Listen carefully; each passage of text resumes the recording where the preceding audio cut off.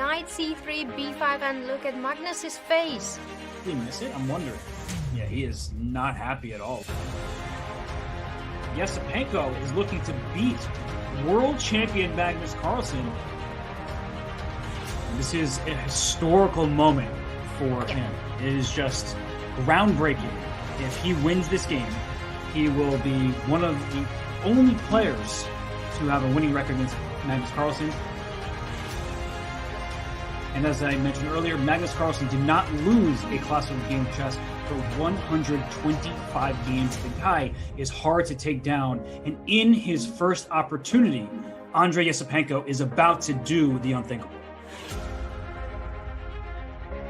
That's amazing. That's just amazing.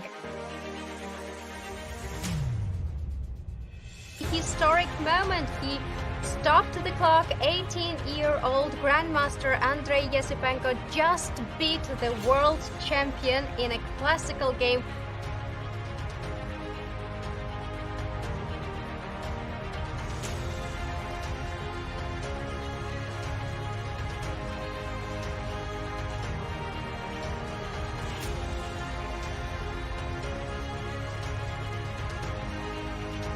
And look at him. That he is exhausted from the fight that he just brought to the world champion.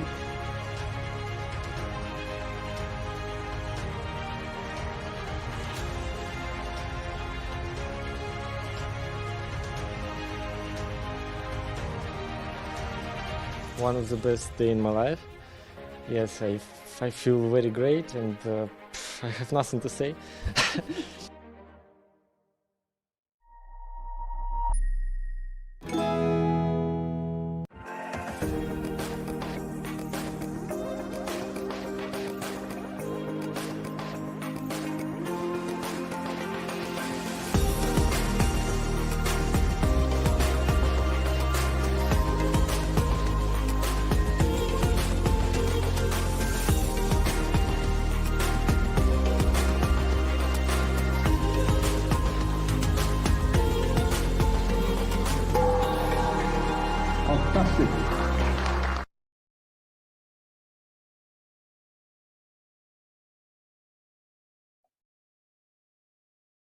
Hello everyone and welcome to the 84th edition of this Tata Steel Chess Tournament.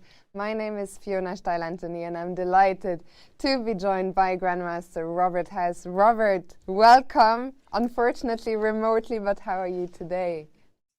You know, I was going to say it's a shame that it's so early in New York, but the real shame is that I couldn't be on site with you commentating this wonderful event. But Fiona, I'm really looking forward to it. It's our first huge classical event of the year. Absolutely, and we've got some big games to look forward to already. We'll get back to that in just a second, but it's such a pleasure to be here. So I'm on site in Wijk. You can recognize the blue background, and the players will be arriving shortly. But Robert, let's first have a quick look at a little bit of the history of this event.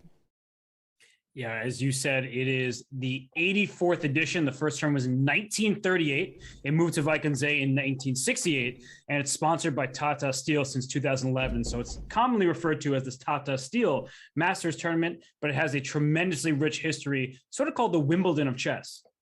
Yeah, absolutely. I mean, it's, I think, the only tournament that has run pretty much uninterrupted for the whole time. I think it was only in 45 that the war stopped the tournament for one edition, but one of the most traditional and always such an exciting event with a very mixed field. We'll get back to talk about that in a second as well. So yeah, absolutely a big traditional tournament and a very exciting one. Let's have a quick look at what's at stake here this year. Yeah, Magnus Carlsen, he made it very clear that he wants to get to 2,900 FIDE. That is no small task, but his journey starts here. We'll see if Jorden van Foreest can retain his title. He was the surprising victor last year, and he is such a phenomenal force and a second of Magnus Carlsen. Of course, it's one of the biggest, the best events of the year. So we'll see who wins Tata Steel. And Fiona, speaking of huge events, I mean, the Candidates Tournament is taking place later this year. We see Duda, we see Caruana, we see Karyakin, these types of players, and of course, some of them are taking part in Tata Steel. Yeah, it will be very exciting to see, to have a look at these three players, see how do they behave in the opening. Are they going to go all out? Will they be playing some sidelines? It's always tricky to play a big tournament like Tata Steel in a run-up to what will surely for them be the main event of the year, as we look to find the new challenger for Magnus Carlsen. And then we have to see, will Magnus play so much chess intrigue this year, Robert? It remains to be seen, but we do know that Chess.com's coverage of the 2022 Candidates Tournament is coming this June. So watch the players you see on the screen in front of you, including Alireza Firouzja, Fabiano Caruana, Jan Nepomniachtchi, and more as they battle out for their chance to face Magnus. And tune into chess.com/TV to enjoy exclusive footage of the playing hall and expert commentary on every move. For now, everyone should be paying attention to Tata Steel. Go to go.chess.com/Tata Steel 22 to find out all the information about this event. Fiona and I, we're going to be back shortly, but go on chess.com/events to follow this one. We'll be back soon for the start of the Tata Steel Masters 2022.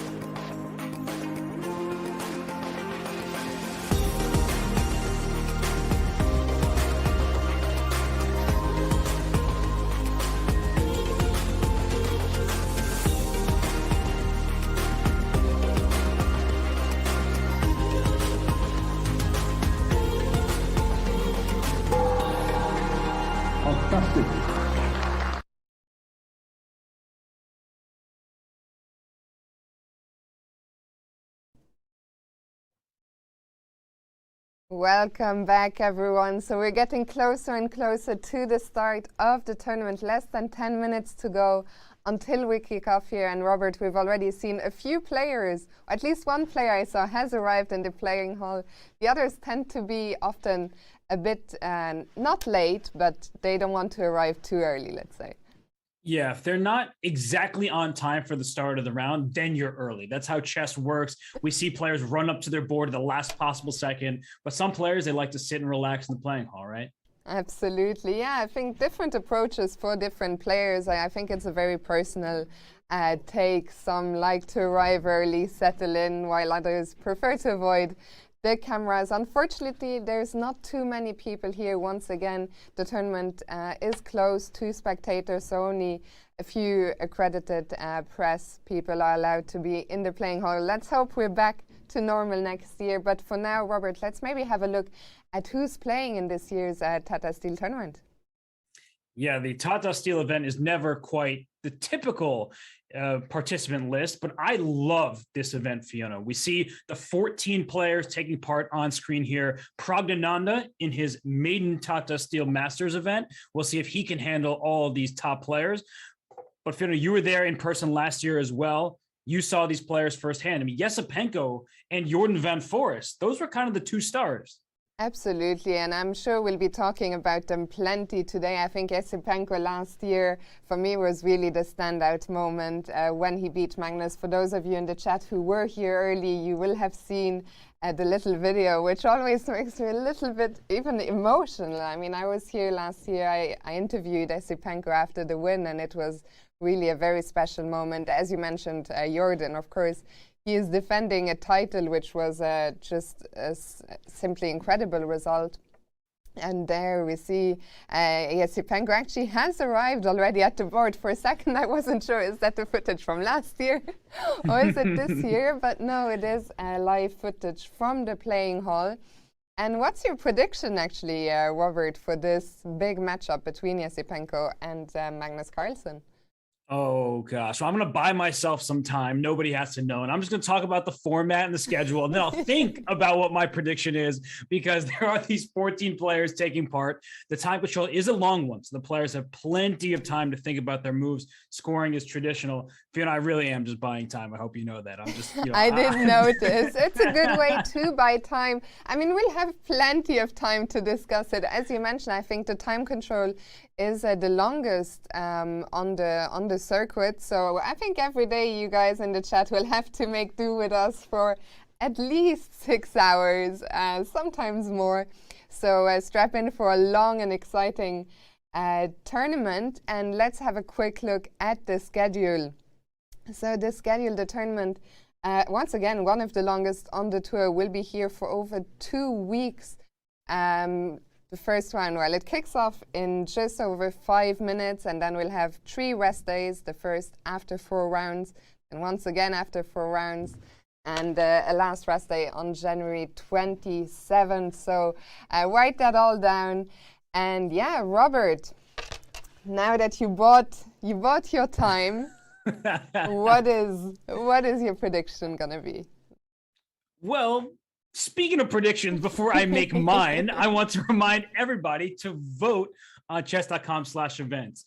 You can vote on the result of today's games. If you go to chess.com/events, navigate to the tournament, select a game, click vote, and select your winner. You can win a piece of the $1,000 prize pool for best voters or free diamond memberships. Voting ends after the 10th move of each game, so don't miss out. And remember to vote on all of the games. All right, Fiona, I bought all the time I possibly could. I know we're looking at the pairings for the round, some great matchups, and the one that I'm sure everybody is most looking forward to is the one you've asked me about, Andrei Esipenko and Magnus Carlsen. So as we see all these great pairings, I'm going to buy myself my last few seconds. Fiona. I love those videos. I love that these are back. It's always so great to see the players on the day before the tournament starts. They do these video shoots and photo shoots, little interviews you will see throughout the tournament. There will be those portrait videos where we hear a bit more about the players. And yeah, just very. It even adds a little bit of drama, a little bit of je ne sais quoi, I think, to the build-up. It certainly does, and we see the great pairings on screen for everybody. All right, I'm just going to go through this. Andre Esipenko, Magnus Carlsen, I think that game will be a draw. I know that Andre won last year. Everyone was rooting for the kid. He was so happy. You interviewed him from the live on site. He was just jubilant. But I think that Magnus Carlsen holds with the black pieces. I don't think he goes too crazy. He doesn't need to win just because he lost previously. So I'm going to go with the very exciting pick of a draw. Fiona, what do you think? Yeah, well, if Magnus concedes a draw, we talked earlier about what's at stake during this tournament. Magnus has come out and said his next big goal is hitting 2,900. He actually, do you know what score he needs in this tournament, Robert, to hit it during this Tata Steel Chess Tournament?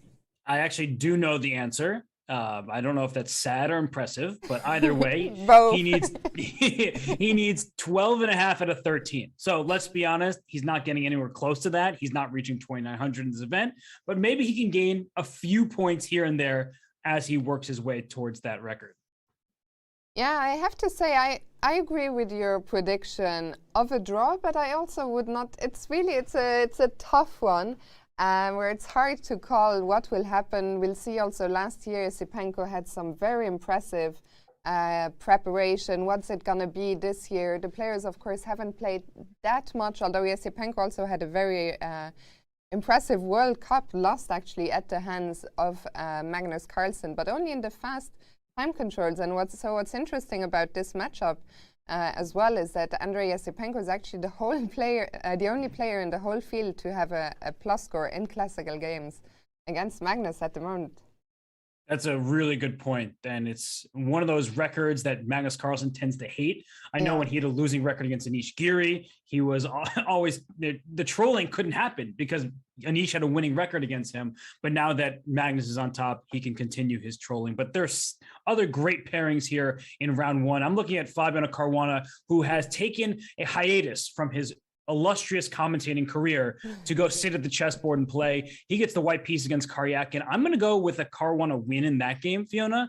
I think that Fabiano will come out sharp, well prepared. And for Sergei Karyakin, he's a formidable opponent. We know he took Magnus Carlsen to the wire in the 2016 World Championship. But I think Fabi, he's energized, and his recent rapid and blitz performances were also quite impressive. Yeah, I feel like I can't agree with you everywhere, so I'm going to go with a draw there. I'm going to pick a couple of winners only for today. I'm going to pick Duda to win, and I'm going to pick Anish, and that's it. Okay, Very brave, I know. I like those picks, and I'm also going with Jorden van Foreest with the win with the white pieces against Niels Grandilas. He saves his absolute best for Wijk on Zee, and last year that was no mistake. He's here to play. He's here to try to win the title once more. And we have Anish Giri sitting here. Obviously, he's a fascinating human being. He's very fun to follow on Twitter. We both know Anish pretty well. And he is so serious about winning this event. He's come close. He's tied in several events. Is it his year at long last?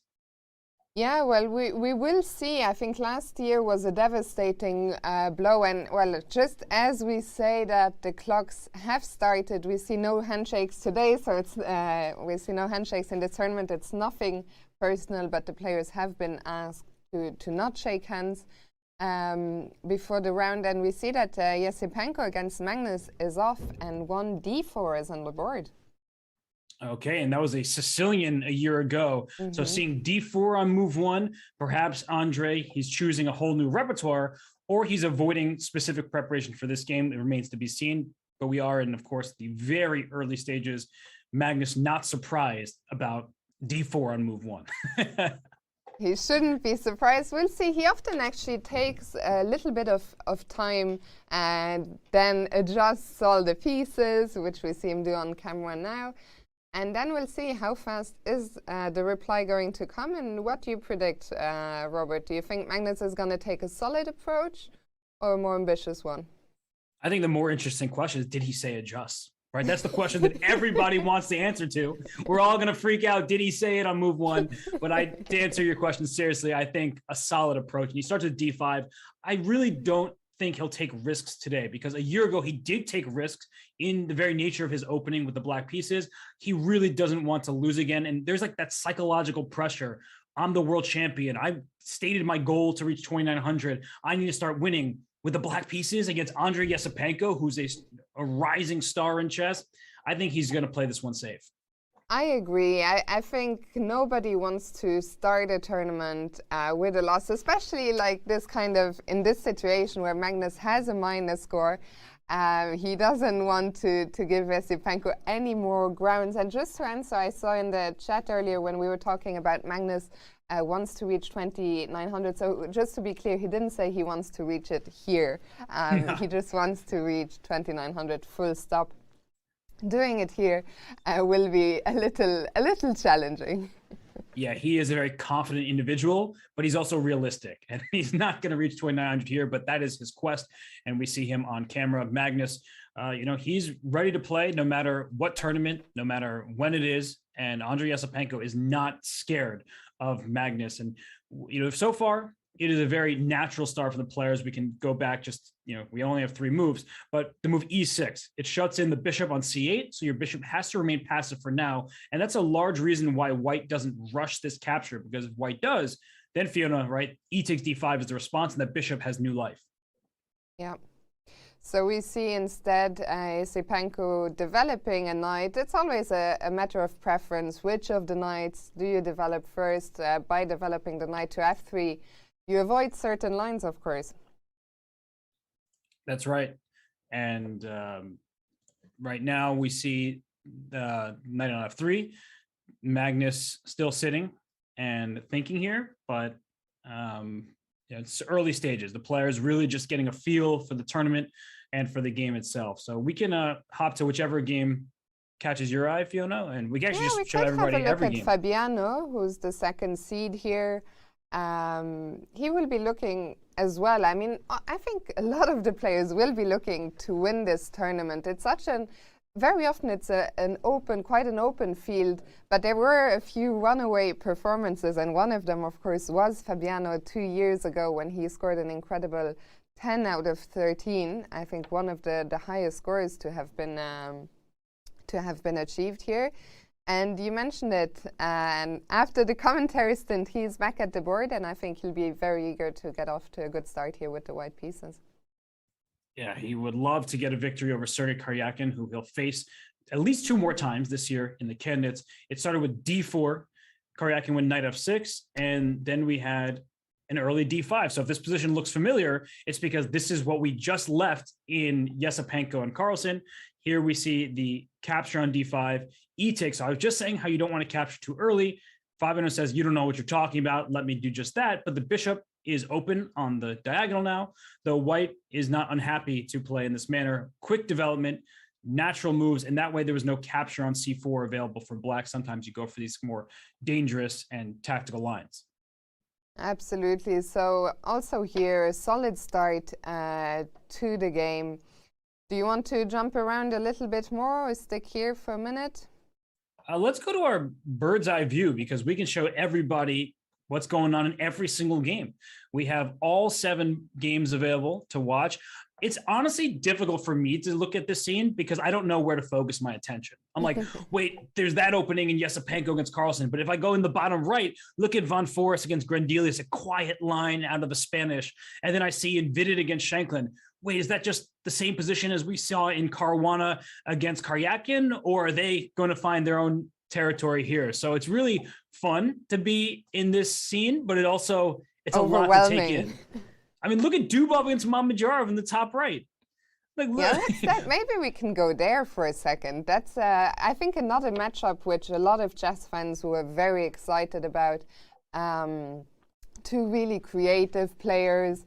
Shahriar Mamedyarov, he was as high as world number 2. The last few years haven't exactly gone his way, but such an experienced, absolutely top elite player. And Dubov, a lot has been said about him recently. Famously, he was on Team Carlsen for the World Championship match against Nepo, and not surprised that Carlsen would want someone like him on his team who always comes up with such creative and interesting opening ideas. He really does. I mean, look at this game.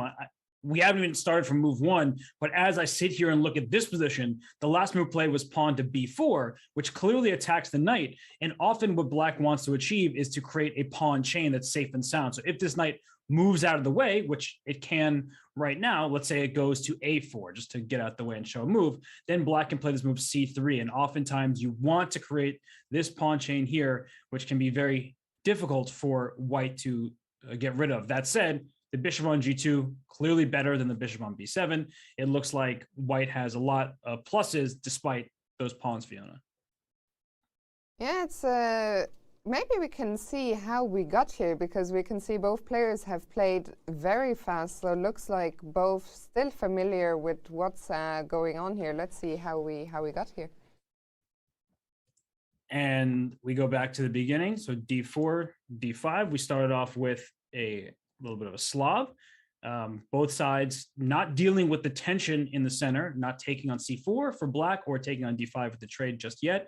And here we see after g3, finally Mamedyarov takes on c4. So Fiona, these lines, at least historically, they're known to be as sharp as they come. Are you the least bit surprised that it's Dubov and Mamedyarov with this opening? No, I'm glad actually, because we were a little bit worried that these matchups that look so promising on paper, sometimes they disappoint us, but not this time. Yeah, well, here the capture on c4 says, I'm ready to fight. Let's do it. Bishop g2, b5. So black is playing with all pawns, and we know from the Queen's Gambit, the Caro-Kann is all pawns, no hope. Here it's all pawns and an extra one. So let's just try to be ambitious, says Mamedyarov. The move b5, of course, defends this pawn on c4, although it opens up this diagonal. So the bishop on g2 is happily sitting here and trying to expose that diagonal. So knight e5, a6. And Fiona, this is a really interesting moment, because this pawn on c6 can be captured. And if the knight takes on c6 here, it's like, wait, am I winning an exchange? Because if knight takes c6, bishop takes c6 is check, and it's also check to the rook in the corner. But it's a good lesson that when someone captures your piece and you can capture back, you don't necessarily have to. You're not forced to. And so after knight c6, the move, in fact, is queen to b6. And that way, if the white knight captures the black one, the rook gets off the diagonal. And this is the kind of stuff I think that the players have to be familiar with. It would be very difficult to figure all of this out at the board, but they are following their preparation here still. So Dubov decided not to take on c6, which I think a lot of people, myself included, would probably do on a whim, but instead... Yeah, instead in the game of take on c6, he went, oh, sorry, I jumped ahead. He went castles, and after bishop b7 defending the pawn, we saw b3, and that's where we left off, or where we started really with the game, is b4 by black, because black can take on b3, but in exchange for the pawn sacrifice, Fiona, white gets all these open files and open lines. What's your preference? Like, do you prefer material or the activity, generally speaking? I probably prefer the material. I'm very, very greedy like that, because I find I can't play. I struggle to play with the initiative. Like, sometimes I want to give up a pawn or two pawns and it looks great, but you know, the opponent defends, and there I find myself a few hours later in the endgame down a pawn or two and not having any fun. I think it's really an art to learn, and it's so important to become a good chess player, to learn how to play with the initiative. And it's also something I think a lot of the players mentioned here during the interviews. The focus was a lot on technology, how the engines these days are proving that you can really give up a lot of material for compensation, that you can take more freedom with that compared to what chess used to be a few years ago. That's entirely true, and there's a reason why Magnus Carlsen continues to hire Daniil Dubov as his second, because Dubov helps him prepare for the World Championship, and Dubov is known for his creative ideas. You say material not as important as the initiative in some positions. Dubov's the king of that. The amount of games we've seen of his where he's down 1 pawn, 2 pawns, but all of his pieces are active and aggressive. He loves these types of positions, and so does Shakhriyar Mamedyarov. He is not as young as Dubov, right? He's more of a veteran player, and he has a wealth of experience. But it seems like Dubov is that new generation of wild chess that the computer at first glance may be like, I don't know about that. And then you leave it and to sit and think more deeply about the position, and it justifies those sacrifices. So Dubov is such a creative player, and right now he's down a pawn, Fiona. And the way I look at it, I sort of agree with you. I look at these pawns on b4 and c3, and I put them in yellow. I don't even like that color. I'm putting it in blue now because I like that better. That they look like they're here to stay. So what is White going to do to deal with these pawns, which look like a thorn in his side? I have to say, I'm somewhat surprised to see Daniil sink into his first thought of the game here, really. I would be shocked if the last couple of moves came as a surprise, because what Black played, this b4 and c3 pushes, looked like at least one of the natural responses. So I'm curious what's going on. Is he just trying to remember? And he, just as I say that, he was about to make a move, and he's played knight to c4. Wow. So he's looking at some of the looser squares in Black's position, these dark squares. So b6, maybe a5 in the future. This bishop likely coming to f4, and there's no bishop d6 to fight for the diagonal. So I completely understand what he's going for. It's just this essential question of, I can visualize it, I can see it here, but how to assess it? And that's always the difficulty when you reach new positions, is these top players, they can see 8 moves from this position without really breaking a sweat, but it's about assessing those positions correctly. And right now, this is such a great position. I mean, honestly, for our viewers who are watching, I would recommend putting a position like this on your boards. And instead of just having the engine assisting you, just try to think, what would you do here? And even with the engine, right? I look to the side of my screen here, it says what, minus 0.1, and Black is up a pawn. We mentioned how these pawns on b4 and c3 look very menacing, and yet the position is about level. It just went back to equal here. So how to assess this position? Let's start talking about it, right? Black has these great pawns, one of which is a pass pawn on c3, all the way in White's camp. But in exchange for that pawn, look at the bishop on g2, better than the bishop on b7, which is a defensive piece. The knights on c4 and a4 are hopping around into some of these squares, the b6 square, the c5 square, can always go back to e5, maybe d6 is White's for the taking. But Fiona, all that being said, I can see those pluses and I can point them out, but we need a concrete plan, right? We can't just hope that we'll have compensation. We need to find the compensation. Yeah, so I guess one of the ideas for Daniil could try and fight in the center as well as on the dark squares, maybe try and get in e4, then think about where is he going to put the bishop from c1. I guess that might be happy on f4, maybe on g5. But indeed, I think one of the reasons these positions are so hard to understand, like for myself, I'm sure even players maybe a bit higher rated than myself, lower weighted. I think it's so hard to understand because there's no concrete threats. It's not like, oh, I'm threatening this and this is how I'm going to prove my compensation. As you said, it's all about that piece activity and the initiative. And we see now the players have sped up a little bit. Mamedyarov had played a5 very quickly, and that was met by a3. So Daniil, he wants to challenge this queenside pawns. Yes, and a takes b4 can open up the a file.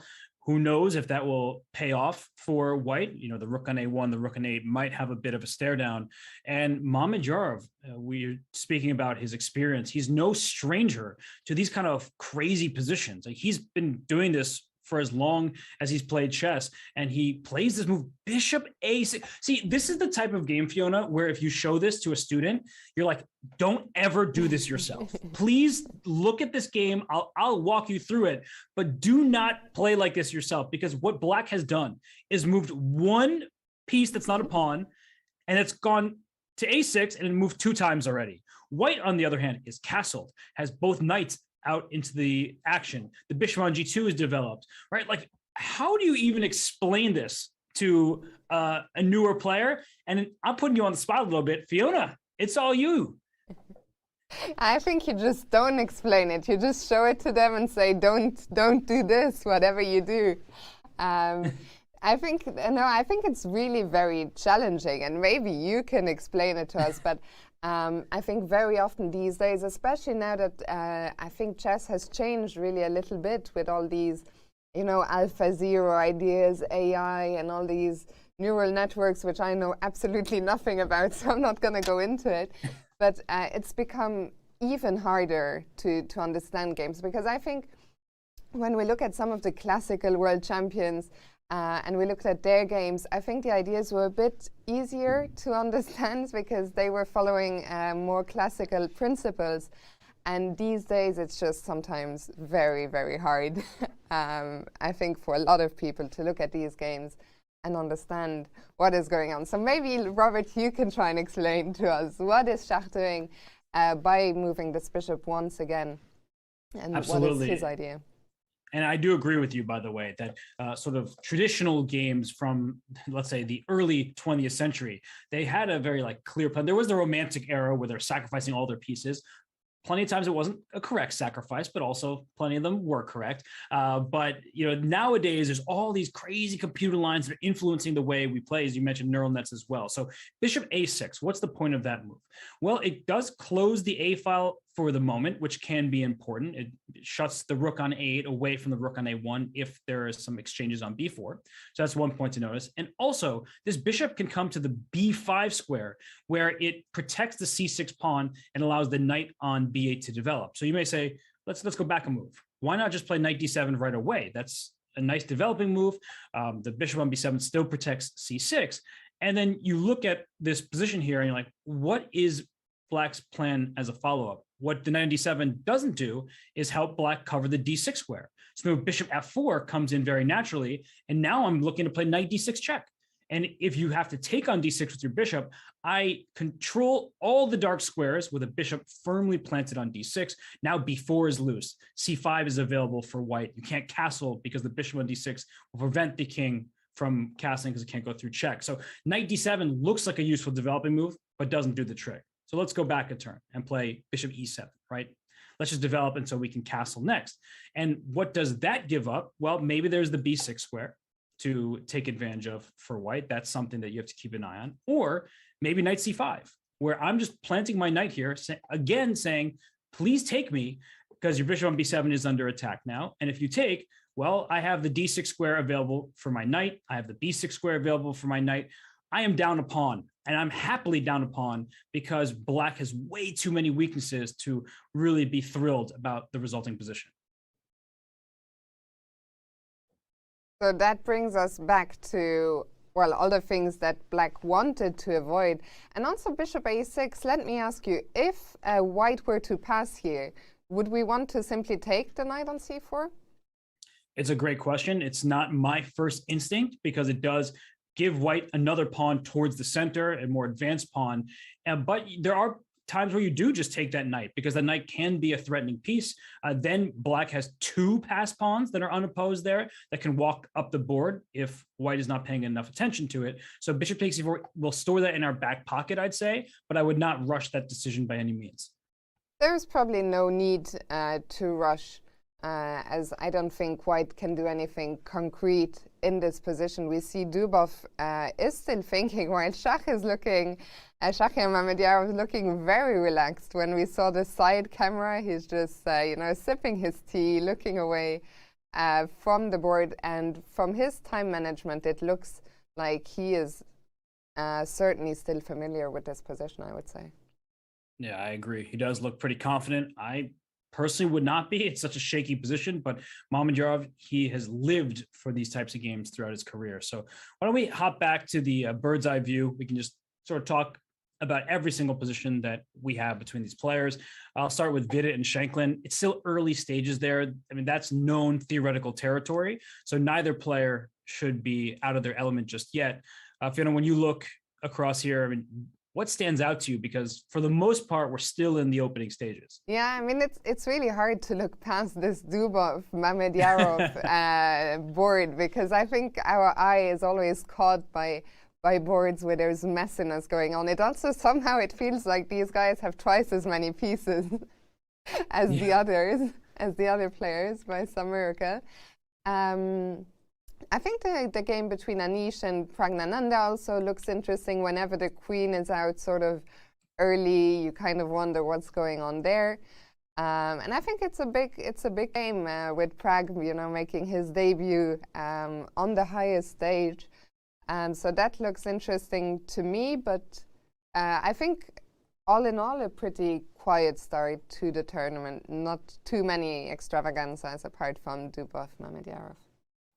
I am with you there. So most of the games still in theoretical territory, so we can continue to analyze the positions as they leave the book. But this game between Anish and Praggnanandhaa, as you mentioned, that one is fascinating because there's a black queen in the center of the board. White has moved some pieces backwards, the knight to e1, and there's a pawn e4 for black. And it's one of those big questions in chess, like a pawn e4 in this position. Is that a pawn that's gone too far? Is that a pawn that's happy to be there because it did just kick the white knight back, and it takes away the d3 square as well as f3, so it's a nice looking pawn. But it's one that, and there we see it, the move f3 was just played. Let me challenge that pawn, open up files, and there's a queen in the center. And we often don't like developing our queen so early because it can be kicked around quite a bit. But Praggnanandhaa has been moving pretty quickly. So Fiona, do we think that Praggnanandhaa had something like this planned for this opening, or how are you feeling about the time management and what that says about the players' opening? Yeah, it's hard to say, because I have to admit that Praggnanandhaa, I'm not too familiar with the openings that he usually plays, so I don't know. Was this all? Was he following his usual repertoire? Was there a surprise at some point? Maybe we can quickly actually go through the opening moves and see how we got there. But I think the time usage of Pragg doesn't necessarily mean that he was surprised, because I think it makes a lot of sense for Pragg, who's making his debut here in the Masters. He's the youngest participant in the top group. It makes sense to take your time on the first day, especially, I think, to sort of ease into the tournament and not rush.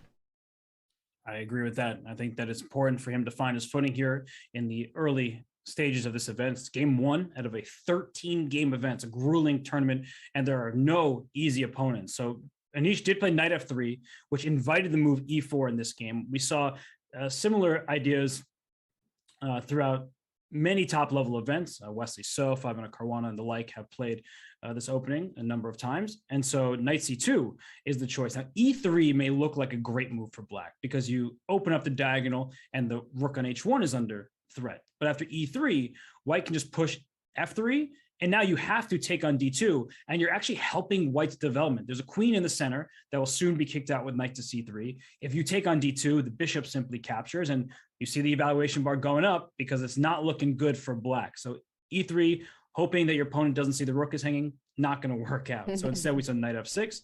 And Fiona here with this queen on e5, and he just worked around it. So he went bishop g2, knight a6 to try to get this knight potentially to c5, or as in the game went to b4. But look at this move. I think this is the fascinating moment and is in fact a novelty by Anish. Knight to e1. So what a decision here by Anish. You don't just like retreat your knight and play like this unless you've prepared it, I would say.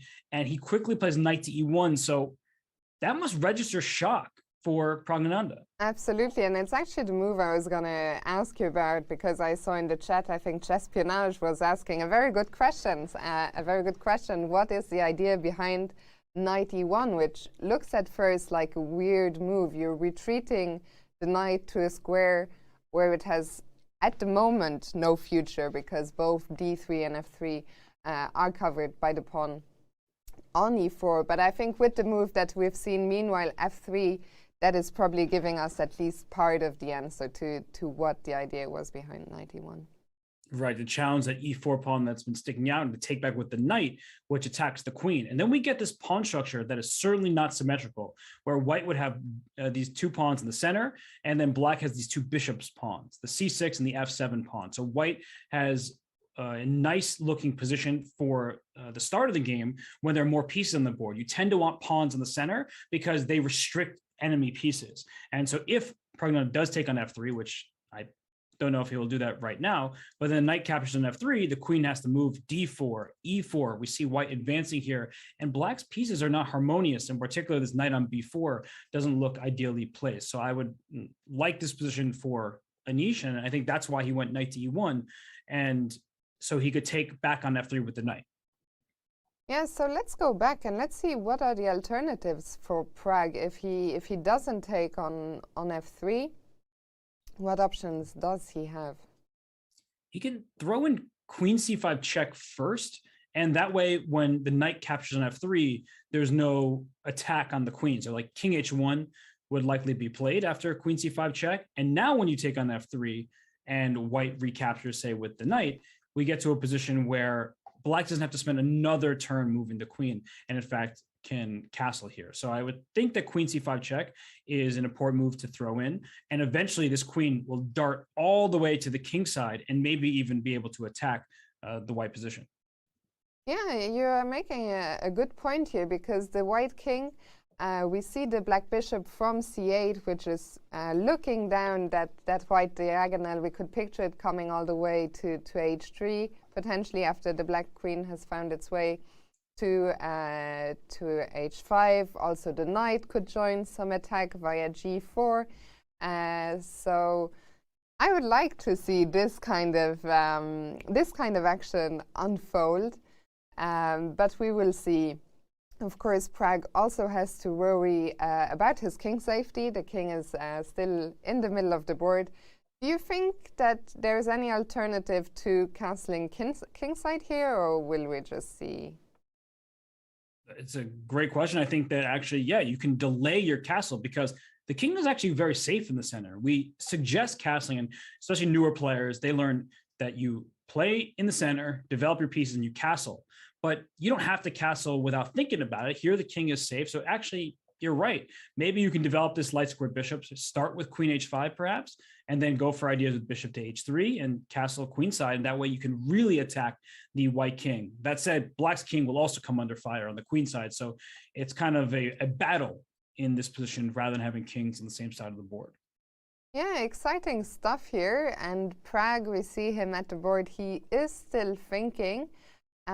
If we go back one more time to the live position after f3, so we looked at taking on f3, which we didn't like. We looked at queen c5. What about a developing move like bishop f5, developing one more piece and trying to defend the pawn?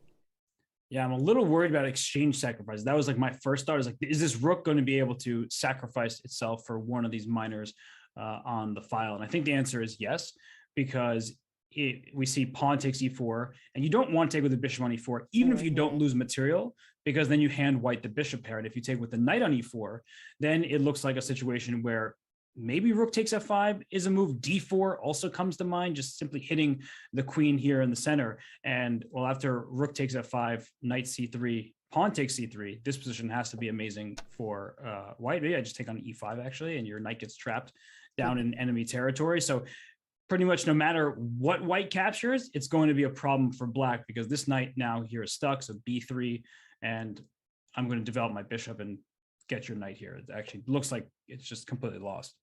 Yeah, so it looks like that's not an option. So maybe there aren't that many options in the current position for Pragg. If he can you think of any other move? I'm trying to think, is there anything else which is even a candidate move? I mean, most moves lose a pawn, so that's why we keep highlighting e takes f3 ideas or bishop f5. So I think you have to take on f3 at some point, and if that's the case, I do like the queen c5 check thrown in first, just to show one more time. E f3, knight f3, and let's say you play queen c5 check, then white just plays d4, and d4 was not available if you started with queen c5 check. I think that's really important to show, Fiona, because there's a certain rule in chess. It's a French sounding name. I can't remember what it's called, but there's this move, and people will say you're cheating, and d4 does the same thing, right? I'm looking at the chat because I know they love the rule. Who's gonna be the first en croissant? That's exactly it, Groovy Moni. Got it in one. Exactly, right? Because when a pawn moves 2 squares on its first turn, you can capture it as if it moved 1, and then e takes d3. En passant here gives me the pawn, opens up the check once more. Black steals material, and of course is with a huge advantage. So that's why queen c5 check first is better than taking on f3. Yeah, so we'll see. And Prague has just played, and did he took on f3, or am I think he did in fact take on f3. Interesting. I'm curious. You had convinced me, Robert, for your queen c5. I was completely on board. So we'll see what Prague is planning here after. I guess knight f3 is the move that makes sense, hitting the queen, maintaining those central pawns. Yeah, there he goes. And one more thing is this king on h1. Like, it may not seem like a big difference, because if he plays queen h5 here, we can get back to the position we were talking about, but the king is on g1 rather than on h1. And those things do end up making a difference, but we can leave the players to figure out, what's in store for them, because I believe we need to go to our first break of the day, Fiona. Let's do it, Robert. But some exciting stuff here already. Some big clashes. We saw some really, really good action in the Dubov Mamedjarov game. So stay tuned here from the first day from Wijk and Tata Steel Chess, and we'll be right back.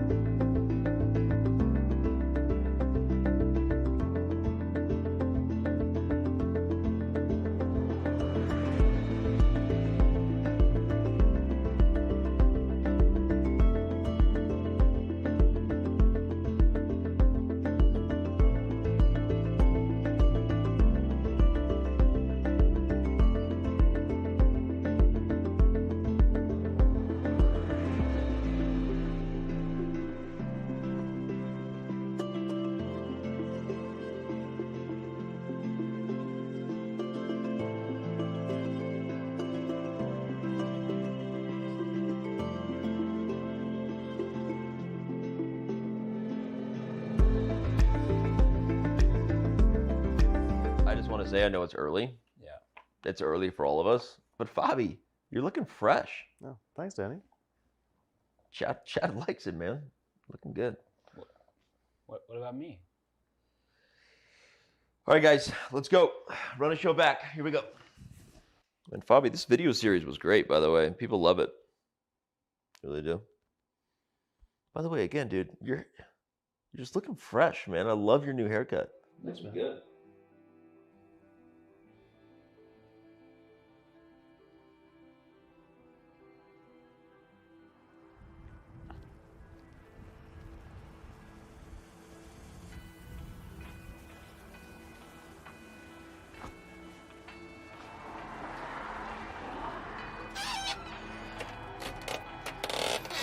Hey there, how's it going?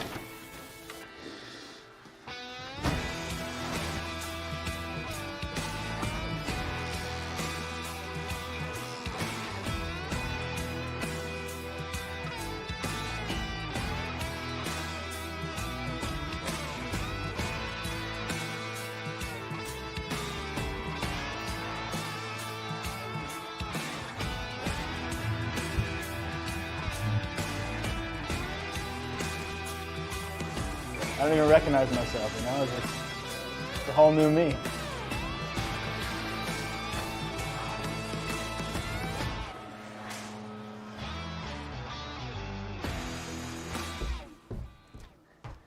Hey, Fabi, Danny, how's it going? Hey, Robert. Hey, What's going man. on, You know, just trying out a few new things here and there. The day's beautiful, sun is out. Oh, cool. Hey, Danny. Yeah. Forgot to mention that haircut's looking real fresh on you. Yeah, thanks, man. Yeah, cool. Appreciate it. You serious? What does a guy got to do around here to get noticed? What are you talking about?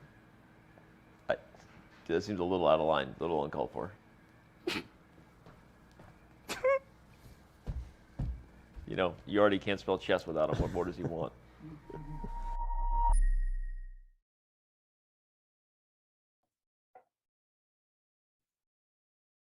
Welcome back to the 2022 Tata Steel Chess Tournament. My name is Fiona Steil-Antoni, and still with me is the fresh, the smooth Grandmaster Robert Hess. Well, I'm glad you say it because nobody else was. You know, they were complimenting each other the whole time. And so I just had to find a way to get them to notice me. It didn't work, but I appreciate you, Fiona. I'm glad to be commentating alongside you. And I mean, I'm just so happy that there's more chess to be played. Absolutely. Well, we have just liftoff here in Wijk aan Zee 43 minutes ago exactly. And I think we're just going to go back to the bird's eye view to get an overview of what is happening on all the boards right now, and then try and go through all the games. And the chat, Robert, wants you to know that they do notice you. And I don't think I've ever seen anyone have as many fans as you. So I don't know if I buy the act. But anyway, Robert, let's go back to the games.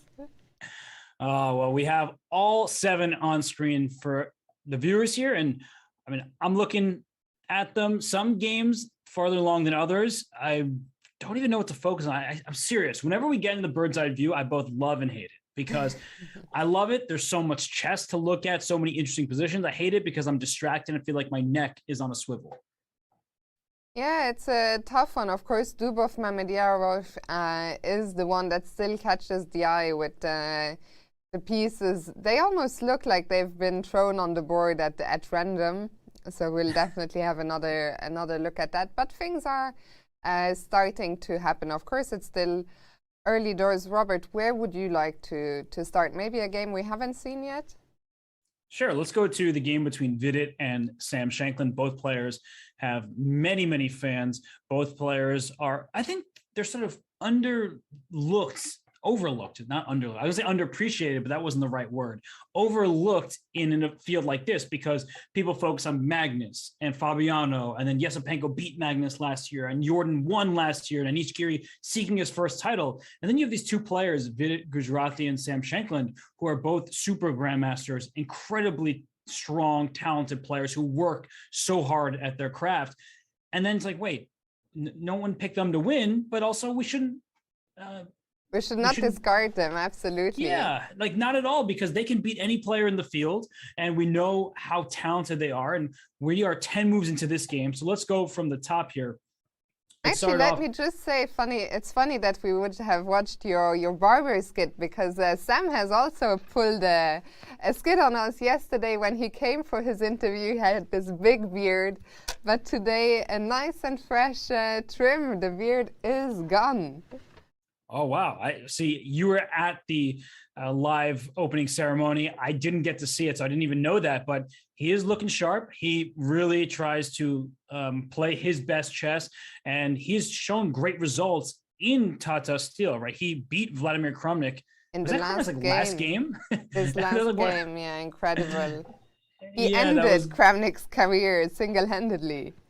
Oh, well, that is both an honor and for Kramnik fans, something that you don't want to hear. But either way, Sam Shankland, he is ready to play whenever he is called upon. And for Vida Gujrathi, he was unable to play in the Grand Swiss. We know he's taking part in the Grand Prix, and it's great to see him back at the board. He has so many fans, deservedly so. So we got off to a start with early D5, C takes, E takes. So we talked about keeping the tension here, unlike the Dubov-Mamedyarov game, where Dubov left the tension for so long that Mamedyarov was able to take on C4.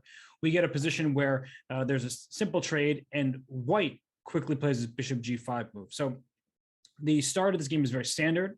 Black reinforces the pawn on D5. That way, if your bishop takes F6, queen takes F6, the queen isn't needed to defend this D5 pawn. So everything here is normal.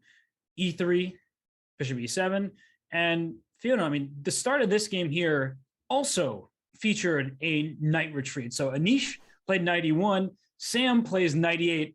I think we can understand why Sam did this, though. Yeah, we can. So Sam is looking to exchange the dark squared bishops. To be honest, one of the things that surprises me a little bit about this game is the time consumption, because all the moves that we see, that we've seen so far, I don't know, have we already seen a novelty? It all feels quite standard. But well, it is what it is. And after 98, Vidit said, no, thank you. I don't want to swap my dark squared bishop, so I'm going to go back to F4. And Sam said, yes, we will exchange those bishops. Bishop D6, and now there is no escaping the trade for Vidit any longer. So he said, at least let's trade the bishops on my terms. I'm not going to take you. Instead goes Queen F3. And they're playing this little game of like, who's going to be forced to take the bishop first? And I don't know, does Vidit have to take now? I guess we don't want to allow black to capture our bishop in this position to avoid being left with an isolated pawn on d4, or how do we feel? Yeah, no, I'm with you. I think taking or knight to e2, both moves make sense. But I do like the game, as you described, as cat and mouse, because Vidit's like, I'm not going to trade pieces. And Sam's like, oh, yes, you are. But the reason why Sam is so focused on this is because when you have less space, when you're a bit more restricted, you often want to trade pieces, because if you have too many pieces, they step on each other's toes. So, for example, in this position, the knight on e8 wants to go to d6 or f6, so a trade would help black get developed in a better way.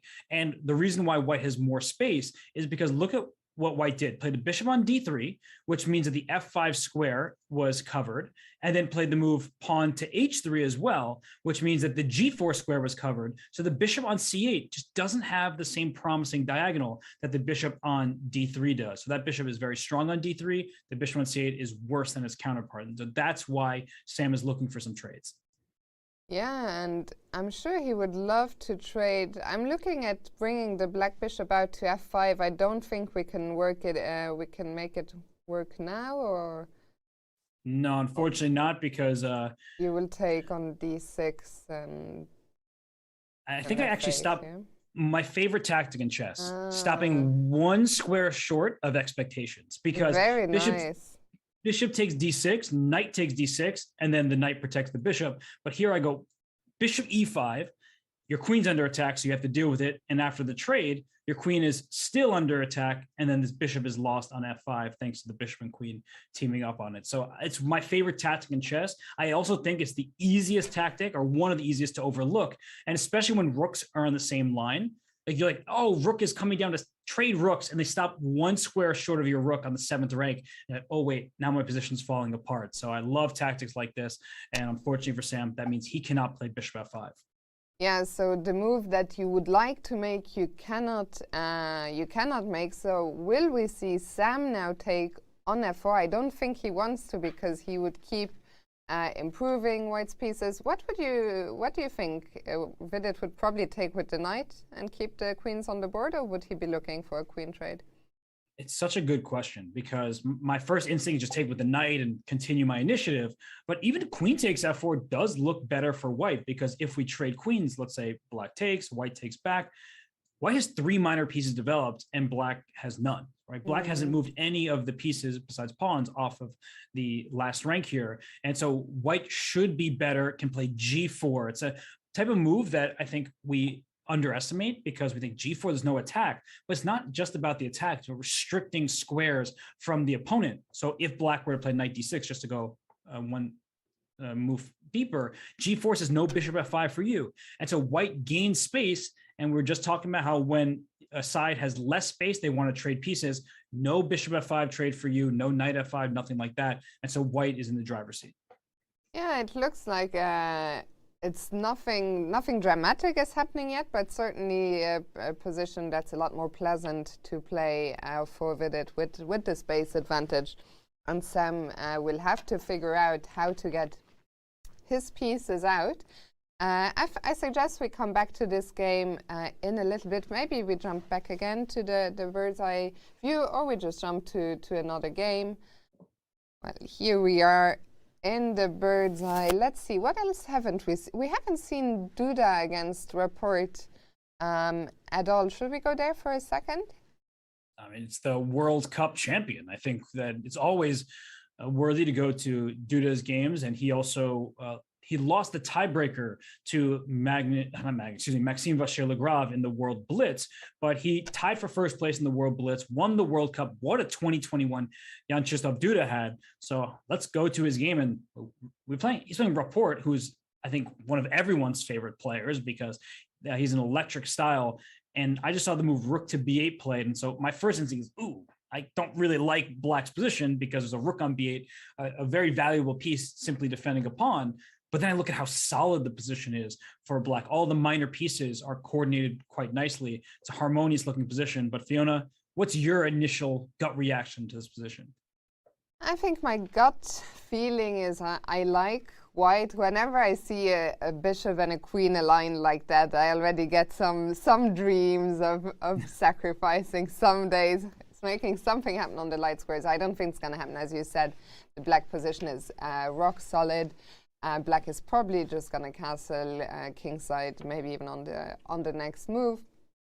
So then I think, okay, instead of getting excited about non-existent ideas, probably what I should do as White is get my king into safety. So I guess castling must be one of the candidate moves, and then another candidate surely would be developing the knight from b1. I would say that c3 is the natural developing square, unless you think there's something to be said for knight d2. The only thing I guess that can be said is it leaves the c file open, but I'm not really that tied to the idea of knight d2. I like knight c3.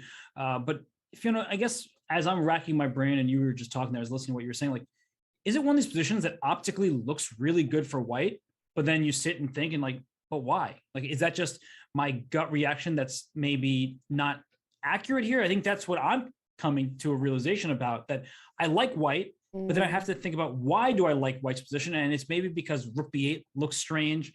But then again, black can start trading pieces and is so solid here that I'm not really sure what White's plan is. I like the look of the position, but what is actually going to happen here that should leave White with anything real?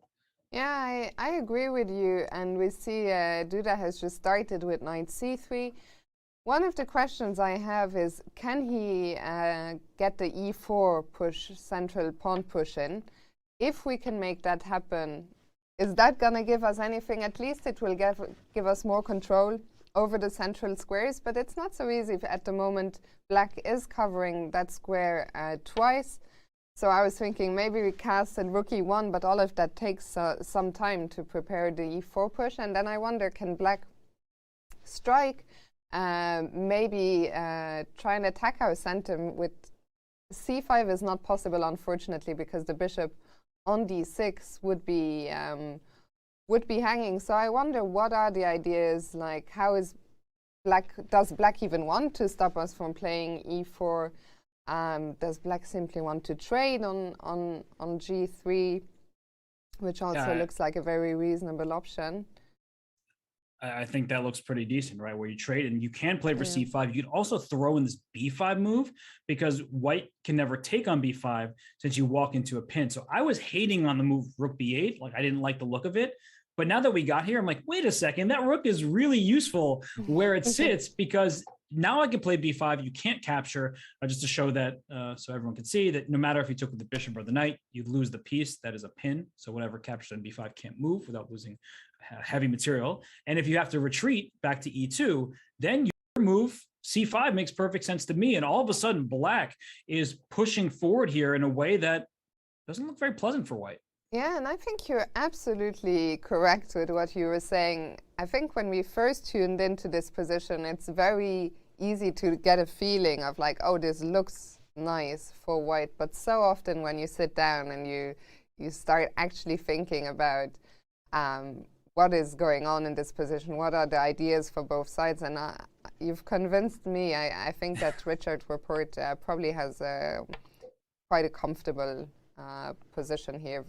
I would say even very close to equality.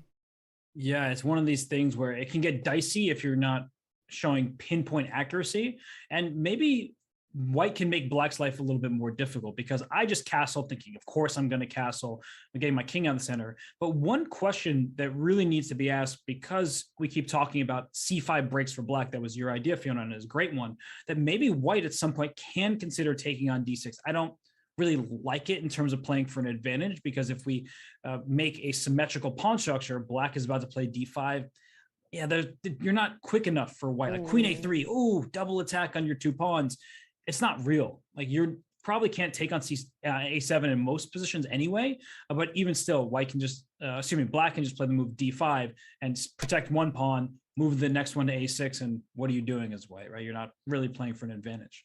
Yeah, but it's a good point you're making. I had seen earlier a comment in the chat pointing out that the a7 point is weak, and I kind of dismissed it at first. But then when you pointed out this tactic, it's something that black at least always has to be on the lookout for, because certainly you can take the pawn in every situation, but there might be some situations where you can, and you don't want to be caught out.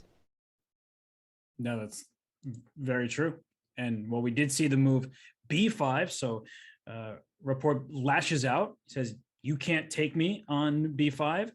Duda very quickly retreats to e2. And it's one of these moments, Fiona, where we were talking about b5, but then I also wonder, was it too soon? Like, because he played b5, now he has to deal with that pawn on b5. Like, if the queen moves away from b3, then you have to either protect the b5 pawn or push it. So you sort of made your intentions clear, which can be good in some positions. And other times, like, wait, now white can change his entire plan.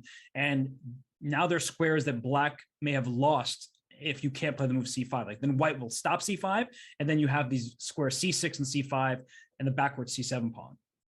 Yeah, very interesting positional battle, this one. I suggest that we leave Richard to it, and we will come back here. Maybe it's time to go back to our world champion, Magnus Carlsen, and see how his game against Andrei Esipenko has progressed. Okay. Always a good idea to look at Magnus Carlsen chess games.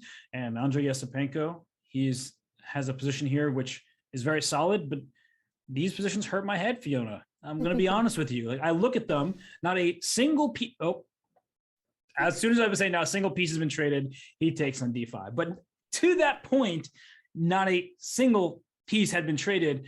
And now the question is, Okay, I can't even ask my questions because they're answering them before. It's like, well, do you take with the pawn on d5? You have to, because the h7 pawn was hanging if the knight took on d5. But there are some positions where you do take with the knight rather than the pawn.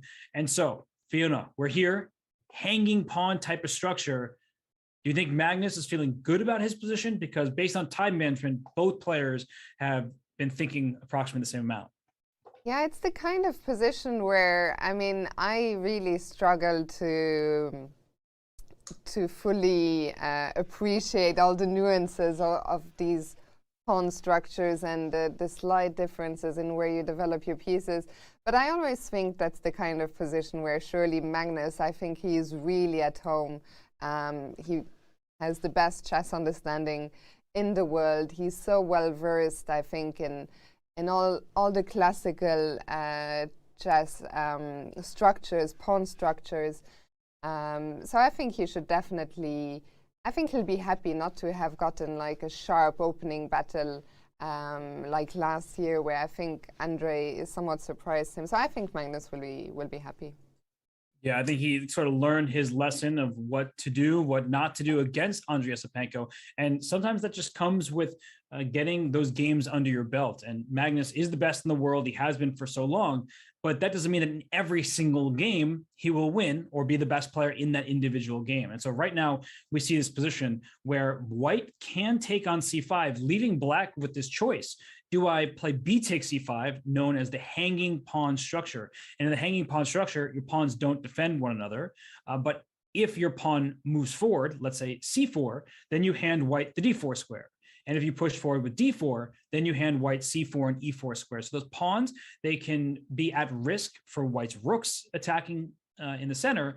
But there are tactical motifs here where black pushes d4 and then that bishop on b7 is unleashed and takes that knight on f3. And all of a sudden, with first the light square bishop, then the dark square bishop, the white king could be in trouble. So I've always been a fan of hanging pawn positions, not because I understand them, but because every time I watch the games, it's like a tactical melee and it's fascinating stuff. Yeah, and I'm curious, what is Andre going to do if we go back to the current position? So as you said, he could take. I think he isn't going to do it for the exact reasons that you just talked about. I don't think you want to give Magnus that kind of dynamic possibilities. I'm wondering, what would I do instead? Can I simply maybe continue my development, bring the rooks? You highlighted those two squares, c1, d1, I think are natural squares for the rooks. So do we simply start with that? Do we have any other options? What do you think? I think rooks to d1, c1 make perfect sense. I'm not sure which to play first. It's one of these situations where I probably play rook f to d1, just because there's potentially a hanging pawn on d5 if black's not careful. But I think the plan is clear: rook d1, rook c1. And one important note here is that at some point we can take on c5, but we don't need to rush that decision because black isn't going to take on d4. Like, let's play rook d1, and if black plays pawn takes d4, then white very happily can play knight takes d4. Black still has an isolated pawn. This knight is hopping in the center, maybe to f5, maybe to b5, and now it's white's bishops that are very happy, and this bishop on b7 is stuck behind a pawn on d5. So since c takes d4 isn't really an idea that black wants to go forward with, I would start with rook d1, maintaining the tension, but also potentially putting a rook on an opening file. Yeah, and I think, I was saying I think Magnus will be happy, but I think Andre will be similarly happy. I think white has no problems here. I think white has probably the slightly more pleasant position to play. I know, Robert, that you love the engine bar and evaluation. Oh gosh, you know me so well, Fiona. So I saw the chat was going a little bit crazy when it said plus 0.7. Now it's gone down to plus 0.5. But what do you think? It doesn't mean necessarily that Esipenko is much better, but I guess we would both prefer to play this on the white side.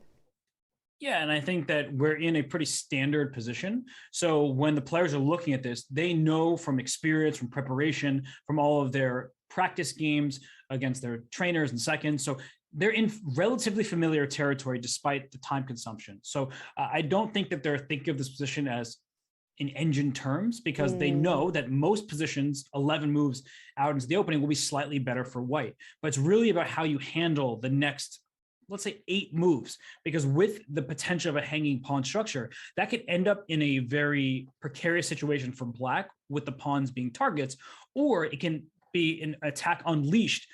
As soon as this d4 pawn is gone from white, black will be considering d4 on like every single move, right? Like after dc5, bc5, black will consider the move d4 pretty much at every turn to open up this bishop on b7. A fianchettoed bishop is on the longest diagonal. It wants an open line in front of it, so the move d4 has to be considered move after move. So I just think that it gives black some additional options.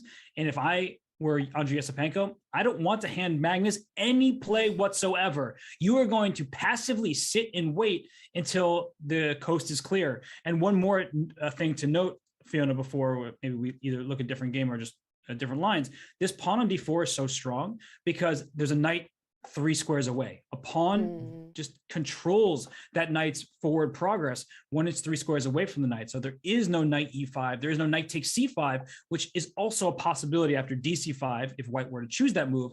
Black doesn't have to accept hanging pawns. You can accept an isolated pawn and take with the knight on c5. This is a stylistic preference, but the knight is active, the c file is open, and so instead of having hanging pawns, you could accept the Esipenko in the center and play for the open lines around it. Yeah, I think you're absolutely right. Although the position looks very standard and relatively simple, there are no complications yet in the position. I think there's a lot to consider here for both players, and I think you're absolutely right that I think in the next few moves we will see which turn this game will take. For now, how about we check in with the defending champion, Jorden van Foreest, who's playing white against Niels Grandelius. We haven't seen too much of that game yet, so let's go there maybe. Okay, well, here we are, and we haven't seen too much of it because I'm doing a quick count. Precisely 0 pieces have been traded. And just because there have been no trades doesn't mean that it's not an interesting position. But this one in particular, there's no tension. There are no pieces attacking one another. I expect that at some point white would like to play the move d3 to d4 and create some of the tension. But Fiona, when I look at a position like this, I'm like, oh, it's totally fine. And then when you play rather than look at this position, you have to calculate every single turn. Is the move b4 for black really an idea you want to play, or does that allow bishop to a4? Now that the pawn is pushed, the diagonal is open. Does white want to play d4, or maybe black can take on d4, opening the e file, or does black want to maintain the tension and keep a pawn e5? I know I'm sort of spitballing lines here, but the point is that's how these players are going through a position like this. And there's a reason why Niels Grandelius is down to an hour and Jorden has an hour 25. He typically is very fast in the opening, but the point stands that you have to be careful. The engine off to the side here says zeros, but the position is actually very complicated. It's full of ideas. So Fiona, if you look at Niels, that's a good friend of yours. Is he looking comfortable here? It's a funny moment to ask me that. He's looking very thirsty.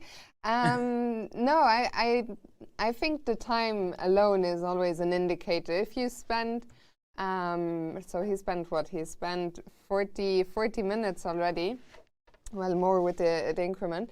I wouldn't say he's necessarily not comfortable, but also I think there's also the psychological element that this game is actually, as Jorden put it last night in the opening ceremony, they are continuing where they left off last year, because this was actually the last round pairing with the same colors where Jorden beat Niels last year to reach the playoff against Anish Giri. So I think that always gives you a little bit of a psychological edge. And then, as you say, I think from the position, there's all these different breaks that white has. There's so many things you need to check at every turn. So I think Jorden will certainly be quite happy. Talking about last year as well, last year Jorden had attributed a lot of his success to his second, Max Warmerdam, from the Netherlands. But this year the second teams have been mixed up quite a bit, because Max is playing in the Challengers group himself. So Jorden is helped by Grandmaster Ernst Sipke, who I believe was one of his early day coaches, and Niels is helped by Grandmaster Rasmus Svane. Wow, and you can see actually, not just the players that we've been focusing on, but all the players in the Masters and the Challengers tournament. So Max, he's a little bit busy. He may not be seconding any of the players, helping them with their preparation, because he needs to help himself. He's playing the Challengers section. He would love nothing more than to represent his country in Wijk and play in the Masters section next year if he can win the Challengers group. Interestingly enough, Max has his own legend here. He's played in Wijk so many times before. Max second is none other than Luc van Willy. Oh, wow. I didn't know that. That's it's funny how it feels like there's a cycle of seconds here, right? Like we know that Anish has worked with Aaron for so long, but Grandmaster Lamy is playing in the Challengers. So who's Anish here with, right? Anish also very interesting. Second, Anish is working with Aryan Tari. Ah, okay. And Aryan Tari, a compatriot of Magnus Carlsen. Which is funny because Aryan used to work with Magnus and Jorden used to work with Anish. And then it seems like there's been a swap. Well, it's just a game of musical seconds at this point. And there we see, for those of you who are not sure who we were talking about on the screen, that is Max Warmerdam, who was here last year as a second to Jorden van Foreest, but this year he will be looking to make some waves on the chessboard himself. Yeah, and he is a great player in his own right, as many of the seconds are. You mentioned so many illustrious grandmasters working with these players, trying to help them stay in shape for this tournament. So if we dive a little bit into this position, so we can actually rewind and go through the moves, because we're not in a particularly unique situation. We saw Spanish, a6, bishop a4, dropping back, knight f6, d3. So Jorden commits to defending this pawn on e4, but what that indicates, as we see the game continue, is a quieter position. You want to strike with d4 at some point, but the pawn e4 needs a defender, and that's why the players can play in this manner. g6. See, I'm going to fianchetto the bishop. I don't have to play bishop e7. I'd rather fianchetto and get ready for that eventual d4 push. So Fiona, I mean, this has all been seen many times. I've played both sides of this position a bunch, and it's all about that first break. And we see the move coming up here, b5, the first real pawn push getting active, but it still doesn't indicate what's to come. Yeah, actually, sorry, Robert, I was getting sidetracked because I thought of yet another subplot to this pairing between Jorden and Niels. I think Jorden was actually the one who replaced Niels on Team Magnus, because Niels worked a couple of times, 2 or 3 times as a part of the match team for Magnus. And this year, I think the only change was Niels out, Jorden in. So we'll see if Niels will be looking for revenge. But I think both players, very well versed in the Spanish opening, I think, from both sides. So you're saying there was only one change in the makeup of the team, and then suddenly Magnus wins all of his games. So I'm not going to blame Niels for the draws in the previous World Championships. You said it, not me. I'm just reading between the lines. I didn't say it, but we'll let everyone draw their own conclusions. But sorry, Robert, you were just saying about the game. What were you saying about b5? Oh, I was just saying that, Black was sort of the first to strike forward, even though it's not attacking anything. The move b5 indicates that Black's not just going to sit and be passive. Mm-hmm. And there's a move on the other side of the board. How about g5? It's something that you have to consider from both points of view, because when you play the move g5, you're, of course, attacking the bishop, but it's not just about that. It's about freeing up your pieces. So the bishop will retreat to g3. The piece sacrifice will not be good here, so we retreat. But now this knight can come to e3, and this f5 square becomes vulnerable, and White can try to take advantage before Black Black is able to make this move pawn to f5, because if Black could jump forward and push pawn f7, f5, that's sort of a way to justify these pawn pushes. But when you have pawns 2 squares apart like this, the square in between is your opponent's. And now knight e3, which is what was the plan anyway, with d4 on the horizon, it could be a long-term issue for Black to deal with, even though at first it looks like Black is gaining some momentum in the position. And I think that's another reason, actually, why Niels is spending so much time, because if he is considering moves like g5, those are very committal moves. Once you've made that pawn push, you cannot take it back. Pawns don't go backwards. So I think it's normal for players to invest an extra amount of time if they are considering committal moves such as g5. That's correct. And well, we'll see what Niels plays. He's spending a lot of time at this point. Why don't we go to the Fabiano game against Karyakin, because it's the one game we haven't pulled up on the full screen here. It's a game between, I don't even know what Fabiano's current ranking is. I was going to call him the world number 2, but I know that Ali Reza Firouzja fans would have just jumped on me for that. And it was just, I'm used to saying Fabiano Caruana, world number 2. He was number 2 for so long. He's what, number 4 now? Is that correct? I think that's correct, yes. Okay, so I corrected before I could even make the mistake out loud. Just wanted everybody to know that I was wrong. So here we see a position. Well, okay, at first glance, I really like White's position. I thought you were going to be really happy because there's less pieces on the board, so less work for us here. There is a bit less work, that's true, but I'm just looking at the position. White is active and aggressive. Black is passive. And now if there's any player on this planet who can successfully fend off this position and make it look like Black was never worse, it's Sergei Karyakin. The amount of games where he has what looks like a dubious position and then he makes like an easy draw or even wins those games, it's just unbelievable. So he is perfectly content to sit in a position like this. Will he play c5? That's a really important question. On one hand, it gets rid of this target on c6, but on the other hand, it makes d5 potentially vulnerable. And Fiona, one other thing I notice here is just like the placement of the knights. White's knight on c3, I mean, of course, it's better than a knight on the rim. And the knight on f3 can jump into e5, and the knight on f6 doesn't have the same opportunity on e4. So I really like the look of this position for Caruana, but I'm going to say that, and then Sergei is going to do something and just make a miraculously easy hold. Also, I mean, you pointed out that the knight on f6 doesn't have the same opportunity to jump to e4, but also the knight on f6 is not defended by a pawn. So there are also potentially some weaknesses along the dark squares around the black king. So I certainly agree with you. I like Fabiano's position a lot. But as always, the big question is, how do we make progress here as White?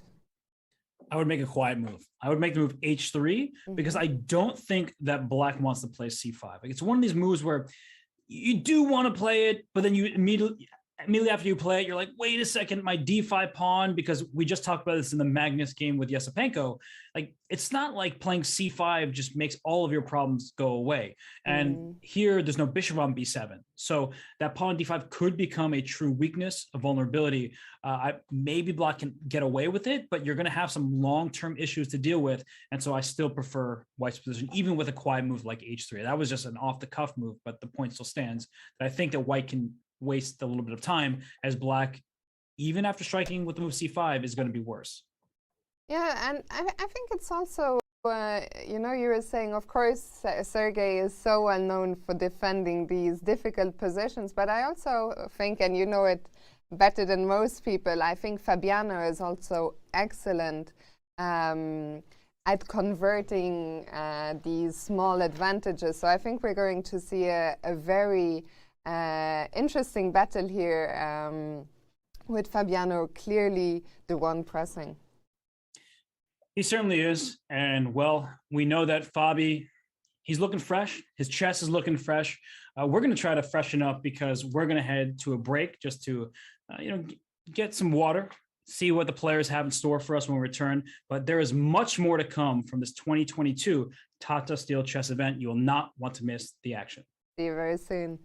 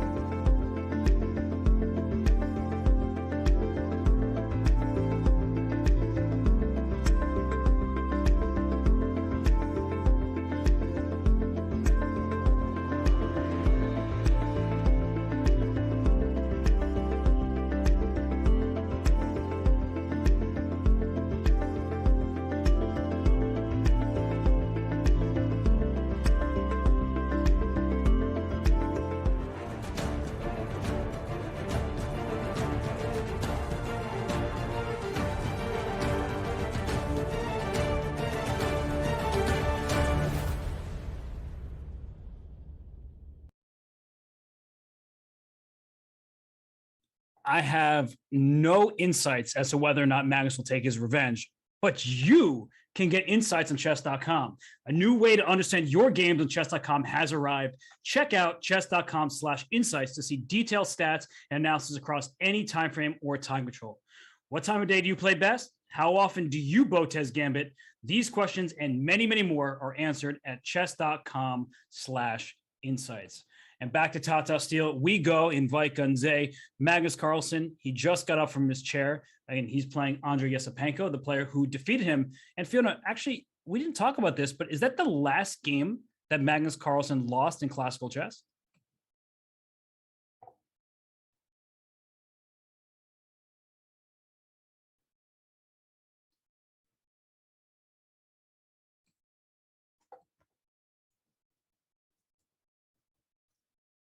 Yeah, he lost to Duda in the rapid tiebreak, right, in the World Cup, and someone in the chat that knows everything. That is all knowing. I'm sure someone will. Oh, excuse me, Robert. My mic is lying on the floor. I was wondering why it was much more difficult to hear you, and I wasn't going to say anything in front of all of our viewers. It wasn't going to be me who made that known, but. Yeah, I guess your mic was... No, I literally just went to bin my empty water bottles, and I left the mic lying on the floor, but it should be all good now. Apologies about that. I think they should be able to hear me now. Yeah, yeah, okay. That was a literal mic drop. Literal mic drop, exactly. So we're waiting for someone from the chat to enlighten us about. Was that the last classical game Magnus lost? I can't think of any from the top of my head, but I'm sure we will be informed. And the game here, not too much has changed. Andrei did decide to go for Rook D1 at the moment where we left it off, which was, I think, one of the moves that I think you had pointed out, is putting this rook on the d file, the pressure on the d5 point. Magnus responded with rook e8, and the other rook came to c1. We called this one pretty good, and Magnus plays another quiet move, a6, taking away the square on b5. But do you think he might also be preparing a b5 push? What are the ideas behind a6? I think he's mainly taking away the b5 square, say from a timely knight b5 or even a bishop b5. And you can play b5. I'm just worried about these isolated pawn positions, because if white were to take on c5 right now, black will take with the pawn on c5 and create the hanging pawn structure, d4 coming. We talked about all these tactical threats where I think white's actually worse at this point. I would take black's position. So if you play b5 for black, then white can take on c5, and you have to take with a piece, which leaves you with this isolated pawn, and white has control of the square in front of the isolated pawn, which is very important. So I don't think he's going to play b5, at least not in the near future, but it is something to keep in mind as the game continues. Yeah, so now that we have put our rooks to the natural squares, c1 and d1, I was just going to ask you, how do we continue? But Esipenko has just made a move, so he's going to answer that for us. And the move he played was bishop f5.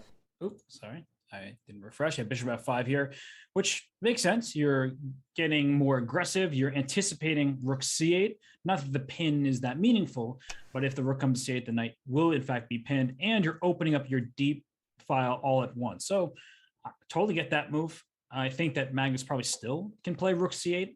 There is nothing wrong with it tactically speaking, but there are times when after rook c8, like there can be crazy moves like knight e5. It's not a move that should be played right now, but the point is that this knight on d7, if it moves, you lose the rook on c8. But if you take and say something like this happens, and a rook takes e5, there's a bishop on b2, and there's a rook on e5, which isn't happy to see that bishop there. So these kind of positions can actually be very tricky. And so black does need to be careful at the moment with that bishop on f5.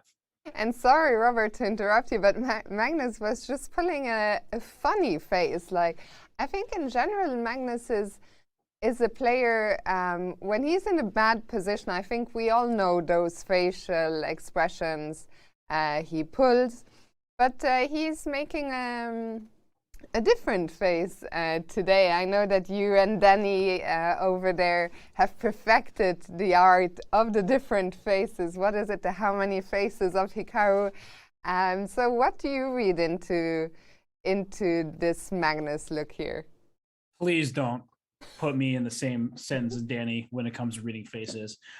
Some of us read books, others pretend to read faces. That's all I have to say on that. But Point Magnus, taken. I think he's he's fine right now. He's up on the clock. His position is very solid, and I'm starting to wonder at what point will he try to play for not a win. You're not playing for a result, but saying, let me be a bit ambitious here, take a risk perhaps, because Magnus, he really loves to fight, and we'll see if he can find some sort of fighting line that allows him to play not just for a solid position to hold, but in fact to play for more.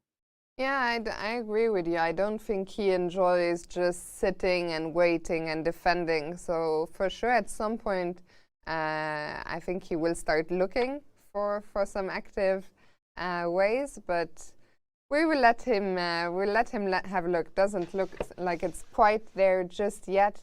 And maybe we can go back to Daniil Dubov and Mamedyarov. I saw in the chat about around 10 minutes ago, some people were saying that Daniil's position was already looking close to collapse. So let's maybe just catch up with what we've missed here. Okay, well, knight a4, we saw this position c3, and at first glance, like, how could you allow those pawns to inch forward in this way? Black's position looks great. Knight c4, a5, and then a3 was played. So we left off here where black went bishop a6. So to my eyes, the move bishop f4, Fiona, that looks incredibly logical, developing a piece, fighting for some of these dark squares. Bishop b5 played by Shock makes perfect sense to me as well. You're protecting c6, so the knight can develop from b8. You also can take either knight at some point if this position calls for it.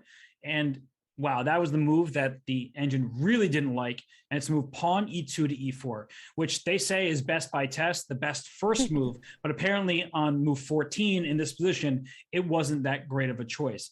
And I think we can get behind the move in terms of the ideas. You're pushing a pawn 4 in the center. You're taking control of the d5 square. Maybe white at some point could try to break on d5. You can push that to e5 to attack the knight, but you're also closing in your bishop, Fiona. And as we know from many Catalan types of positions, that once you play e4, you oftentimes, you want to take that move back. Yeah. I mean, also the bishop on b5, we just talked about it, that bishop just came there. You said, it's looking at both knights. But also that bishop is now becoming more powerful. Now the knight on c4 is suddenly pinned to the rook on f1, so maybe that rook will need to go to e1 at some point. But now the light squared black bishop just gets a lot more possibilities in this position as well. Yeah, it's one of these positions where, like, we talked earlier about this tension, and in general, keeping the tension or not. But I'm wondering if this kind of pawn trade, who that favors in such a position, because the open A file, as black's king is in the center, if I can move my knight from a4 at some point and just take over the A file, maybe that's the kind of compensation that white is looking for. And perhaps just queen c2, try to move this knight next. And as I said, fight for the file. But black is ready to move this knight from b8. It doesn't have to stay put. It can go to d7, which means the queen defends the rook on a8. And that means that white isn't just winning the file for nothing. So I don't know. It's a hard position to assess here.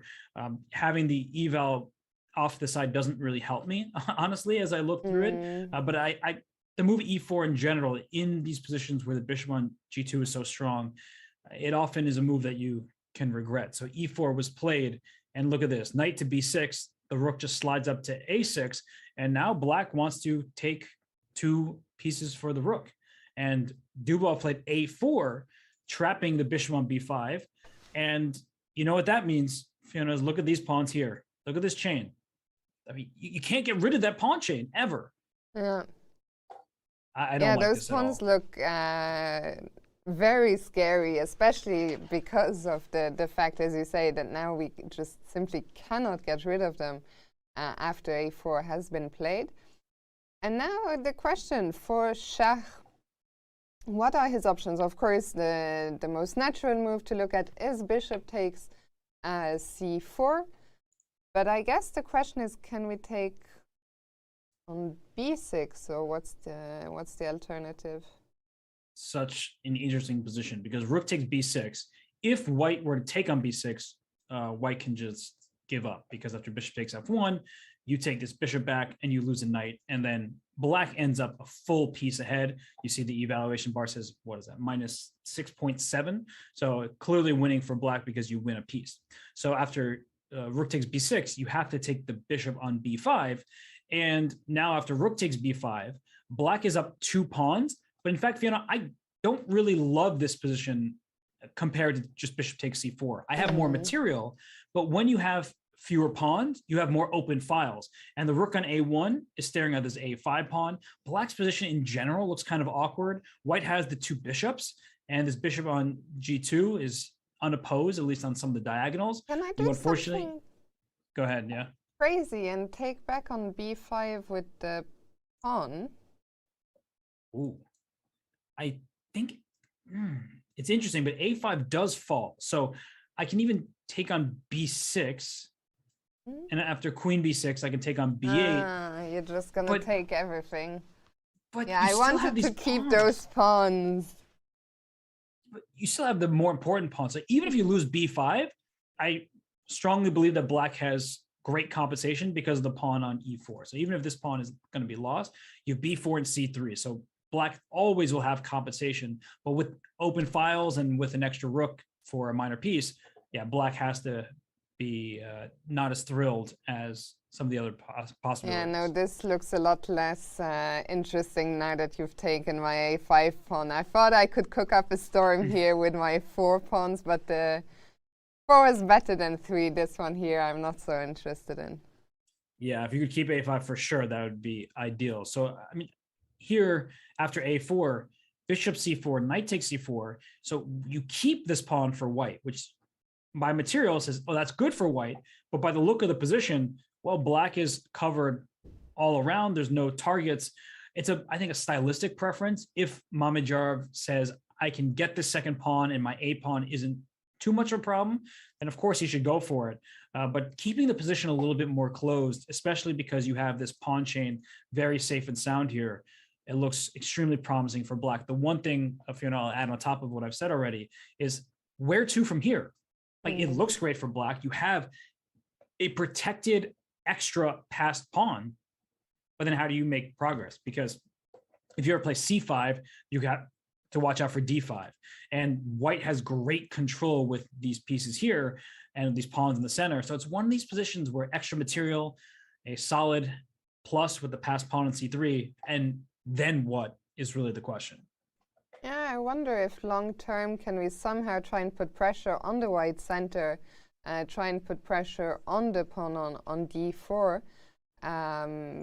So long-term, what I'm looking at is I want to get castled at some point and then just try and bring as many heavy pieces as possible, exactly like this, onto the d file. But you're saying that's not legal? I can't play rook h8 to d7 right now? It'll take a bit more time than that, yeah. Yeah, unfortunately. A castle, move my queen, move my rook.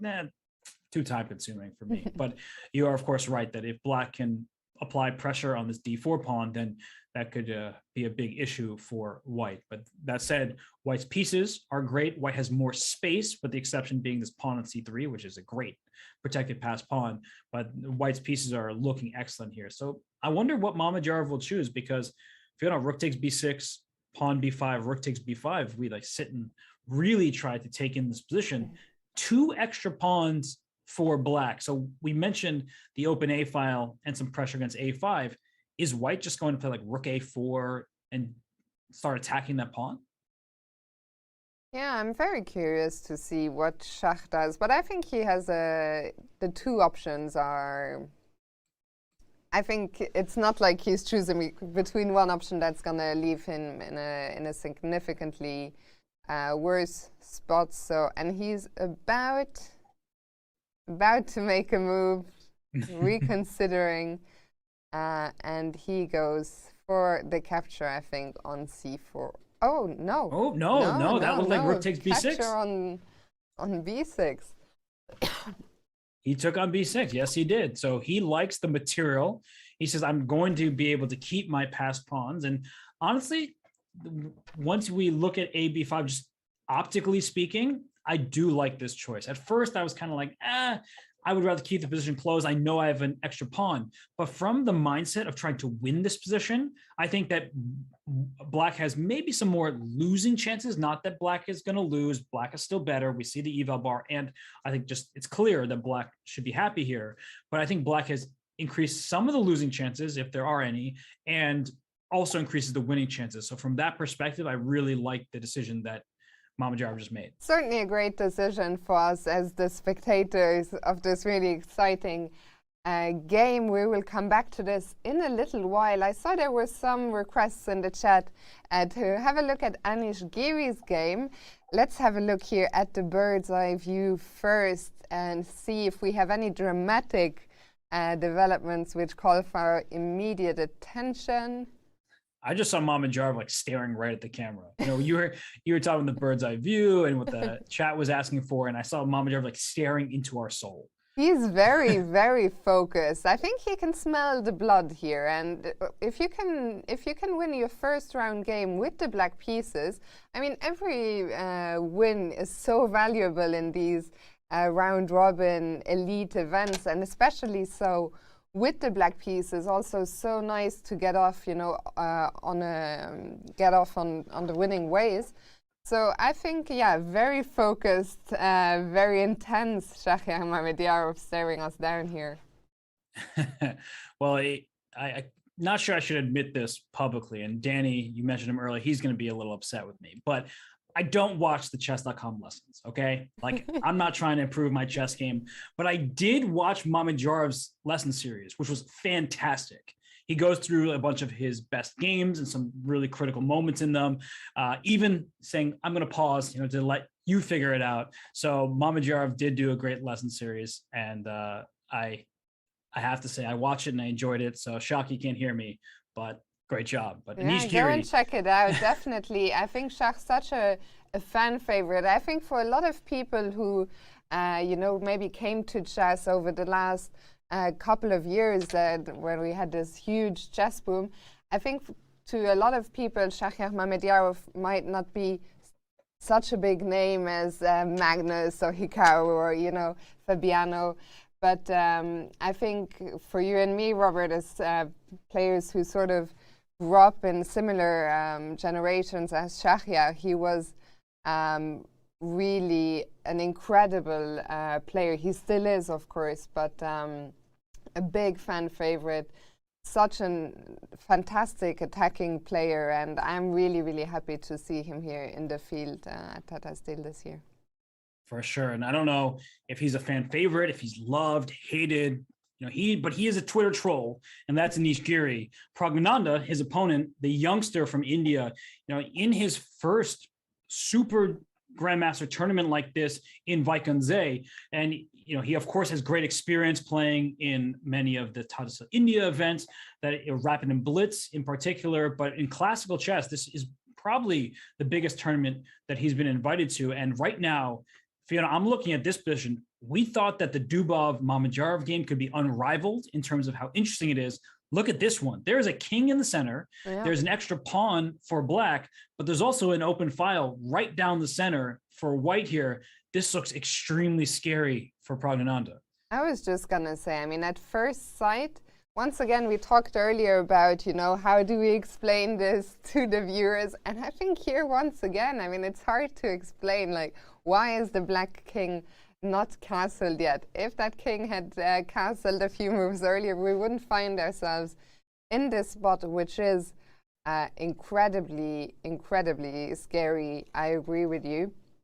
So let's maybe take a closer look at the position. So the last, or maybe we can just go from where we left off, yeah, after knight takes f3. queen went to h5. So again, no queen c5 check here because d4 would be a tempo move against the queen. Queen h5 makes sense. d4, knight d5. And there's a huge difference, I'm now realizing, Fiona, about where the king's placement is. If this king were on h1, and I'm just actually going to go back to the moment white went f3, that here, queen c5 check, king h1, pawn takes f3, knight f3, and let's say we go forward queen h5. And just like the game, we play d4, knight d5, and e4. So we're just trying to transpose the position. After knight takes, pawn takes, knight takes e4, there is no rook e1 because knight f2 check would win the queen. True. So the rook has to stay put, and knight takes g3 is also a threat because the king's on h1. So these little moves make such a huge impact on these games. So queen c5 check would have forced king to h1, and that's probably the reason why queen c5 check was better than taking on f3 right away. Not that this line is forced, but the game continuation looks very scary for black, and that would not have been possible had the king been pushed to the corner. So I didn't really know at the time why queen c5 check, for sure is better. I liked to include it But just it was because I didn't want it to impressive. become Like, a it was your first instinct at the time was to go queen c5, and I think time has given you what's the word I'm looking for? Not wrinkles. No. But you've been in the right here. I really think it makes a big difference, as we can see indeed where the king is. I'm seeing, by the way, a simple game in the chat saying huge blunder by Dubov. I saw a lot of comments earlier. I've understood that the Magnus blunder comments are always jokes, but this one I believe could probably be true. So we'll go back there after this game. But first, let's have a look. Now, after rook e1, the knight on e4 is hit. Yeah, and I mean, where's it going to go? Because you can protect it, right, with a move like bishop f5, but that doesn't look like stable defense. There's already a rook on e1. This knight on e4 still feels loose. And after bishop to f5, I'm trying to figure out what the right move is, but there's something tactically available here. I can't move my knight because there's a queen trade. Maybe bishop f5 is possible, but I really can't believe in it, Fiona. I don't. Can we get the queen out of the way, like queen b3? So queen b3 just to attack b7 looks like a good move. Yeah, why not? Now the knight can move away. The bishop will attack the knight on e4. The knight on e4 still pinned here. This looks really bad for black. And it's kind of funny where in some of these positions, I feel like you can even play this move queen c2, which looks ridiculous walking into a discovery. But any discovery has a flaw, and it's a fatal flaw at that. That once this queen moves, this bishop's already in attack, but then the knight is threatened. And so if I make a move like queen to b3, I'm going to take b7. Your rook's going to be under attack. This bishop's threatened. This pawn is under attack. I mean, your whole position is collapsing. You have two pawns. You're losing one in return, and then you're losing much more than that. Yeah. So. Yeah, this you can never really. I mean, queen c2 is a funny move. It's a move that I would probably never play in a million years, but I like your illustration of how it is probably another option here. Yeah, I like queen b3 more. Just pointing out that queen c2 is possible despite the discovery. So, oh my gosh, if you can't play bishop f5, I don't believe in f5. The golden pawn should not be moved. I was going to ask you about f5, which was suggested in the chat earlier. It does look incredibly scary. It hurts my heart, honestly, to see the move f5, but it does make sense because f5, you're up a pawn. So even though queen b3 removes your right to castle, you can't castle through or into check. When I look at this position, I think maybe black can retreat the queen to f7. And we get a situation where if we trade queens, yes, white can play knight e5 check and then get this knight and restore material equality, probably with a slight edge for white, just based on the fact that this king like this go the back rank. And once it goes somewhere, I don't know, let's say e8, and we trade here, this pressure along the e file, the king doesn't have true safety. So I do like the look of White's position. It's just much more difficult for Black to play, even if objectively there is going to be this like a line, just one line that can keep Black in the balance. It's not easy to find. And I think that it's a very risky setup for Black. Yeah, so Prague definitely has some tough questions to answer here after Rook E1. With Anish really putting him here to the test in this first round. So we'll come back here, but shall we go and have a look at what happened in the Dubov game, where we're hearing Dubov just gave up another pawn apparently. Okay, so we left off right here, A takes B5, and Dubov went Rook A2, so he can go and win the A5 pawn. But after castles, Queen A1, oh my gosh, let's see that again. So Queen on D1, minus 1.2 apparently, approximately. And then Queen A1 minus 3. So, okay, the pawn that's hanging is the pawn on D4, I guess? Yep. And do I just take it? Like, do I get fully greedy? I'm guessing the answer is absolutely. I just take your pawn. Yeah. And, wait a second. Oh. Wait, what are you doing, Engine? That's why I don't ever have you on, because I believe Queen takes D4 is a good move, and then you scare me, so then I'm going to quickly change my mind. But this position it definitely looks good for Black. You have a protect. There it goes. Okay, go back.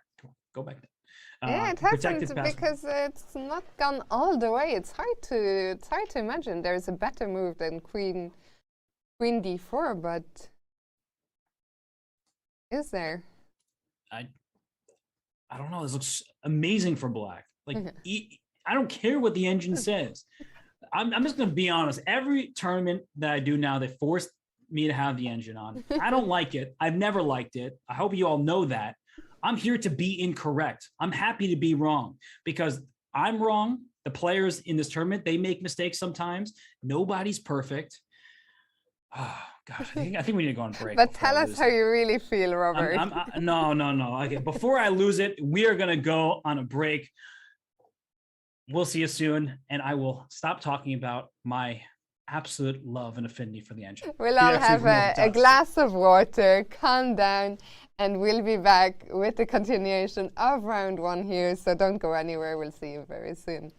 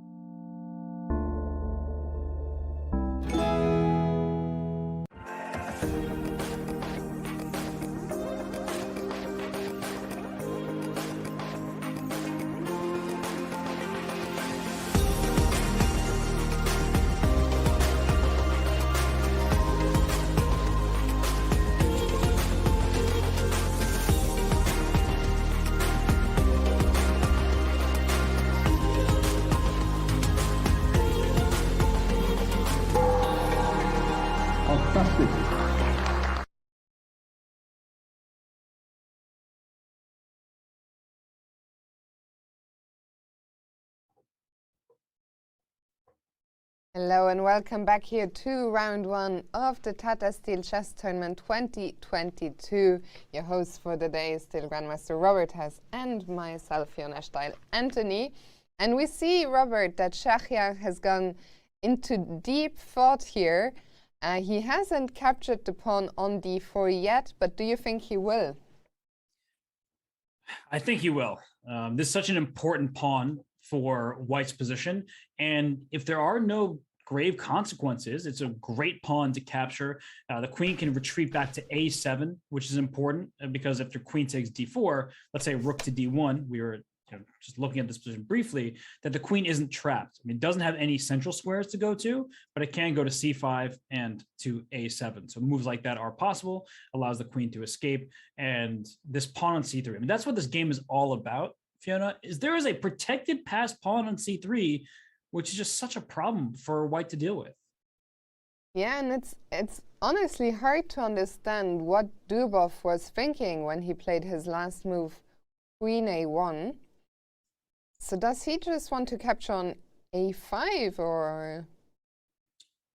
You know what, I get the feeling, and I could be incorrect, but he is pretty disgusted with how the game is going. Yeah. So he's just like making moves that create threats and causing Mamedyarov to think. The problem is that Mamedyarov has more time than Dubov does. So Mamedyarov is a calculator up with the absolute best of them in the world. He is going to be able to work through the complications, and he is fully justified and then some his decision to play rook takes b6. Let's go back to that moment again, because you suggested it, Fiona. It was you wondered what would happen if the rook takes b6. He says, I agree with you that this is the move that I want to play because I win a second pawn, and I understand that White will get some play against the a5 pawn. But the problem is that Dubov went for it right away, and he is paying the price in terms of the evaluation by this position, queen takes d4, scooping up a central pawn, giving Black temporarily a third extra pawn. And I mean, there's just no way around it. This pawn on c3 is so good. I was just having a look at how quickly Daniil played that move, queen a1. He played it extremely quickly.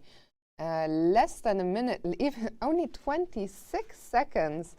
And I don't know, you have to wonder, is there already, I don't want to say tilt because it's too early, it's day one, but Daniil did look, maybe disgusted is too strong, but he didn't look happy, let's say, for the last while when we were looking into this game. But still very strange to see him make a move like queen a1, giving up the protection of one of his central pawns so fast. And we see Shah, I mean, he has so much experience. He's not going to make the mistake of taking the pawn, you know, instantly. As you said, he is going to take his time. He has plenty of time on the clock still to think things through, but definitely looking very good for Shah here today. And I'm wondering if queen d3 was a better alternative than queen to a1, because it keeps the d4 pawn protected.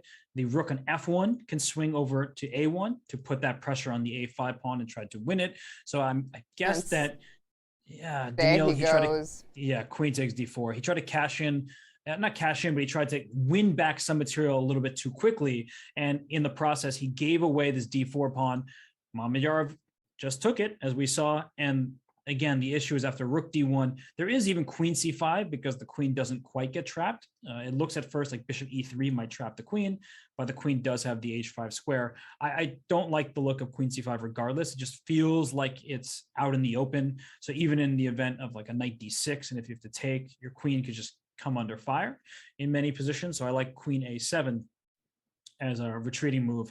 And yes, White can take this a5 pawn, and sure, the queen on a7 is in the line of fire somewhat, but it's just not enough here. And the queen does a great job of defending a lot of Black's position.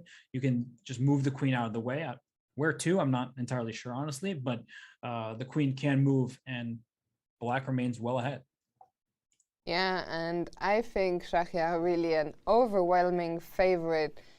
It's curious. It's almost a little bit reminiscent of the Carlsen-Nepo match, where when things were not going Jan's way, we saw these self-destruction moments almost. So I'm a little bit scared for Daniil here as to how he's going to proceed. Maybe the position is already objectively lost, but I'm also worried that he will not put on maximum resistance from here. But I hope he proves me wrong, and we will of course keep an eye on it.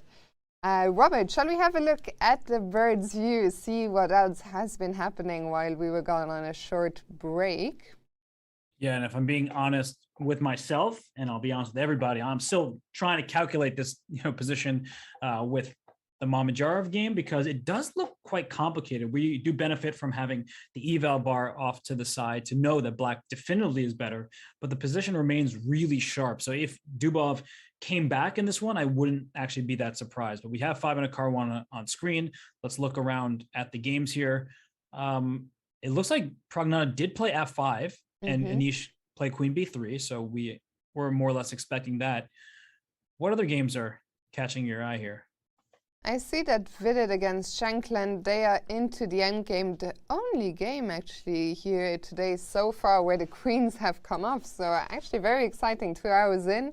I'm always happy when queens are on the board, allowing for a little bit more action. I see that things have been happening in the Van Foreest Grandelius game as well. So with some queenside action there. And finally, what's happening? Maybe we can go back to Magnus. What do you think, Robert? You just gave me so many options that I don't know what to choose from. We can start with Magnus, because I think we've highlighted many of the important nuances, but if we go to the current position, things have in fact changed. We see that black has the hanging pawn structure and white put the knight on a4. So black's last move was rook to c7, and you see the eval bar saying, I don't love that decision. Of course, it can be a little bit finicky. With more depth, the engines get stronger and stronger, and there are probably tons of possibilities in this position. Maybe black at some point will be able to strike with d4. We mentioned that as a possibility earlier. From white's point of view, these pawns here are what you want to go after. And I'm looking down the C and D files, and I really want to win one of those pawns. It's just not possible, at least not yet. So, Fiona, I said earlier that I liked some of Magnus's chances if we got to a hanging pawn structure. I still feel that way. I really do. And the clock. I was just going to say that I think Andre has to start watching out on the clock, because we are only on move 16 here in this game, which means that there's still 24 moves to go to reach the first time control. And those 32 minutes, they tick down very quickly. We see Esipenko on the screen, though. He's looking calm and collected for now. But I agree with you. I feel that the tide is starting to turn ever so slightly. And yeah, I think Magnus definitely happy, and he will be looking for his chances now to maybe even start off here with a full point. Yeah, I would be pretty nervous if I were Esipenko, and it's not just because he's playing Magnus Carlsen. He beat Magnus last year, but this is a totally different game. In any individual game, all the players in this field, from Prognotta as the lowest rated and youngest player, all the way up to the second seed in this event, Fabiano Caruana, can beat Magnus. So all the players know that. Magnus knows it. So that event last year, it's a world away. In this current position, what I'm looking at is the possibility for black to play this move d4, because once d4 happens, there is the threat of taking on f3. And even if you protect that knight with move queen c3, I still kind of like the move d4. It's a pawn sacrifice, but after e takes d4, saying, give me that pawn, my queen defends this knight, so you're not going to take it. The move knight d5 comes to mind, hopping into f4. There's potential sacrifices on g2.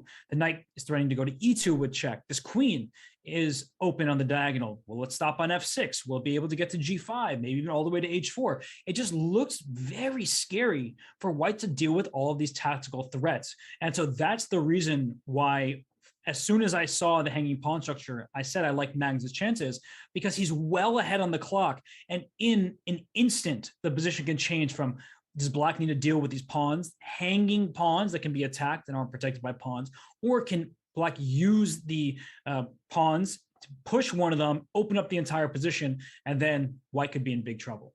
Can we maybe just go back for 1 second and see how did we end up with the hanging pawns? Sure. So bishop f5, rook c8 was played, and then this is where he decided to take.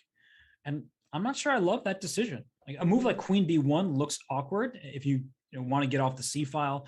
But you can make these sort of slower moves in a position like this because black really does not want to take on d4 and leave this bishop behind the pawns. So I'm not positive of how exactly to proceed, but I know that when I see a position like this, taking on c5, to me, and that's a preference because you see the eval bar stayed about the same, I just wouldn't have gone for this structure, especially not against Magnus. I would have kept the position more tame.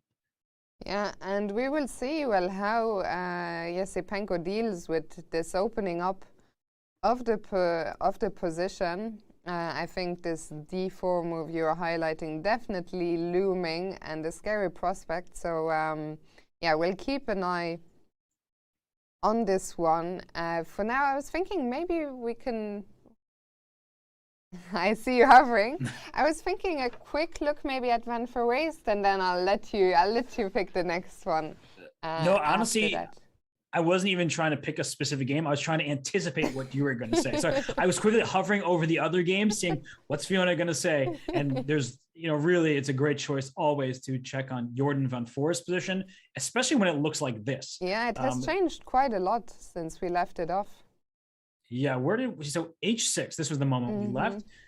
Bishop h4, a4 played by Niels, knight e3, natural move considering the knight went to d2 to f1. Its plan was to go up to e3, and now bishop b7, c4. So I in principle, I like this move c4 because this pawn a4, it sticks out, and if the b pawn rather is removed from the board, then a4 is a target. So c4, it causes some very concrete issues for black, which Niels decided to deal with in a tactical manner. But you see the eval bar off to the side. It likes white's position after this move, Fiona, because it is a pawn sacrifice. It is a pawn sacrifice indeed, and Jorden considered his options and decided to take on b5. So things are sharpening up here. Queen d7 hitting the pawn. And now Jorden decides to take on f6. He does. He says, I'm going to get rid of my bishop for this knight. And one important thing here is that we often talk about the bishop pair as being a two bishops advantage. That's at least how at the highest levels it's often called and considered. But this bishop on f6 doesn't look like much of an advantage to me. When a position is closed, it's knights that typically reign supreme. So the bishop on f6 is not a great piece.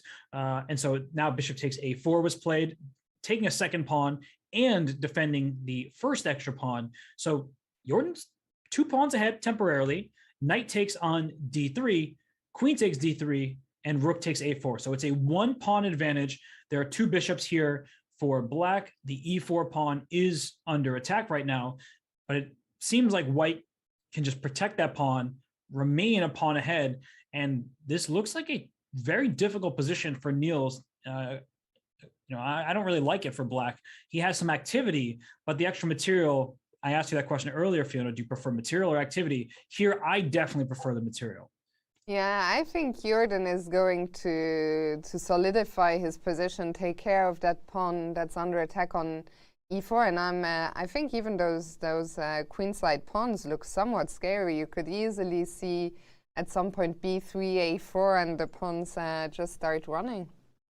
Yeah, this pawn on b5 is doubled and not that easy to defend, but it's going to be a good one. And so, like, let's say you play knight d2, right? We protect our pawn on e4. There were 2 pieces attacking it. And here, after knight d2, what are you going to do? Because b3, a4, your idea makes perfect sense. You can go after this b5 pawn, but that's not the end of the story. Like playing rook to b4, let's say, attacking 2 different pawns here. It's not just about that. The c7 pawn is a target. Although actually rook b4 at least at first glance, looks like it could be a bit of a nuisance to deal with. Just attacking two different pawns at once, saying, I'm going to win my material back. But I do believe that I would just give up the b2 pawn and play a4 and say, I'm happy to have this for sure. The rook might get trapped down here, actually. Yeah, it's a curious position with the rook sort of trapped in the enemy lines, but the engine seems to be firmly on Jordan's side, and I believe he must be a big favorite to win his opening game here. Before we move on, speaking of Jordan, it's the first of our portrait videos that is ready, so let's hear what Jordan had to say before the start of the tournament. My first memory would be being here with my grandfather and my little brother playing here for the very first time. I was playing in the amateur sections and really desperately trying to get a look at the top players playing.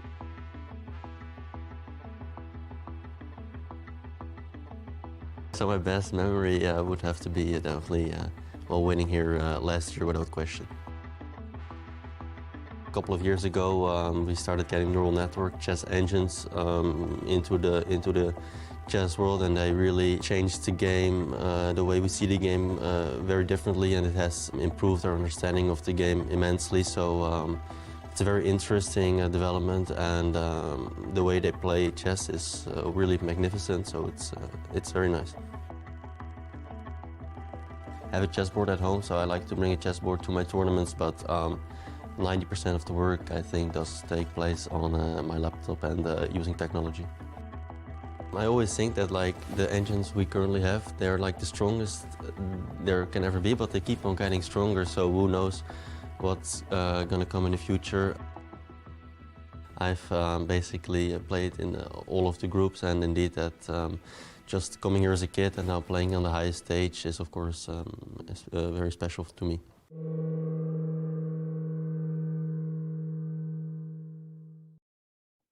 Very nice to hear from Jordan, and what a long way he has come indeed from playing here in the amateur groups as a kid with his grandfather to winning the tournament last year. I mean, it's just simply incredible, Robert.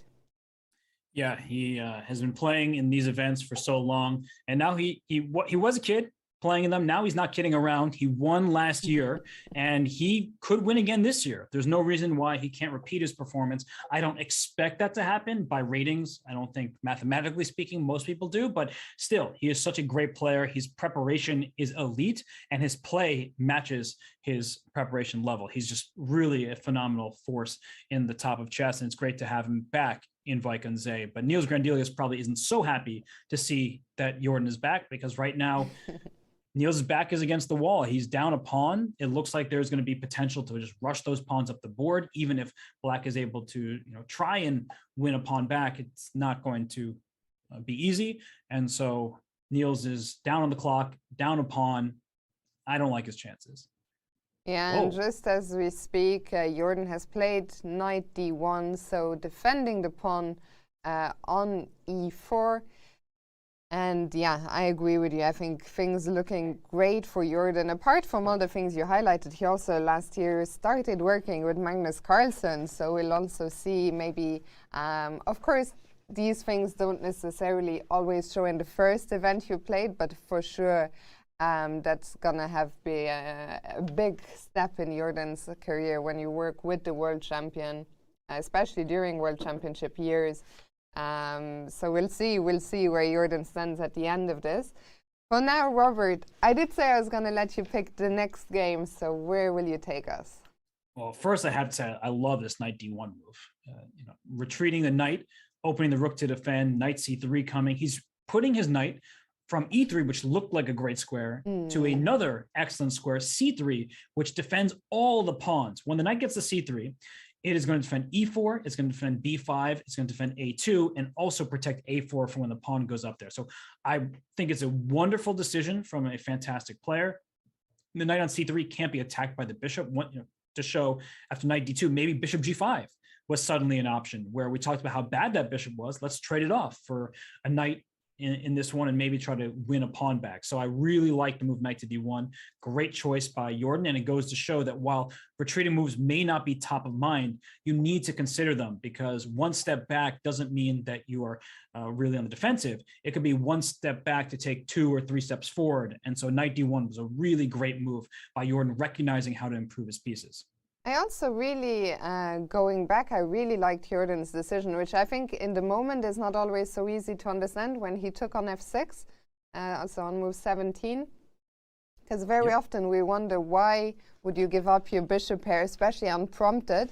But I think that decision, with all the moves that Jorden played, has completely paid off. And yeah, Jorden with a borderline winning position almost. So we'll see if he can convert. But picking up where he left off this year, well, where he left off last year at the moment.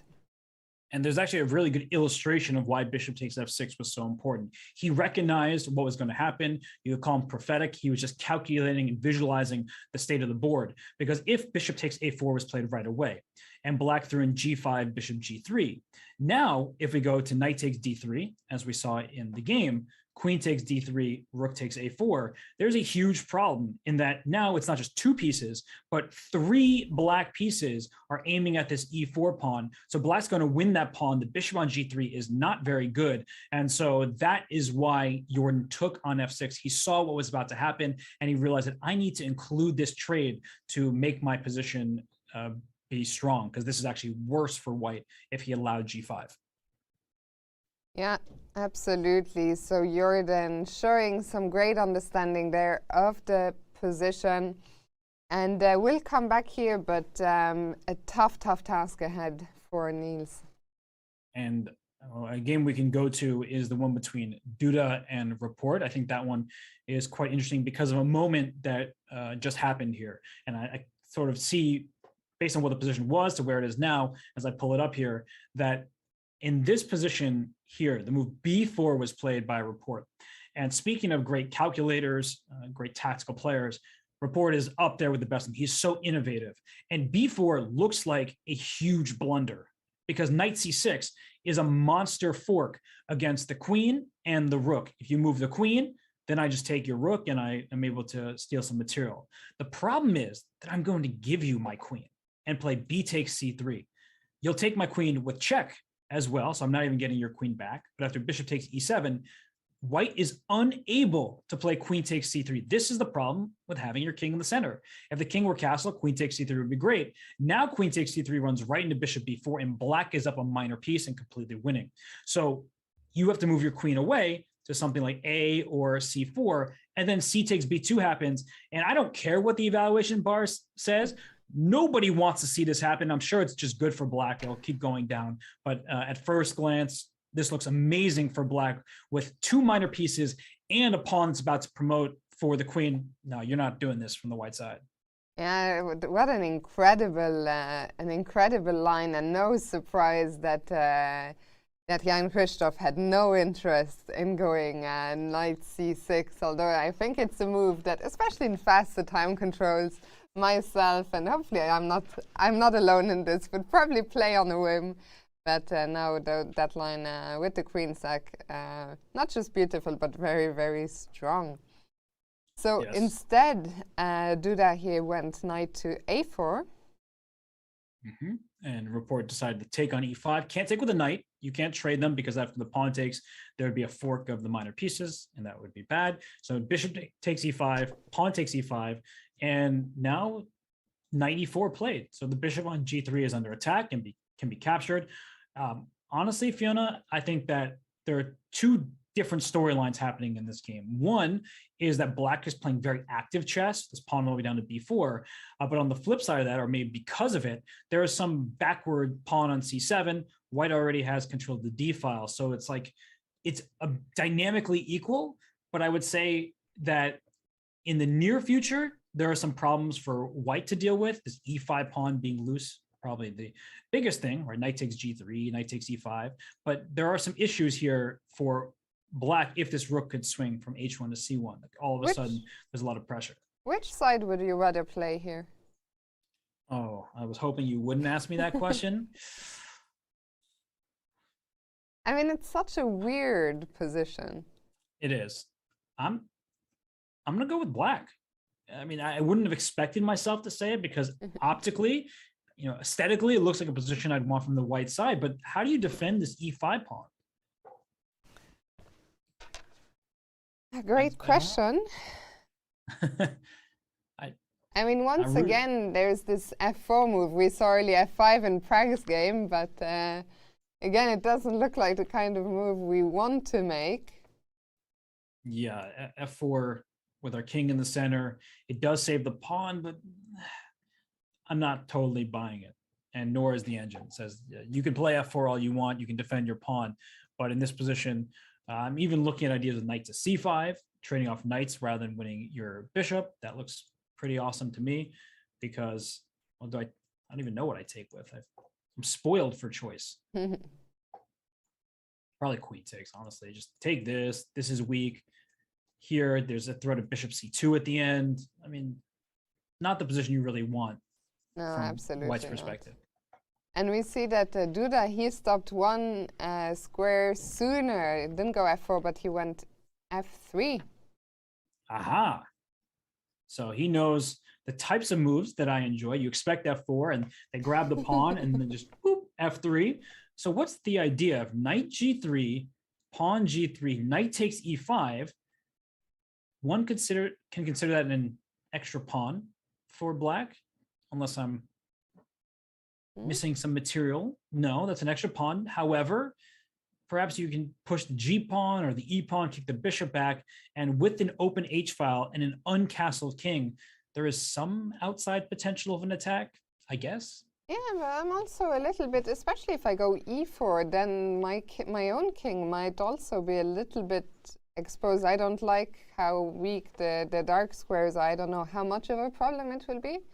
But for now, although I love, attacking. It doesn't matter if it doesn't work. But here I'm a little bit skeptical about how I'm going to proceed with this attack without being too vulnerable myself. Yeah, this bishop on g6 both deserves red highlight and green because it's bad, it's staring into a pawn, but it's great because it defends h7 and there's going to be no attack. White can play for like a bind, queen e3, hitting a7, but also stopping c5 from happening, at least for now. It will lose a pawn if you play c5. Maybe you can sacrifice that pawn. I don't see why you'd want to, but these kind of positions are very interesting. The dynamic is such where black has the material, white has better control. Who is actually better? The current evaluation says that black is. I would probably take black in this position, but I also see the merits in white's setup here. Well, we'll see, because Richard has just taken on g3. H takes g3 is on the board, and I'm very curious to see. I think Richard is going to take some time here, but I'm curious to find out if he decides to capture the pawn on e5. Because it's a pawn that is hanging for sure, but it's not a forced decision. And now that you sort of say he'll think, it makes me want to think. And now that I'm thinking, I'm looking at alternatives. And one alternative is this move knight c5, because it still forces the knight trade. The queen has nowhere to go without dropping a piece. And after this trade here, this e5 pawn is loose. Bishop c2 is a threat in many positions. Black's pawn structure is better because white has double pawns. So a situation like this could arise where Rapport is not unhappy to see this position. So you don't have to take a pawn just because you can. You should really deliberate and think, hey, maybe I can win it another way. Or instead of winning material, I'll gain some other advantages in the position. Yeah, and I think Duda, difficult start today. I think Rapport has been absolutely true to his style. Playing in interesting fashion, and I think certainly being rewarded here. Yeah, we'll see if he's able to score a win with the black pieces. Too early really to speak about results, but I like the play. I think it's a great start to this tournament for both players. But for Duda, you need to make the most of your white pieces in a tournament of this caliber. We'll see if he's able to in this game. So we can go around. I'm just like hovering over boards. Yeah, should we Should we look at the end game? I know you said end game, you prefer to have queens on the board, but no, I love end games. Okay, because it's you, Robert. We don't have to. We can go to the other games as well, but It's I fine. think Quickly, we'll have a quick look. I think there's at least one Vidit fan out there and at least one Sam Shankland fan out there. So we're going to make those fans happy by looking at the position. And I get it. There's not too much going on, Fiona, but I mean, come on. I don't know. There might be some, h5. Try and open the h file and mate on h8, king g7, rook h7 mate. That's the dream, right? I know you're laughing, but I also know you mean it because h5 is a real idea to open up the file. Black just played the move g6, which was by no means forced, but likely didn't want to see this knight hop forward and also wanted to create luft for the king. So the move g6 invites h5, as Fiona's talking about. I totally get behind h5 now or in the future. But really, when I think about this position as a whole, when I look across the board, I don't really see how Black can get active play. So while there are no queens on the board, there are fewer options because there are fewer pieces. When I look at this position, I think that these types of endgames can be super difficult for Black to play. That oftentimes players would like a position where the engine says, oh, it's over a full pawn better for my opponent, but at least I have activity and have calculation to make the game complicated. Here it's very clear. White is better and there's nothing Black can do about it. Maybe Sam plays well and holds, but he's not playing for an advantage. And unless Vidit makes some really huge mistake, and I don't see that happening, it's playing for two results. Either Vidit will push and get a win, or Sam will neutralize, play accurate defense, and hold the game. But Sam is not looking to win this game. And so a move like h5, your first decision here, I really like it, Fiona. Why not? Play rook h1 next. And without queens doesn't automatically mean that the king is safe. No, there's a checkmating net right at the start of this position. Yeah, exactly. Maybe there's even no need to rush with h5. I guess that move isn't going anywhere, but I think as long as our pawn on g5 is safe, which we want to make sure of, then I don't see why not just go for it immediately.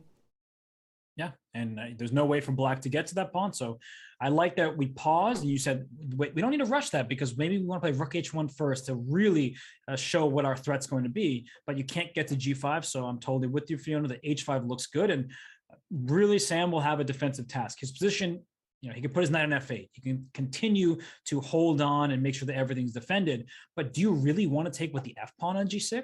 Like, that's a huge question here. And you're almost certainly going to have to take with that pawn because opening up the h file looks disastrous. And let's say, just to put a position on the board where you take with, I'll make some like very quiet move like a6, takes, and you take with the f pawn. Like, I look at this position and now I really like it for White. There's a target that is pretty permanent thanks to this pawn on g5. You can't play h file, take en passant. Don't forget about that fancy French rule. And then we'll maneuver this knight. Right, this knight can go to e2 into f4. This king, don't forget about king marches. That king can walk all the way up the queen side at some point. I know that looks ridiculous, but it's something to consider. And you can play for a pawn minority attack. I wouldn't go for that because it frees up squares like c4. But you have all of these different possibilities. So we shouldn't take positions like this for granted. And I really like Vidit's position. It's actually one of my favorite positions of the entire round. Yeah, absolutely. I am being convinced that no queens doesn't necessarily mean no fun. I was sorry, I couldn't stop laughing. Like, I'm such a sucker for these like memes or whatever you want to call it, like Vidit in the not like this pose. It's just too funny. Wow, he really is. Oh my gosh. He really is. He really is indeed. But he has no need to be not like this thing because he's doing great. I agree with you. A game for two results. Still plenty of time on the clock to make the first time control. I was reading in the chat, a few people mentioned this, that apparently Magnus was given an opportunity by Esipenko, which he failed to take. So maybe we can go and see what the story is there. Okay, so I just brought up the board, and here's the current position. But let's go back to where we were. So now we know there was an opportunity. We have a hint. The players don't have those hints, so they have to find it on the fly. But we have a hint. So there was an opportunity, which means that D4 at some point is the move. I don't know if I it's... think so. I even saw that some people were talking about D4, which was the move you had highlighted last time we looked at this position. Yeah, we were talking about this even before the pawns were traded. I said, if White ever takes on C5, then White always needs to watch out for D4, and Black should be, of course, looking for that. And D4, Bishop A5, I am sure is what Magnus was concerned about, because that is a pin here. But Bishop takes F3 coming. You can't take on E3 because the Bishop on D6 is loose. This is not that clear. Like, this is... Blunder is strong. Magnus, of course, considered the move D4, but you look at this position, and then what's Black's move, right? Mm-hmm. We can go, I mean, we have the eval bar, but we don't have the lines that tell us what moves should be played.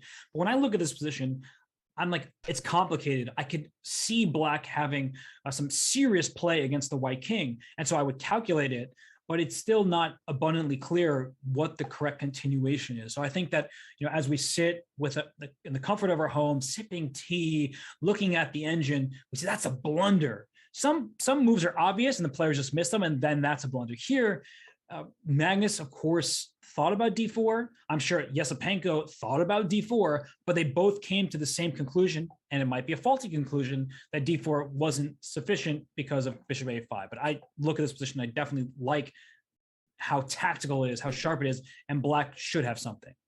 Yeah, but I guess the sharpness is probably not going anywhere, which is the nice thing. I think it's not a position where now this was milled, the position is gonna go back to being dry and boring. Let's see what happened instead. So Magnus, instead of going D4, which was certainly, as we've seen, well, a possibility, Magnus went Queen E7 instead. Mm-hmm. And the bishop came to A5 and Rook C6, and now he's like inviting D4, but there's a rook in the way. Yeah. Like I was like, wait, why would you play Bishop C3? You're like, D4 is just so good, and then I realized you can't play Bishop takes F3 because that's not legal. There is a rook sitting in the path. But could Magnus invite? I don't think he's interested, but do you think he could invite a move repetition here? He might be, because White might be threatening a move like Bishop takes D7, and then this D5 pawn is loose, right? So let's say, I don't even know what a rent, like King H8, some move that, hey, it's not even that bad apparently. Wait, isn't it funny how that happens? Let's like King just H8. make a waiting move. Oh wait. Yeah, let's just do it. But Bishop takes D7. If Queen takes D7, then Bishop takes F6. If Knight takes D7, then Rook takes D5 is what I was looking at. And you steal a pawn in the center. This Rook is swinging into the attack. This is terrible for Black. So I don't really understand how King H8 isn't bad, because something like, oh, because there's no Rook takes D5. Maybe that's the key. There's no Rook takes D5 because of tactics. Like, I mean, it's a ridiculous move, King H8. But yeah, I mean, it's a crazy position. If you have to take with a queen on D7, I don't think Black is happy to consider this. Like, at least in our heads, when we visualize, like, that looks terrible. Double isolated pawns at the king side, an exposed king. The center is still in danger of falling apart, but it is the case where Black can hold things. I need to go back to this position. Yeah, there's also a question in the chat from RT Bloodfeud.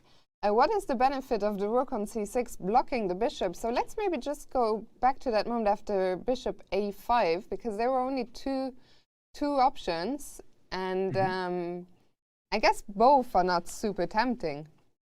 Right, because rook c6 blocks the bishop, but rook c8 walks into a pin.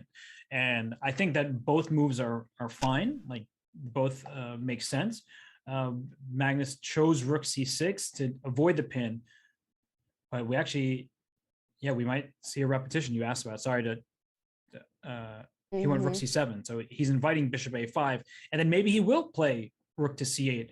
But I guess Magnus is saying that maybe White has no better than to put in the bishop back here, and he can still play rook c8 if he wants the game to continue. I don't think rook c8 is a bad move. I think it's a perfectly good choice, and if that move were played, maybe oops, sorry. We said So we moved bishop Esipenko a5. has gone bishop a5, so it looks like he probably is happy with the repetition. We'll see if it happens a third time, but now the decision in Magnus's hands, rook c6, likely to lead to a draw by repetition, or he can decide to play on with rook c8. Yeah, not an easy choice, because drawing Esipenko with black, good result, but he's up so much time. So I would really think before I make this move, because if Magnus wants to make a draw, he can spend 15 minutes and then play rook c6. It'll likely end in a draw. But if he says, let me buckle down, and if rook c8 isn't a bad move, which it doesn't appear to be, let's go for that. But you know, what I wanted to address here was this moment with d4. I mean, bishop a5, bishop takes f3, just to get into the heart of the quote unquote blunder. Like, even in this position, I mean, I see the move knight e5 and maybe queen a8 and things like that. And I do get it. Like, this is something that ordinarily speaking, Magnus would just go for, and he's able to work through the tactical sequences. But like, if you don't have sufficient compensation, which we know you do based on the engine here, your whole position just collapses. Like, you may, if you don't have a serious attack that you can sustain or that really is a knockout, your position falls apart. But it does seem like with knight takes f3 is a threat. This bishop on d6 staring towards the king side. If this knight moves away from f6, the queen comes out to g5 or to h4. I'm with everybody that this is something that looks so tempting. I just tend to hold back a bit before being brutally critical of players missing things, just because it's very complicated. There's so many different possibilities, and the engine will say something but doesn't explain the why. And so that's what we're here for, of course, Fiona. Just it's something that, of course, Magnus can and should see and did see. And I bet you in the post-game interview, it's one of his first questions. I was just going to say, I'm curious. And by the way, Magnus has gone rook c6, and from his body language, to me, it looks like he will be, if Esipenko repeats, I think he will take that repetition. And yeah, I was just going to say, I'm curious as well. I hope we get an interview with the players. Will be interesting to hear their thoughts. And especially because, for sure, Magnus did consider d4 and what his thoughts were of that moment. Esipenko here, this is also typical. I think even at the highest levels, there's always this look at the score sheet, counting how many times exactly. And what is it? If now rook c7, we see Magnus doesn't look too happy, but I think we will see a repetition here. What do you think, Robert? I think he's considering king h8. No, I think we'll see a repetition. That would be funny. That would be unbelievable. And it has happened in my commentary before, where I suggest like a throwaway move. And then I'm like, wait a second, that's actually really interesting. And it happened in the World Cup when Magnus was playing against Wojtaszek. I was like, oh, and if this move is played, and that exact sequence happened. And I was commentating with Ben, and Ben's like, even when you blunder, it's a good move. And I was like, I don't know what just happened. That was extraordinarily random. But here, it's hard not to repeat for Magnus, because d4 is the main idea that black is going for. But with the rook on c6 in the way of the bishop, you're not playing d4, and you do have to be concerned that your position just collapses. And there is the handshake, rook c7, accompanied by a draw offer, which was instantly accepted by Andrei Esipenko. And there we see the post-mortem. So a different image this year. Last year there was the image of Magnus leaving and Andrei sitting at the board in disbelief. But this was also a very solid start to the tournament for Esipenko. Robert, what did you make of the game? It was solid. I mean, Esipenko is a growing player. He's only 19 years old, and he's over 2,700. And a draw against Magnus Carlsen, that's probably a good result. I think one could say that.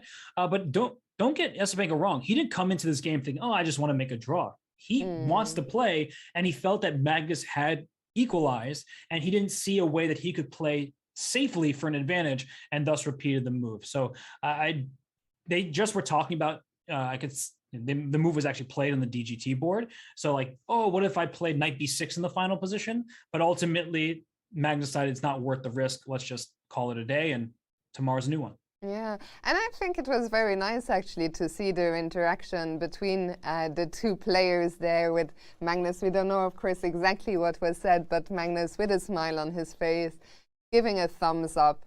And I think, yeah, a very interesting game. Our first result of this Tata Steel Chess 2022.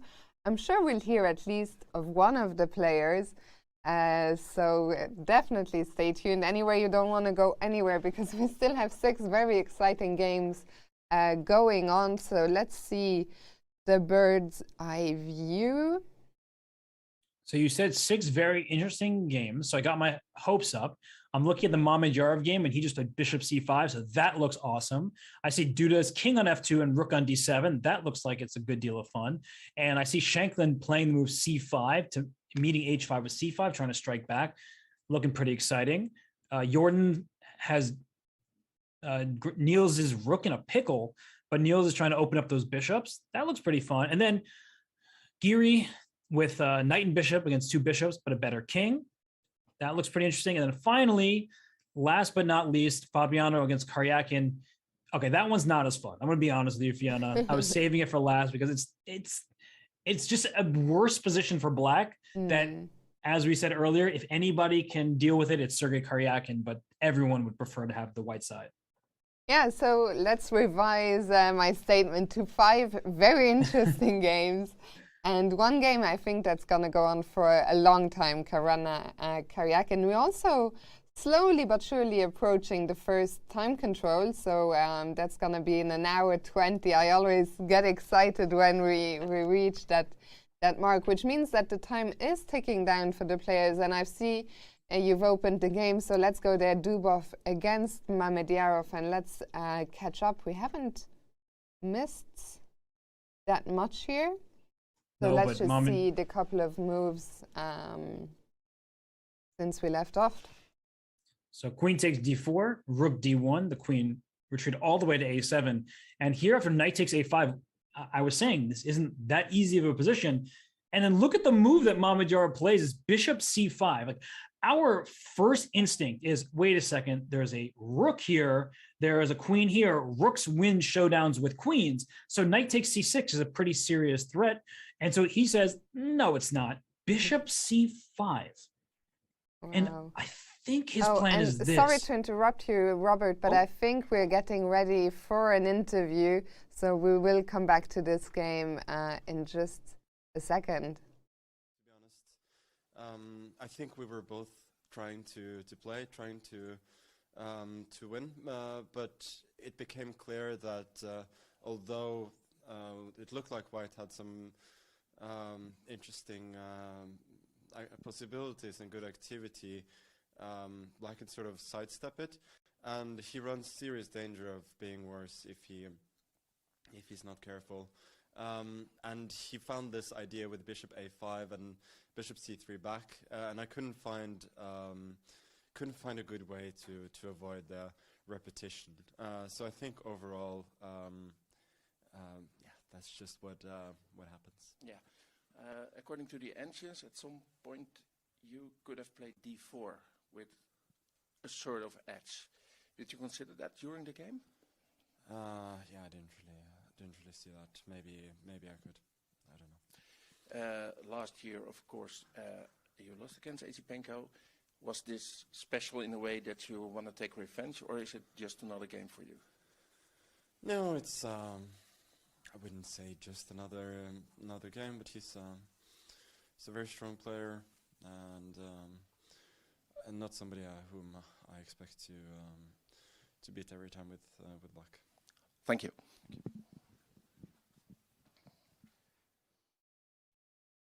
So we see Magnus there giving a lot of credit to his young opponent, Andrei Esipenko, saying he didn't see anything better than the repetition in the end, and surprisingly didn't really say much about this d4 possibility. Definitely was an option, and it looked really interesting. I thought that he would go for it, but I see. I guess we're gonna have Esipenko on for an interview as well, aren't we? I hope so.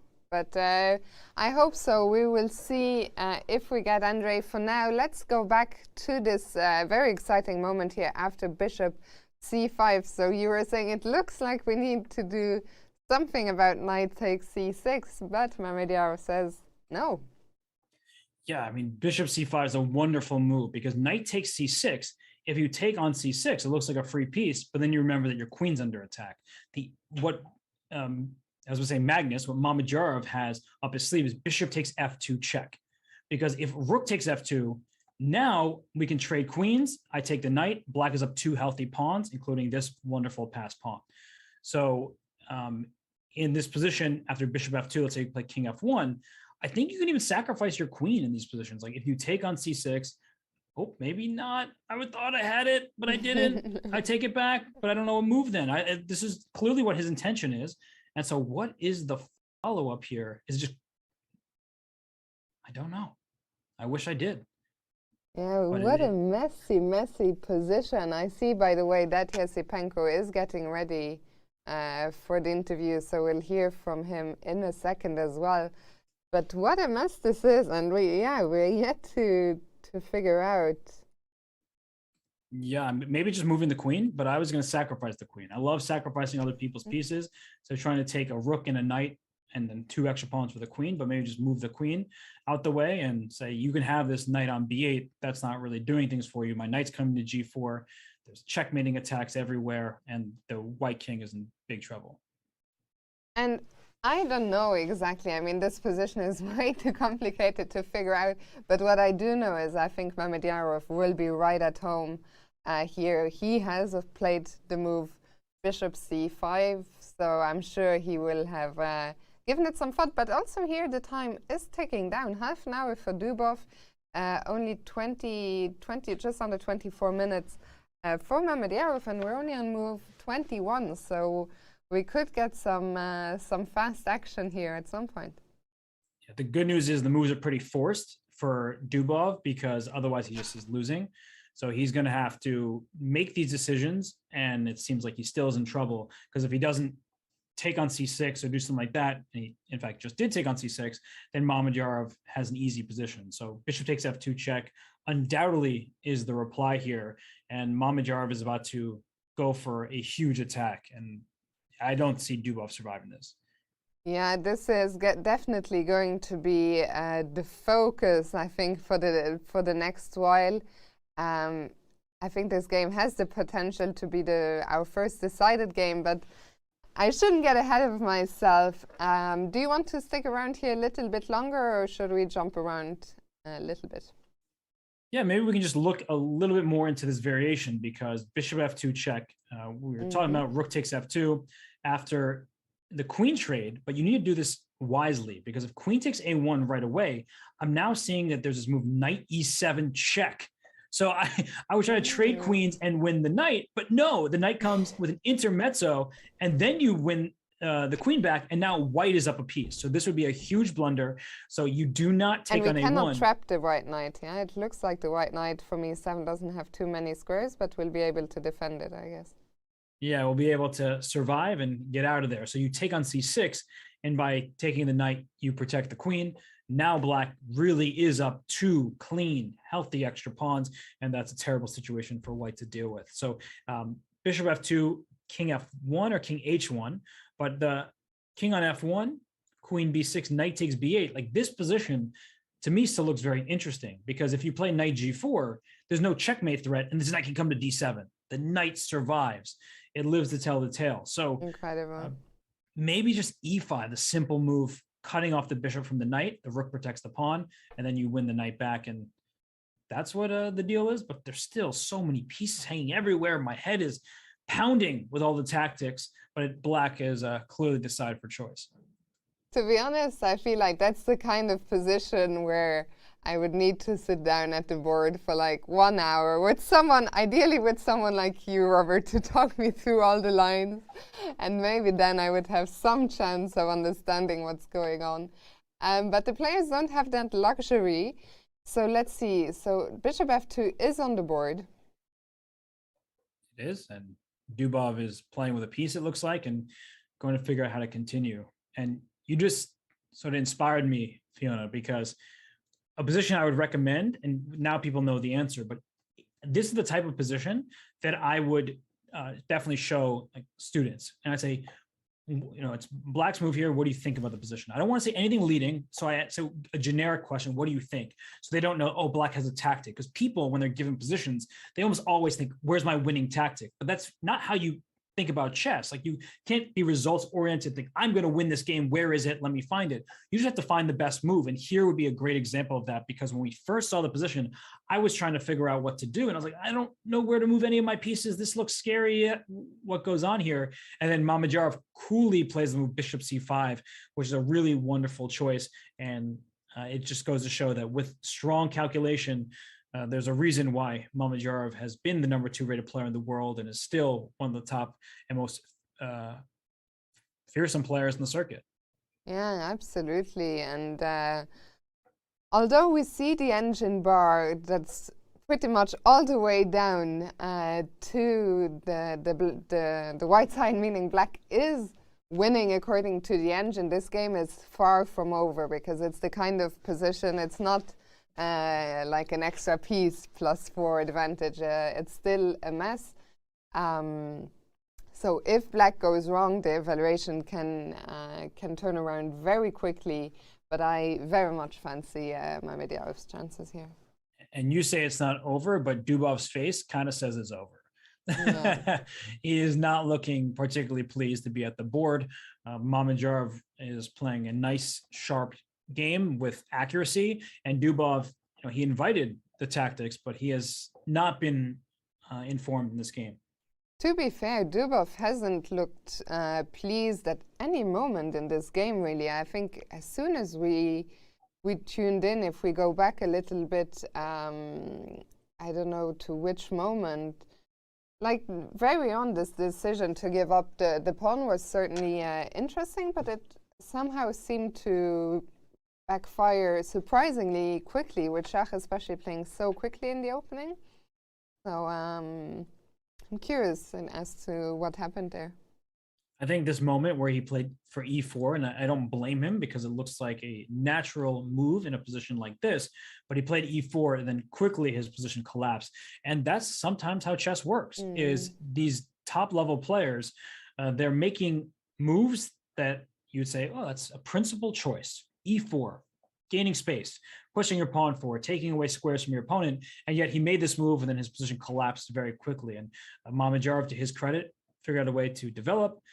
In Dubov's knight went, but it really didn't do anything besides get in trouble. Sorry to interrupt you, Robert, but Esipenko is now ready with the interview, so we're going to go back there and hear what he has to say.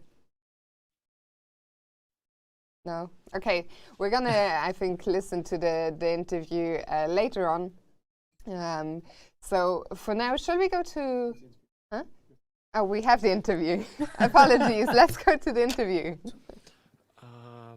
Yeah, of course, but I didn't like the way I played, and yeah, after the opening, I thought that it should be slightly better position for me, but then I realized that it's not that clear, and it's maybe I'm just worse somewhere. So. It's a quite good result, I think. Yeah. Were you the one who actually offered a draw? Yeah, I think so. And did you expect him to accept it? Because that's not very common for him. I didn't expect that he will accept the draw, because I thought at this moment that maybe I'm slightly worse, but I didn't see where exactly. So when he accepted, I was like relieved a little bit. Last year you beat Magnus. Does this game make you famous in the chess world? Keep people reminding you of that? Maybe. I think yes. Okay, thank you, and good. Thank you.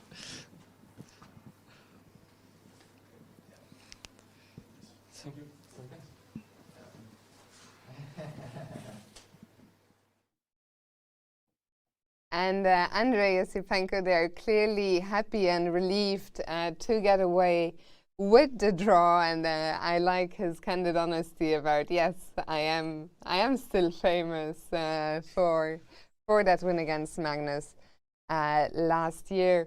Robert, I think we're going to take a quick break to recover from all these emotions from our first decisive result. And our first result, not decisive, we're still waiting for the first decisive. And we'll be back after a very short break, so don't go anywhere.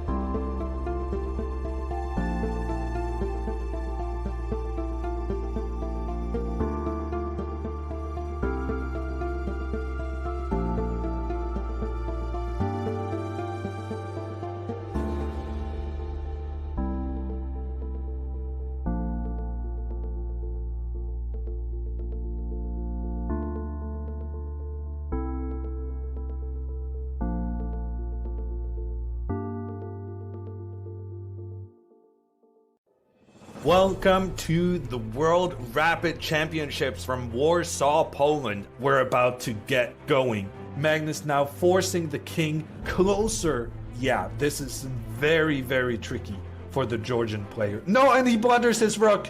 Oh my gosh. He blunders his rook. And Magnus wins the game. And that was a lesson in just pressure, pressure, pressure. Duda, he has 3 pawns more than his opponent. Duda has won 3 in a row. He's getting off to a fantastic start. Gunina and Kostenyuk, 2 players with a perfect score. They're going to be facing each other. Kostenyuk, once again, has turned it around. And for the first time in the game, Gunina is down on the clock. Gunina is going to have to resign what initially looked like an amazing game from her. Magnus still has the threat on the pawn. There's the threat of rook f2. Magnus was actually very clever in how he just avoided the trade.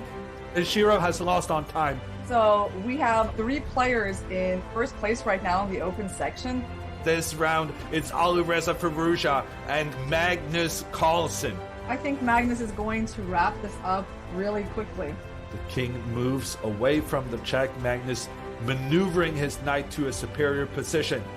And Alireza resigns the game. The number 1 and number 2 players in the world right now. And Magnus Carlsen coming out there victorious, needing a win here if he is to have a sole lead. Magnus just simply retreating the king 1 step back. There's no stopping him from getting a queen on the next move. He's gonna win it, and he's gonna take the lead in this tournament. Carlsen playing against the youngster from Uzbekistan. Abdusatorov has beaten some really strong players in this tournament, and that makes me kind of optimistic about his chances against Magnus here. And Magnus now is going to give up another pawn. Wow, look at this. For the second time, Magnus is giving up pawns in order to just get rid of them. There's a check coming in here from Abdusatorov, and Magnus resigns. Abdusatorov takes the lead after a win against the reigning champion. Carlsen will have the opportunity to strike back with the white pieces against Nepomniachtchi. Magnus is probably regretting this knight cd5. Now he's definitely forced to be playing for the draw. He's not going to be catching Jan Nepomniachtchi. That was surely a very disappointing game with the white pieces. It's the big matchup of this round. If Kostenyuk makes a draw with the black pieces, she will be crowned world champion. I would have to give the edge to white in this position because of the permanent nature of black's king problems. I agree that this is an advantage for white. What? It's over. Kostenyuk is the champion. Yes, Kostenyuk, she had a wonderful tournament, a very convincing first place with 9 points. Alexandra Kostenyuk, the new women's rapid world champion. Nakamura facing off against Carlsen. We've been waiting for this pairing, and it couldn't have happened at a better time when everything is on the line. Magnus moved his rook and no longer is trapping that king on the edge of the board. Yeah, I mean, rook a5 is a pretty good move, but also king g2, as you said. And Magnus gives it up. It's a draw, and the rules of the event stipulate that only the 2 players with the best tiebreak score will be allowed to play the playoff. Third place, then, the bronze medal for Carlsen. It is Abdusatorov getting ready for the game. He will be facing Jan Nepomniachtchi of Russia. And Black's king doesn't manage to get back to defend the pawn. So Jan Nepomniachtchi is steering this game towards a draw. And that means Norderbeck is going to have the match ball with the white pieces in the next one. Nepomniachtchi getting rid of that last black pawn. Norderbeck getting rid of the white pawns. The guys shake hands. The white king is trying to run away from the checks. The rook just keeps checking in on that white king. Can the king get away? Both players are down to just 10 seconds on the clock. The king is finding shelter on the side of the board. Now he's returning to that checkmating idea that Irina identified earlier on. And now here comes the new queen. Yes, the new queen comes in, and then he's going in for the checkmate. Nepomucci will have to, and he resigns. Nordirbek Abdusatturov is the new rapid world champion. Wow, this is an amazing turn of events. I mean, what a special moment that we're witnessing.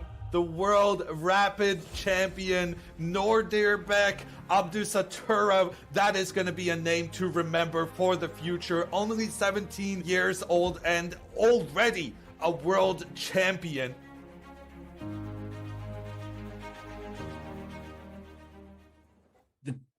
The Chess.com Rapid Chess Championship is a brand new world-class online rapid event series for the top 100 players, top women and top juniors in the world.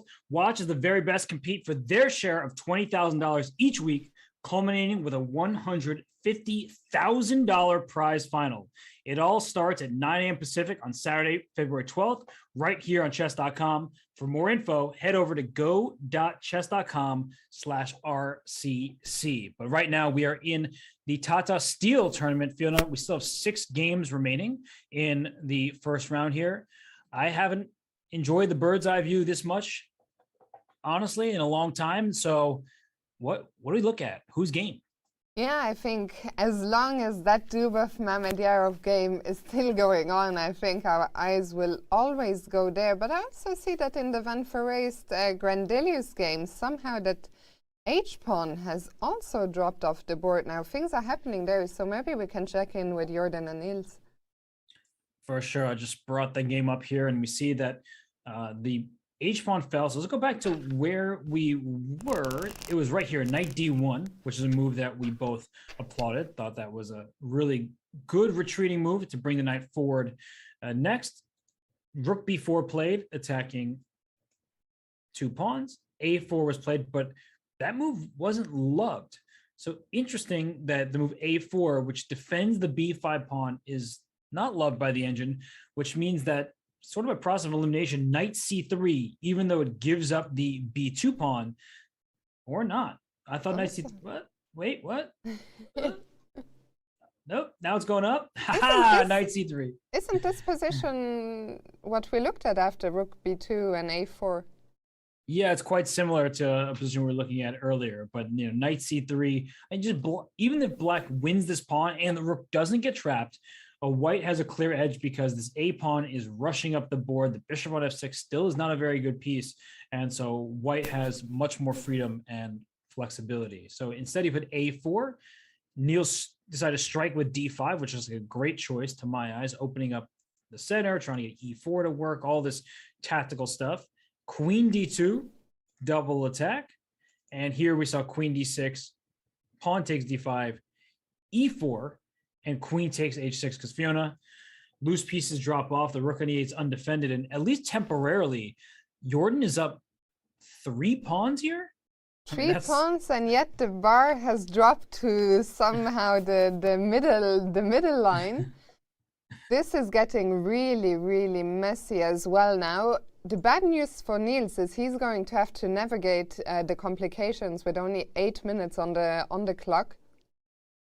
And yeah, but the queen's coming off must be good news for Niels, I guess. From a time point of view, definitely. From a material point of view, maybe having like the queen and the bishops and all that was giving him a good counterplay. Mm-hmm. For example, queen takes d5 here. You could keep the initiative up. There's no checkmating attack. The knight on f3 can't get into the game on the king side. So perhaps queen takes d5 was another choice that was available. But queen f8, we saw a trade, and now knight d2. And it is 3 extra pawns that can quickly become 2 extra pawns.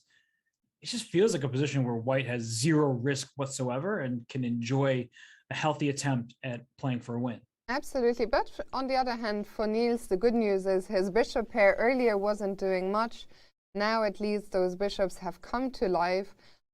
So my feeling is that his chances at least maybe somewhat better than the last time we saw the position, but of course Jorden still in the driver's seat.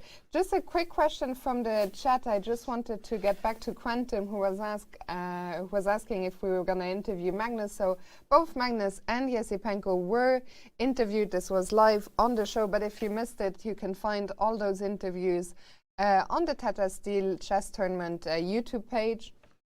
And we will probably at some point in the tournament have some in-studio interviews as well, but we'll save those for the really, really exciting games. So yeah, back to this. Niels has just captured on d5. Jorden is taking his time. Maybe we can jump around a little bit while we let Jorden think.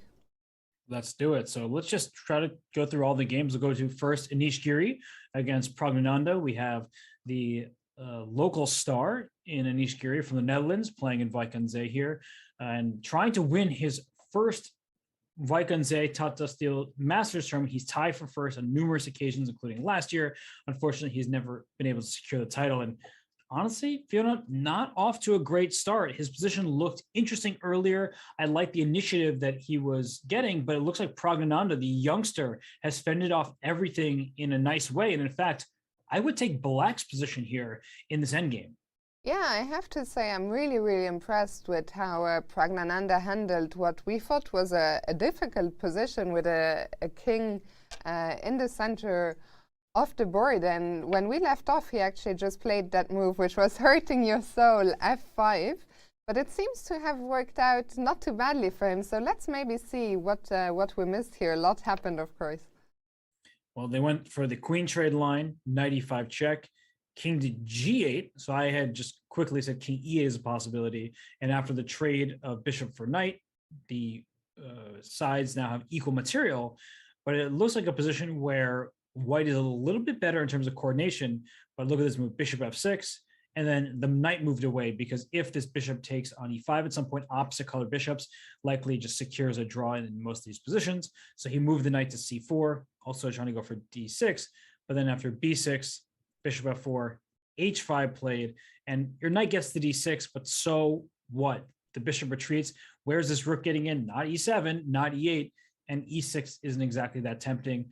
Knight goes back to e4, and then we see a trade with king f7, and there's definitely nothing here for White. And the reason why, Fiona, I like Black's position is that in endgames, having outermost pawns can often be an advantage. And if we look at the situation here, White has this pawn on d4 in the center, and Black has this pawn here on b6. So there are outside pass pawn potential for Black. Of course, the game is equal right now. We see the eval bar saying as much, but in an endgame like this, I like the outermost pawns better, which is why Grunfeld endgames are often pretty good for Black, whereas in the middle game with an extra pawn in the center, that's what White enjoys. In the endgame, Black enjoys the outermost pawn.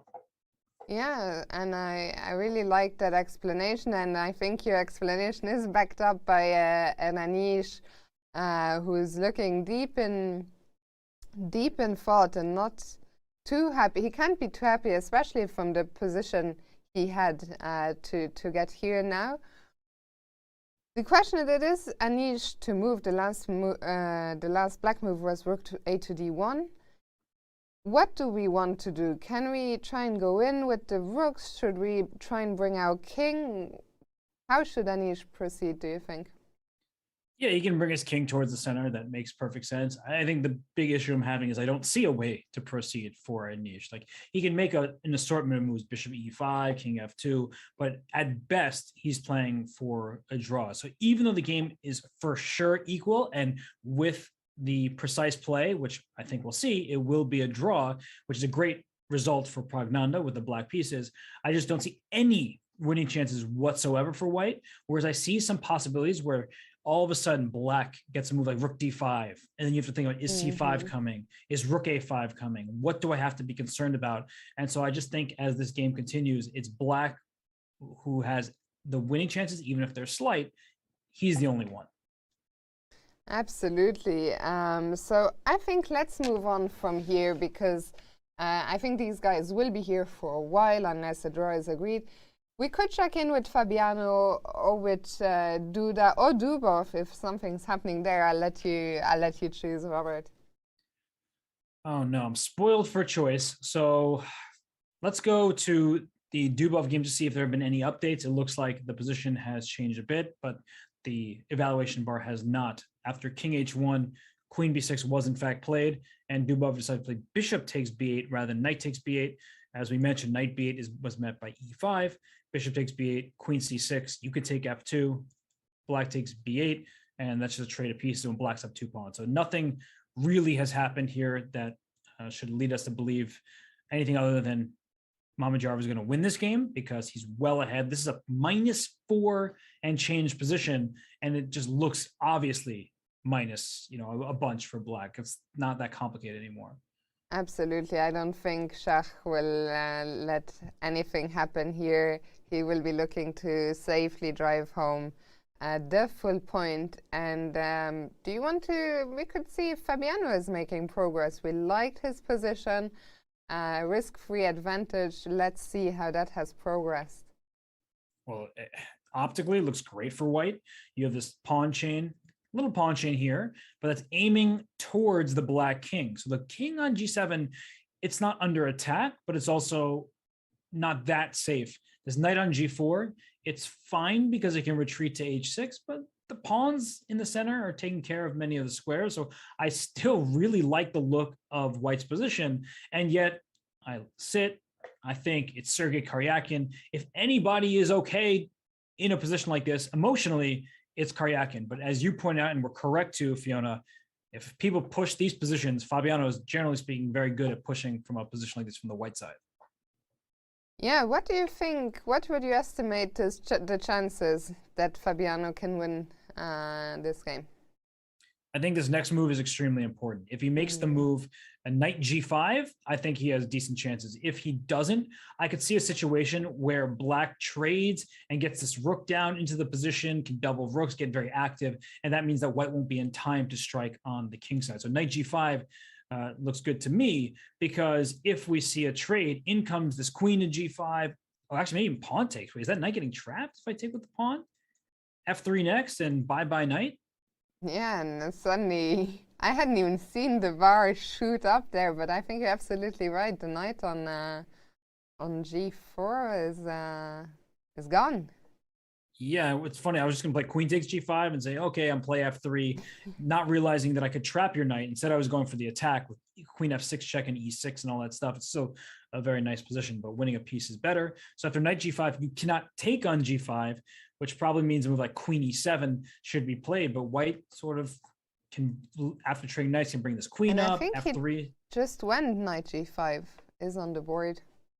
Yeah, it's a very Fabiano-like move, mostly because it's good, but also because he's not one to sort of dilly-dally. He really likes seizing the initiative. He's great at calculation. So in comes knight G5, and now it's Karyakin down to 15 minutes for 15 tough moves. So both players are in relative time trouble. Yeah, we're getting closer here. Let's remind everyone, it is a very long time control. The players get 100 minutes plus 30 seconds per move for the first 40 moves, then additional 50 minutes for the next 20 moves. Again, there is always a 30-second increment from move 1. And finally, after move 60, an extra 15 minutes. But I feel very often, especially leading up to the first time control, we don't notice that difference so much of the extra 10 minutes, because I feel very often the players just burn those extra 10 minutes sort of in the opening and middle games, and we find ourselves with the same sort of time trouble situation towards the end of the first time control. Yeah, the players who play fast will play fast pretty much regardless of the time control. The players who like to think, they're going to be deep in the think tank at relatively early moments. So I agree with you, Fiona. An interesting choice, though, by Karyakin. Go A takes B4, allowing knight takes E6 check to mix up the pawn structure. And knight takes G5 isn't a plan because we just saw h6, g5 will trap the knight on g4. So Fabian has a choice. Does he take on e6 or does he just simply go quickly, take back on b4? Your move, Sergey, what are you going to do? And one of the really big ideas is to play b5 for white. So queen e7, it does protect this knight, but it allows b5 and the queen is no longer covering this d5 pawn. So if the c6 pawn is gone, down goes d5. This position really looks promising for Fabiano, and I would keep the status quo and take on b4 rather than take on e6, even if taking on e6 and then take on b4 is also really nice. Yeah, I wonder if we need to be a little bit concerned, first of all, about that move you're just highlighting, queen e7, but also about the opening of the f file. I feel I prefer the other line you showed just because my feeling is we give the opponent a little bit less counterplay. I'm with you. There are fewer options for black after a takes b4. So a takes b4 is what Fabiano just in fact played. And if queen e7 now, there's no pawn hanging on h4 and g5 is already defended thanks to the pawn and the queen. So b5 is possible, trying to break down this little pawn chain here. And if d5 falls, then black is just in a world of hurt. This position is really unpleasant for Karyakin. And I know I keep stating, if anyone can do this, it's Karyakin. But the more I look at it, the less I like black's position. And I think that no matter who the player is, they're going to be very uncomfortable in the current setup. Absolutely. I also really fancy Fabiano's chances. So we will come back here. There's one game I was curious about. It's Duda Report. I feel we haven't seen it in a little while. That was very interesting. I just wanted to check if we can get an update there. Whoa. It's a very different position than when we left off. Absolutely. Shall we go back to where we left off, maybe? Let's do it. So it was around... So he did, in fact, play knight c5. So he didn't take on e5. He played knight c5. And after the trade, it's more or less what we were talking about, where black wins a pawn, but the queen side is favorable for white, even though black has the material. And rook d7 came up there, and then rook d1. And I mean, you look at this position, Fiona, at least to me, material doesn't seem that important. No.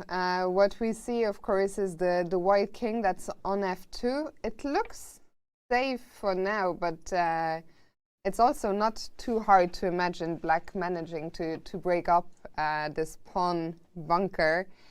And yeah, that's actually what he set out to do on the very next move with this move h5.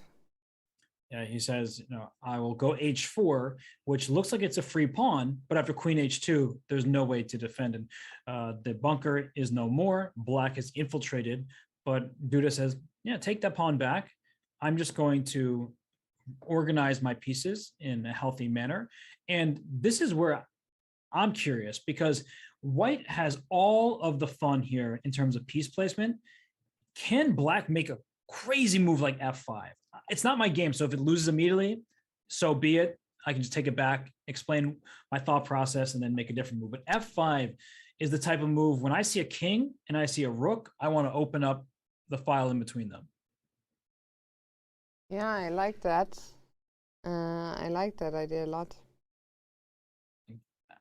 I don't know what the response should be, but it also is scary opening up a rook on the 7th rank. But hey, I don't want to sit passively. I want to try to uncork an attack. So what if I try and hit g7, if I go queen d4?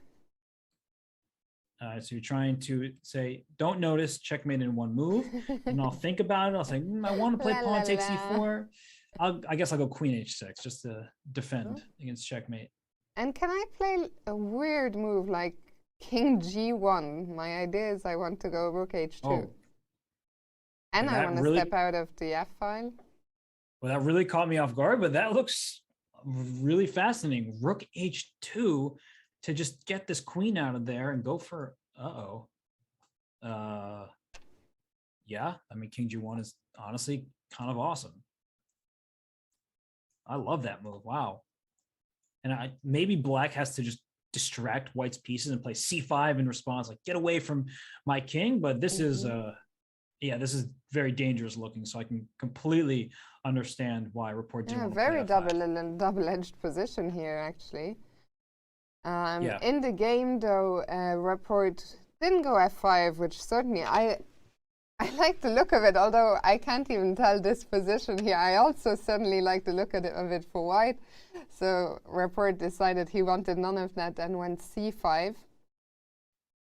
And Jan Christoph getting his king to G2, so now the queen has no entry squares. And also, I guess it's in a way a little bit of a prophylactic move because F5 could still be happening in the future. So I think the king just a little bit safer on G2. Yeah, it's definitely much safer over here. And now it's starting to look promising for white. The rook on D7 is a great piece. The rook on D2 might join the rook on D7, the 7th rank later, if this rook moves somewhere along the rank. And I mean, black, with the exception of F5, I don't see active play here. This bishop now can move away. It couldn't move before because Queen H2 check would have been a problem. Now that the H file is covered by the king, this bishop leaves F1, and this is not good for black. Yeah, also this game here, the time is ticking down. We see both players at the board, very focused. I think we should come back here. Let's quickly check. I'm reading that Vidit is pressing. So let's go back to Vidit against Shankland. All right, I'll pull that up right now. And we see that Vidit here, he has the white pieces. Woo, a lot has changed. And the last one was F6. Ben Feingold is saying, never do that. But we left off just to quickly go through the moves. H5, C5, the break by Shankland, saying, I'm not just going to let you checkmate me. I need to open up files for my pieces. And the rook came to C1. We see a trade. Knight F8 is the choice. And this is why the eval bar, the players don't sit in this position and say, oh, it's equal. They think, oh, it's interesting. White has some chances to make moves like rook C5, going after this pawn here. Black says, let me defend the pawn. And perhaps the other rook was better, but how do you know that? You need to calculate. It's very difficult. And once this happened, the rook came to C8, the rook came to D7, and then the knight to E2. And the problem in this position, as the rooks were traded and the knight came to F4, is white is first to the action. White's knight attacks this pawn on D5, which you would love to win. This rook can slide to E3 or C3 and go for the open file. And if you play knight E6, you may just be strategically lost in a position like this. I guess you see the eval bar going up because white's rook will end up on this file. We can take on G6 first, but white's rook will then infiltrate, and then this pawn is a backwards pawn. It's not a situation that you want to be in. And this king. Actually, can I ask you a question about this this position right here? Because Yes. as white here in this kind of endgame, I'm never too sure. Do I want to take on G6 or do I want to go H6 and try and restrict the black king? So I'm curious to hear your thoughts on that. Normally, I would want to play H6 because you restrict the king, try to get my rook to 7th rank. But I think in this position, you can just walk your like rook over here. And I think that this just is strategically one for white because when we look at the position, white controls the open file and black can't attack anything. This king can just come to E3 and it's trying to walk all the way up into over here into E5. And let's say you play rook D7 and say, you're not playing king F4 after rook F7. Now I have check. And after king G7, I move like rook to E8 and your pawns are all in trouble. So basically this position is just already very concrete. Yes. And the whole position is just falling apart for black. And it's kind of crazy, right? It looks like an even position by material. What's the big deal? No, white is just much more active and has better pawns. Yeah, so looking tough for Sam. Let's see, after F6. So Vidit decided to take on F6 first. And I think Sam wants to play king F7 and win this pawn back, but it's probably not that straightforward. But you know, that's kind of the obvious idea, at least. Well, we have a look. So if king F7, and that's what Sam has just done. Okay.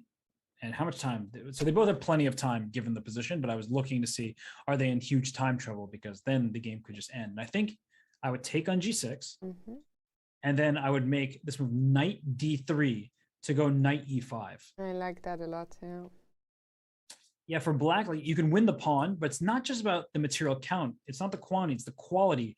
Now my threat is rook F3, rook F7. if you play king to g7, I still play rook f3, rook f7. Stop it. Yeah, my knight covers. This is terrible for black. This is really, really bad. And Vidit kept the pressure up. And I know, Fiona, right? We got there. You're like, there's no queens, the end game. And most players feel that way. But the pressure was mounting. And Shanklin, he plays his move f6 eventually. And he may liquidate a little bit, but the resulting position is a huge problem for him. Yeah, it's so tough in these positions. I don't know, f6 maybe was not the best move, but I find it so hard as the defending side to, I think this, maybe it was difficult anyway, but it's so hard to decide when do you need to just sit and do nothing, and when do you have to try and defend more actively, and it's a tough balance to strike. And sometimes you have to think creatively, and we often think endgame's creativity. What are you talking about? But this is a position where I don't want to put a number on it, but I will just because people like that. Let's say 99% of positions, you would never play the move g takes h5.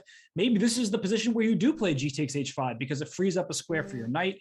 It distracts some of White's pieces in the process. So g takes h5, I don't think I could play that in the game if I wasn't just talking about it. But now that I'm thinking about it, like this knight coming in that looks really scary, but maybe this is acceptable for black, even if it looks terrible. Like I can't even look at it. I'm going to be honest. But you see the eval bar actually saying that. It's yeah, I'm shocked, to be honest. Yeah, are we sure?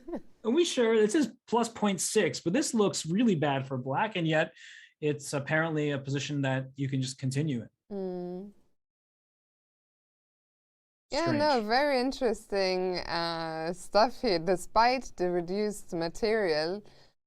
But this one is indeed, I really like your suggestion of knight d3 here. Yeah, it seems actually quite straightforward. Is improving the. Does rook f3 make any sense? Aha, tactical. Yes, it does.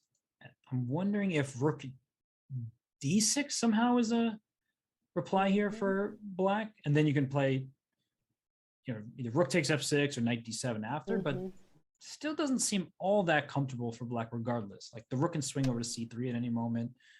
So, Robert, I'm sorry to interrupt you. I think since these guys will make time control, I'm reading in the chat that a lot is happening in the Mamedyarov games, so let's go back there and we'll come back to this one a bit later. Okay, here we go.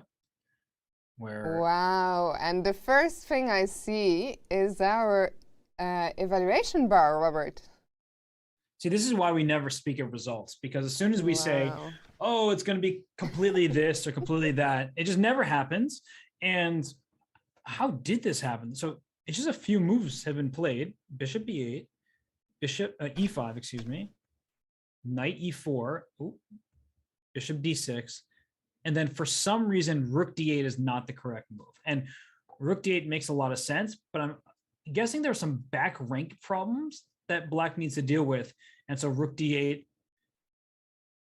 walks into something. Is it bishop takes b4 somehow? Like, wait, actually, is it just bishop takes b4? I can tell you, I don't know, can Robert see the notes as well, or is it just me? No, so Robert, I can tell you, I got the answer here. There's only one move here for Dubov that holds, that gets the equality. And is it not bishop takes b4? Because it's not bishop b4.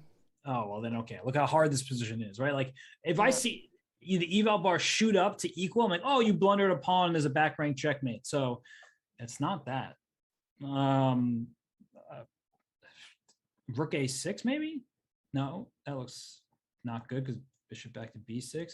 Now I'm playing this guessing game where I'm not going to get it right, and then everyone can laugh at me. Like, this is such a difficult position. Because actually, once you see it, it makes sense, I think, because there's a pinned piece in the position. Oh, right? Okay, then rook e2. Yeah, rook e2. You told me, as soon as you pin piece, I'm like, oh, wait a second. Yeah. So rook e2 and f5, there's en passant after. Okay, wow. I mean, this is still all very far from obvious. I mean, rook e2 is like, you should go through all your motions and consider the options here.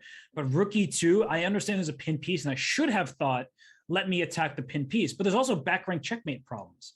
True. So bishop takes b4 is tempting to remove your rook from the back rank, and then I can try to bring my pieces down to the last rank. So, I mean, rook e2 is such a nice, patient move, taking advantage of a pin piece here. But wow, yeah, I think it's one of these examples. It's very easy to get tunnel vision, like especially this A-file tunnel. Like you think, okay, these two pieces need to stay there because that's how I can create some counter chances, and then to just remove one of those pieces. Sometimes it's just very hard to consider these moves.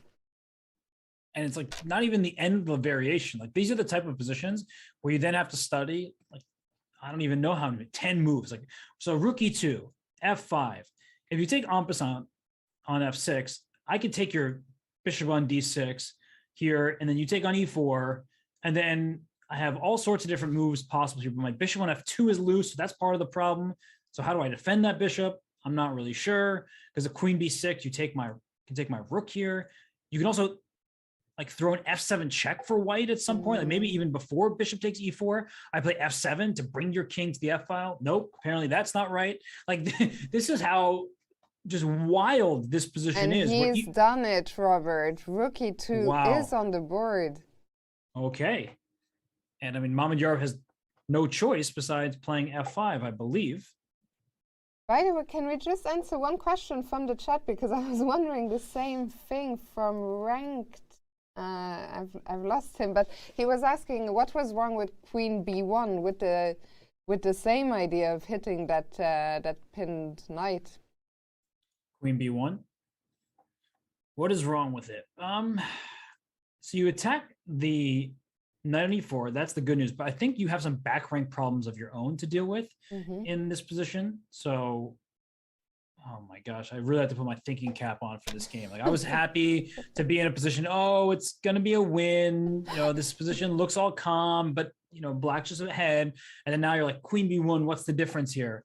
But I there must be a back rank thing. So let me think about it. So this is the square. Yes, rook d5. You walk yourself into more of a pin. But the point is that if you take with the bishop, I take on d1 and then win your bishop on e4, and if you take with the queen, your rook's hanging, and if you take here, I take with the pawn and just that's an incredible move, rook d5. I mean, this game is just ridiculous. Like it's so bizarre. And yeah, let's go back. So after rook e2, Schach instantly played f5, and look at the time situation here. We're only on move 27, which means the players still have 13 moves to make each. And Dubov is down to under 6 minutes. Schach only 3.5 minutes on the clock. Yeah, this is anybody's game at this point. And e takes f6, en passant played. Wait, that has to be the move. But I guess the engine is trying to figure out this position as well, right? The engine being not on the highest of depth, but look, it's thinking.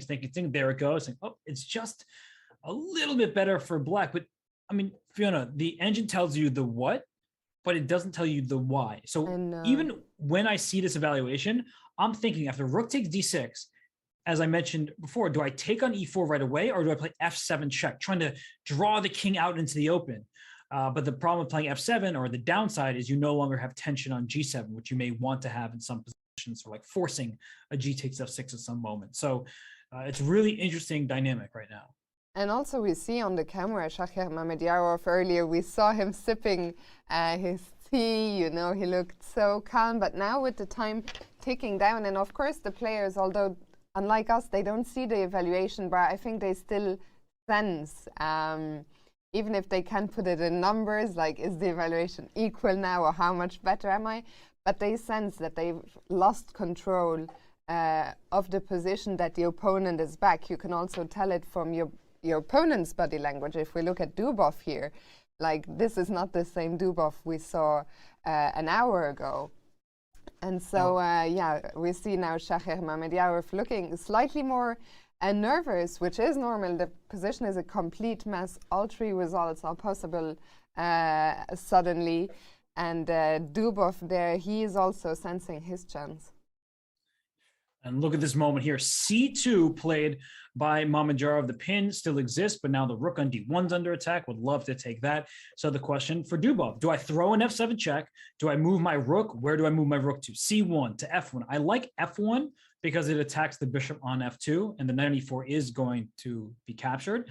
So I like rook F1. I'm just not sure, do I throw an F7 check first or not? And I don't know how to answer the question either. Yeah, how do you make that kind of decision during the game? And I think he has reached, yeah, he has gone F7. Okay, well, it's clear that King king F7 was takes. 4. And now rook F1 for sure. Mm. And this is a problem. Wait, I'm not sure at all. Like wait, so if... Wait, I don't know tactics based on knight G3 at some point. So the bishop saves the day, but yeah, if knight G3, pawn G3, and rook H5 would be a checkmate, right? Would be very cute, yeah. Yeah, that would not be fun for white to see, but we are not in time to still take on on D6, I guess, yeah? Yeah, I mean, queen takes D6, let's say we start with that. Then after bishop takes E4, I mean, this bishop is lost on F2 because pinned, and then this is hanging. So you know what, Fiona? You might need to start with this move here, C1 equals queen. This game is oh my god, in the best way. I mean that as like a compliment to the game. Like rook to D1, like that's the sorry, C1 equals queen. Rook D1. I don't know what I'm saying, but C1 equals queen is the move. And then if you take on C1, now queen takes D6, and after bishop takes E4, there's some move here. What is it? How does it survive? I distracted your rook away, but I don't have rook F5. What a mess. What a mess is right. But what is the move here? Like, how is it just... I was trying to distract the rook. Where is it? Where's... What if I take... Can I take on G3? Probably not, right? Oh my gosh, you know what just happened? You're not going to believe this. What? In my head, I thought the bishop was still pinned. Like, I'm like, oh, I didn't even think about moving the bishop because in my head, the rook was still on F1. And you said, take on G3. I'm like, Fiona, are you sacrificing your queen? Like, yeah, what? And then I'm like, oh, you mean bishop G? Okay, well, if the bishop can move, then obviously black is still fighting here. Wow, that was a... Whoa, okay, I'm gonna... But maybe then we also, if you just missed that, then maybe not bishop G3, maybe bishop D4 or... Yeah, the bishop can just retreat. I was looking at rook F5 doesn't make any sense now that I realized the bishop can move. I thought the rook was still here. Okay, it's been a fascinating morning of chess. Rook F1 is indeed played, and I do think that Mamedyarov has to play C1 now. Yeah, this is a big moment here. 3 minutes on the clock now each. What if you had to predict a result in this moment of time, Robert? What would it be? I predict that I will not be able to predict most of the next bunch of moves. But besides that, I would still want to say Mamedyarov has good chances, but his king is the weaker king right now. So in time trouble, usually the side that has to defend the king is the one struggling. Yeah. So I think we will know within the next 10 moves. I think it's very likely to be, this game is very likely to be decided here in the first time control. Yes. And you look at their faces, you mentioned noticeable shift. Dubov still doesn't look like that thrilled. And chess players, even if their current position is pretty good, they're still mad at themselves for like playing badly earlier. So I think Dubov is not exactly happy about this game, whereas Mamedyarov is focused. On the other hand, how many times have you seen Daniil Dubov look really thrilled? Wow, that's a great question. He's not easily thrilled, or at least he doesn't show it. Yeah, you really made me think about this, and I don't have a good answer for you. I've played him once, so I stared at his face for hours and hours one time, and I've commentated a ton of his chess, and yeah, you have a point there. He's one of these players who rarely expresses joy at the board. Like, I mean, it's even rare that you see him smile or look happy, but at least he looks less upset than he did earlier. But I agree with you. It's strange to see him. If we didn't know the evaluation of the position, based on what I was seeing, I would think that he's bordering on loss. But look at Shahriar Mamedov, 1 minute on the clock now. Shahriar still has to make 11 moves here. Yeah, this is such a difficult position. They do have the 30-second increment, which will help his cause. But look at Mamedov. He's upright. He's trying to find this move here. And I saw someone in the chat, and I typically don't look at chat, but wait, what? What? Maybe there was a draw for after rook f1. No! Oh, look, I say this every time this happens. I understand why players do this to, like, salvage a half point to make sure that they have no risk, but draw offers are so bad. We've been cheated of a really, really exciting finale here. I am devastated.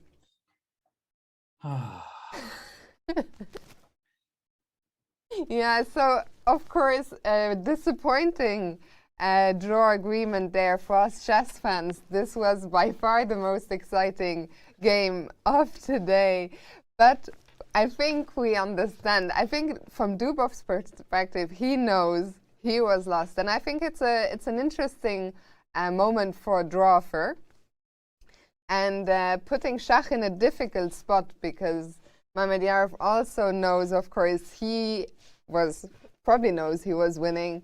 But just this moment, the tide is turning, and yeah, a disappointing draw for us. But what can we do, Robert? I'm switching the game. We're going to whoa. So Duda's down a pawn, but according to the EVO, he's completely winning, and it's because Black can't do much of anything. This king is coming into g5. There's a rook on the 7th rank. And no, I do understand it from the player's perspective. Of course, I've played a ton of chess in my life, and sometimes you are nervous, so you offer a draw or accept a draw offer. I do feel like it deprives fans and just the general public of like there's no finality there. It's like the game's ended and you have to explain, wait, why did it end? They offered a draw. How come you can even offer a draw? Why is that a thing? And then we get distracted by that instead of letting the moves do the talking. So I do get it, but I don't like it. And I haven't liked it for a long time, and I've been very expressive about it. So I think on the bright side, I think we are slowly but surely moving towards a future where draw offers are prohibited in more and more events. Like, I think if we compare the situation that we have these days to what it was many years ago, I think we're slowly but surely getting there. But of course, a day like today, certainly very disappointing for us as chess fans. I'm a little frustrated, but the bird's eye view is here to make me feel better. We don't really care about all of you. It's about making me feel better right now. But in all seriousness, we still have 5 games going. And as I look across those boards here, Jorden van Foreest, he's up 1 pawn and has some passers rolling up the queen side, but his king is in a bit of a pickle. We see Vidit has an advantage against Shanklin thanks to the superior placement of his pieces. The knight on e5 is wonderful. The rook on f3 on an open file, while the rook on d8 is sitting a bit passively. Giri against Pragnananda is level, but I still think that if I took either side, it would be black.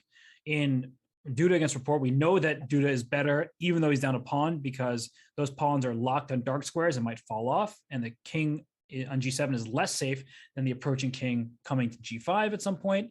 And then we see Caruana and Karyakin in a slugfest that might peter out with a queen trade, and that's all the games. Because so which one hasn't reached move 40 yet? Let's have a quick look at Duda. So Duda, we're on move 34. Just was played. Yep. We could stay here. Duda is only 30 seconds on the clock.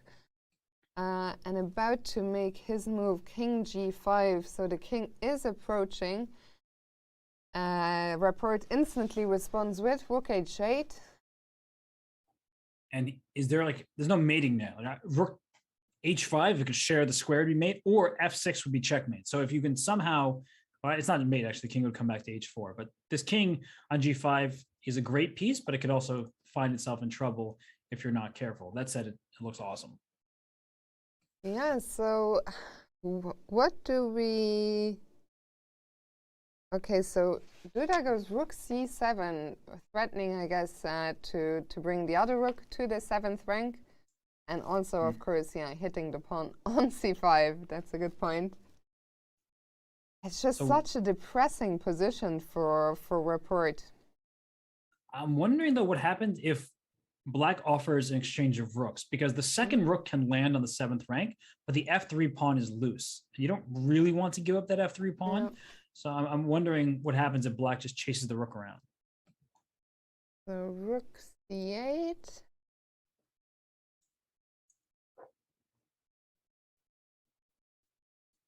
Yeah, this I like that you convinced the engine with your move, Robert. I feel powerful. You know, rook c8 was in fact played, and if you trade, your f6 check is available. It was even available before taking back on c8, but it's available in the future. F3 needs to be watched. So I think that Black actually isn't in quite as terrible shape as I initially thought. Rook e7 though. But can we just keep hitting that rook? If I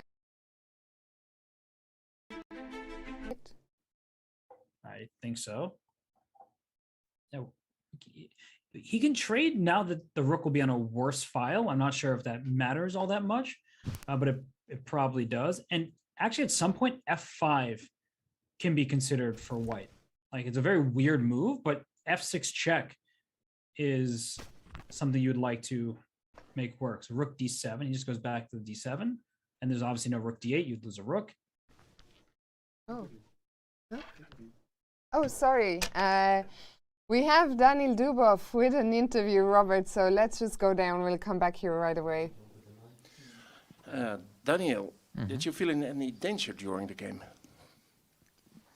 Not really. No, I think I was probably lost, but it's not about feeling danger. I don't know, like okay, that's actually what I meant. I felt very comfortable, but was probably lost. Yeah, this is. Comfortable in what sense? Well, life is good. I don't know. Okay, yeah. But about the position, that's what I meant. Yeah. Yeah, the position was probably bad at some point, but the overall aftertaste is kind of nice. No, I think it was a weird game. I was probably like much worse / lost in the beginning. Then I feel like maybe like I don't know, like two or three moves before the draw agreement, I was probably completely winning. But yeah, it's all in the game. That's what you mean. Yeah, it's nice. I mean, also, yeah, I must say sometimes like your results can be good, but you can feel sort of not really comfortable. Yeah, and sometimes it's exactly the opposite. Like in general, like within last year, I was like constantly tired. I was playing like a chicken a little. Like I was playing some solid games, and I mean, okay, the results were fine. I even increased my rating and stuff. But in general, I didn't feel like it's me, you know. And this time, no, I mean, it's me. Yeah, it's like I'm probably far from my best shape, but at least this game you can actually tell who played it as white. Yeah, I mean, just put the bishop on g2, sacrifice pawns for nothing. I don't know, start playing for tricks. No, this is, I mean, feels nice to be back in a way. Okay, thank you. Thanks. Well, never a dull moment with Daniel Dubov, that's for sure. He's back to himself with a trademark game. Robert, what did you make of his interview? You know, I'm happy he didn't lose, because this way he gave an interview. It was definitely entertaining to hear his thoughts, and he called himself a chicken, which I wasn't expecting. But the game itself was fascinating. He recognized that he was in big trouble. Then he was so optimistic that he felt like maybe, you know, he could even win. And then, of course, the game came to an abrupt end with the draw. And I'm much more fascinated by this current position, but between Duda and a Report, because what Duda did is really instructive. We saw rook c7, and then we saw rook c8, and then rook e7, rook e8, and then rook d7. It's like, wait, what was all this shuffling about? But the reason is that Black doesn't actually have a good move right now. If you move this rook away from the e file, you lose e6. That pawn is pinned. If you move your king back, in comes the white king going for the crush. And so rook f8 was played, and now he played rook c7, and he might be doing a bunch of the same stuff. He's just waiting, and you see rook h8 was played, and now up goes that evaluation bar. And for black here, there are so many problems. c5 is loose. There's problems in the 7th rank, and that move was not liked at all by the engine. And I assume it's just, let's bring the next rook to the party. And what are you going to do about f7? Yeah, rook d7, and rook d7 was move 40, by the way. So Duda will now get an additional 50 minutes, which should be plenty to convert this from here. It's f5. I mean, you just f7 goes down because you can't take with the g pawn after f5. You lose the bishop. If you take with the e pawn, well, then down goes f7 in some way, shape, or form, and I mean, you're just completely crushed here. Yeah, this looks very much like game over. I'm hearing that Jorden van Foreest is also getting closer to winning his game, so maybe we can check in with Jorden and Niels. Okay, let's see how that one's going. Oh, many moves. Whoa, 2 healthy, protected pass pawns here, and it's white's turn. Otherwise, black would play rook to c1, and that would be a bit of an issue for white. So what happened here? It's move 40 was just played by black, so they're getting more time, second time patrol, which means we can take a little bit to go back. Where was it? Here. We saw the queen trade. Rook e3, bishop d4. I mean, black has so much activity in this position. f5, g3. So where did it go wrong? Took. Oh, I think we found our culprit. Bishop c4 was not approved of by the engine. That was not immediately clear. Why is bishop c4? Do we just not want to put the bishop on the c file because of the pawn on c7, or? Exactly. Now this one's hanging, and if you take on f1, the f5 pawn's also hanging. So you're just dropping a pawn, and he tried to bring his bishop in for the attack. But look at this move. You don't just take a pawn because it's hanging. We talked about this earlier, because then bishop f3 is quite scary. As rook g2 is happening, you're probably just losing. I'll even show that on the board. Bishop f3, and good luck to your king with rook g2 about to happen. And there it is, losing for white. So instead, rook c1, great move. That way, bishop f3 can always be met by rook c2 with a trade. And now we see rook c2. This is under attack. This is under attack, and it's a lost ending. This is amazing, Fiona, because we get here, and this type of ending is just losing. The king is cut off. This rook can always slide back to the 5th rank and start winning more pawns, and that's why he didn't go for it. Yeah, fascinating, fascinating stuff. And this one, it was really a topsy-turvy. If we come back to, well, let's get to the current position, but Jorden was better, then things got out of hand a little bit. Niels fought his way back, but now Jorden seems to be firmly back in control. We probably need to deal with this threat of, oops, yeah, threat of rook c1. Yeah, I mean, b6 deals with the threat, it would seem, although perhaps there's some mating nets that you need to be careful about. I was curious. Let's have a look. So if you go b6, rook c1,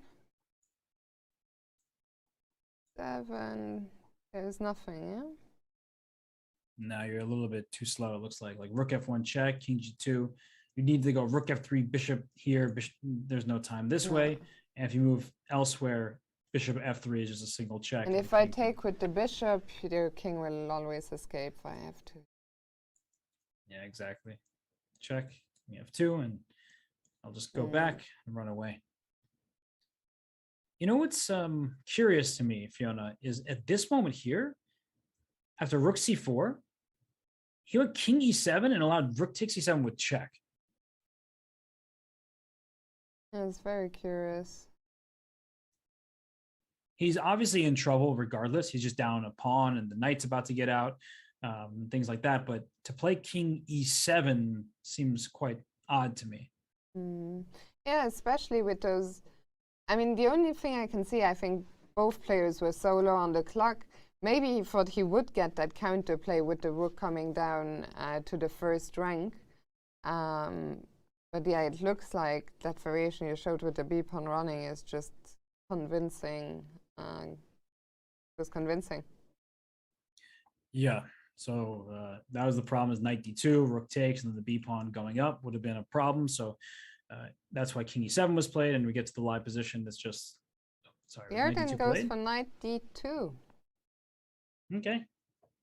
Which looks good enough as well. Not giving the knight, the king will be able to get out via f2, and basically black is helpless against those a and b pawns just running up the board. Indeed. So it looks like this one is about to be over. I just out of the corner of my eye saw the Karyakin position, where Karyakin is up a pawn in an endgame. It's going to be a draw. It's a very easy theoretical draw, and I don't like to, state things about results, but here in their game, it's a complete draw. No chance to win, and both players but know an it. An impressive defensive effort. Oh, and just as we say that, the draw has been agreed between Fabiano Caruana and Sergei Karyakin. So we're still waiting for our first decisive game, but it looks like Jorden, the current title holder, will be the one to deliver that, unless Duda gets there first. Yeah, they're in a race to see who wins. We can come back to this Caruana Karyakin game later, but props to Sergei. He is such a good defender, and here expecting f5 from Duda, it looks just crushing. And yes, by the way, for the clock situation, once the player gets to their zero, with the next move they make, they will be gaining the time. They've already gained it on the physical clock. The DGT relay, the way it works is it will add the time once the move has been made, but they have not lost on time. Don't worry. And let's maybe just let's very quickly check in with Vidit, and then with Anish, and then we'll go on a short break. Well, this position, rook knight, 4 pawns per side, and yet the eval bar is sky high for Vidit Gujrathi, a fan favorite. Of course, he is a top player in his own right, the Indian #2, but he's also become very popular as a content creator and a streamer. And look at this position, Fiona, where it's equal material, and yet white is well ahead. And the reason why is after rook f7, your knight on f8 is not going anywhere. If you ever push this pawn, say to b5, this rook can go over to a7. Activity speaks volumes, and white's pieces are just perfectly placed. If b5, can we not just simply take the pawn as well? Oh, even better point. I was going for to win a pawn. You said, why not do it directly then? A takes b5, the knight is loose. It's funny. I'm looking at like these longer term thoughts, and you're like, Robert, slow down. A takes b5 is free. See a pawn, take a pawn. I like it. Seems like a strong idea here. I mean, black has problems no matter what move is played here. Like you say, play b6. Let's just wait. What's your next move? Right? You just don't have one. Yeah, it's a really depressing position for Sam, and Vidit has all the time in the world here to decide on a plan. Is he going to bring his king in? Is he going to go for a pawn push? Yeah, I don't think Sam is going to be able to hold on here. Yeah, and I don't envy his task. It's one of these positions where nobody in the world would want to have this position from the black side. It's just clear that white has the edge and can press forever, and black will have to play accurately. And what move do you even play as black here? That's another question. Do you play king d6, which will lose the g pawn? But I wouldn't even cash in if I were white. Like, I could take this pawn because I have rook f6 check at the end, but why take it? It's not going anywhere, and black still can't move. And that's why yeah, it's a rough day at the office. Today has not been a fun day for Sam, who really, from what we saw, never really got a chance to get into the game and was just on the defending foot all game long. But it looks like a nice game from Vidit, who will now just need to put the finishing touches on it. That's right. And Yeah, we have an interview with Sergei Karyakin, so let's go there. Sergei, from the press room, it seemed that today you had to work hard for the draw. Yeah, Did you feel the same? Yes, I got a bad position at some moment.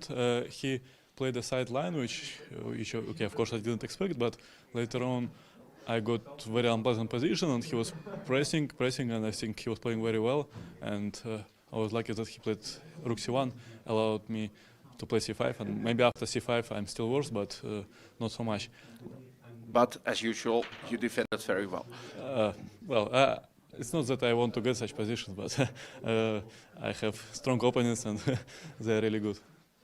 I saw you yesterday at the opening. You seemed very happy to be in Wijk again. Is that true? Yes, I'm very happy to be here.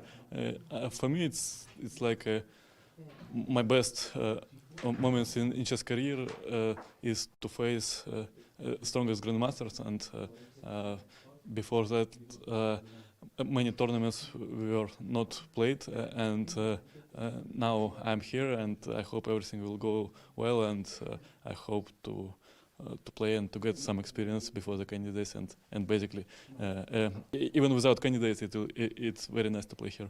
Thank you. Yeah. Good to hear from Sergei Karyakin, who is happy to be back here in Wijk. We still have a few games going on. We've had 3 draws already, one between Magnus Carlsen and Esipenko, between Sergei and Fabiano. And we've just had a result. Let's quickly go there on the camera. Report has resigned his game against Jan-Krzysztof Duda, who becomes the first player to win a game in this Tata Steel Masters 2022. Robert, so much happening today. Yeah, it's been a really exciting day. We see the players talking about their game. They both have a tremendous amount of respect for one another. And Duda has the lead, the World Cup champion, the vice champion at the World Blitz that was recently held. He is just in phenomenal form, Fiona. And I think that some people, they've thought, well, Duda, he's been 2750 for a little while now, 2760. Is that it? And that's already a tremendous accomplishment. But he is showing that he's still improving. He's so young. He's exceptionally hardworking and talented. And it is good to see him win these games, even if you are a Report fan, because Report is awesome to watch as well. It's good to see Duda continuing his climb. Absolutely. I mean, he said to me yesterday in an interview, 2021 for sure was his best year, but he didn't have such a great event here in Wijk, so he's looking to improve on that this year, and for sure he will be looking to get his confidence up before the candidates tournament, which is coming on later this year, which will be the main event of the year for the 8 players who are looking to become the next challenger to Magnus Carlsen. And Robert, I think we're going to take a quick break now, and we will be back in just a few minutes with all the remaining action here from round 1.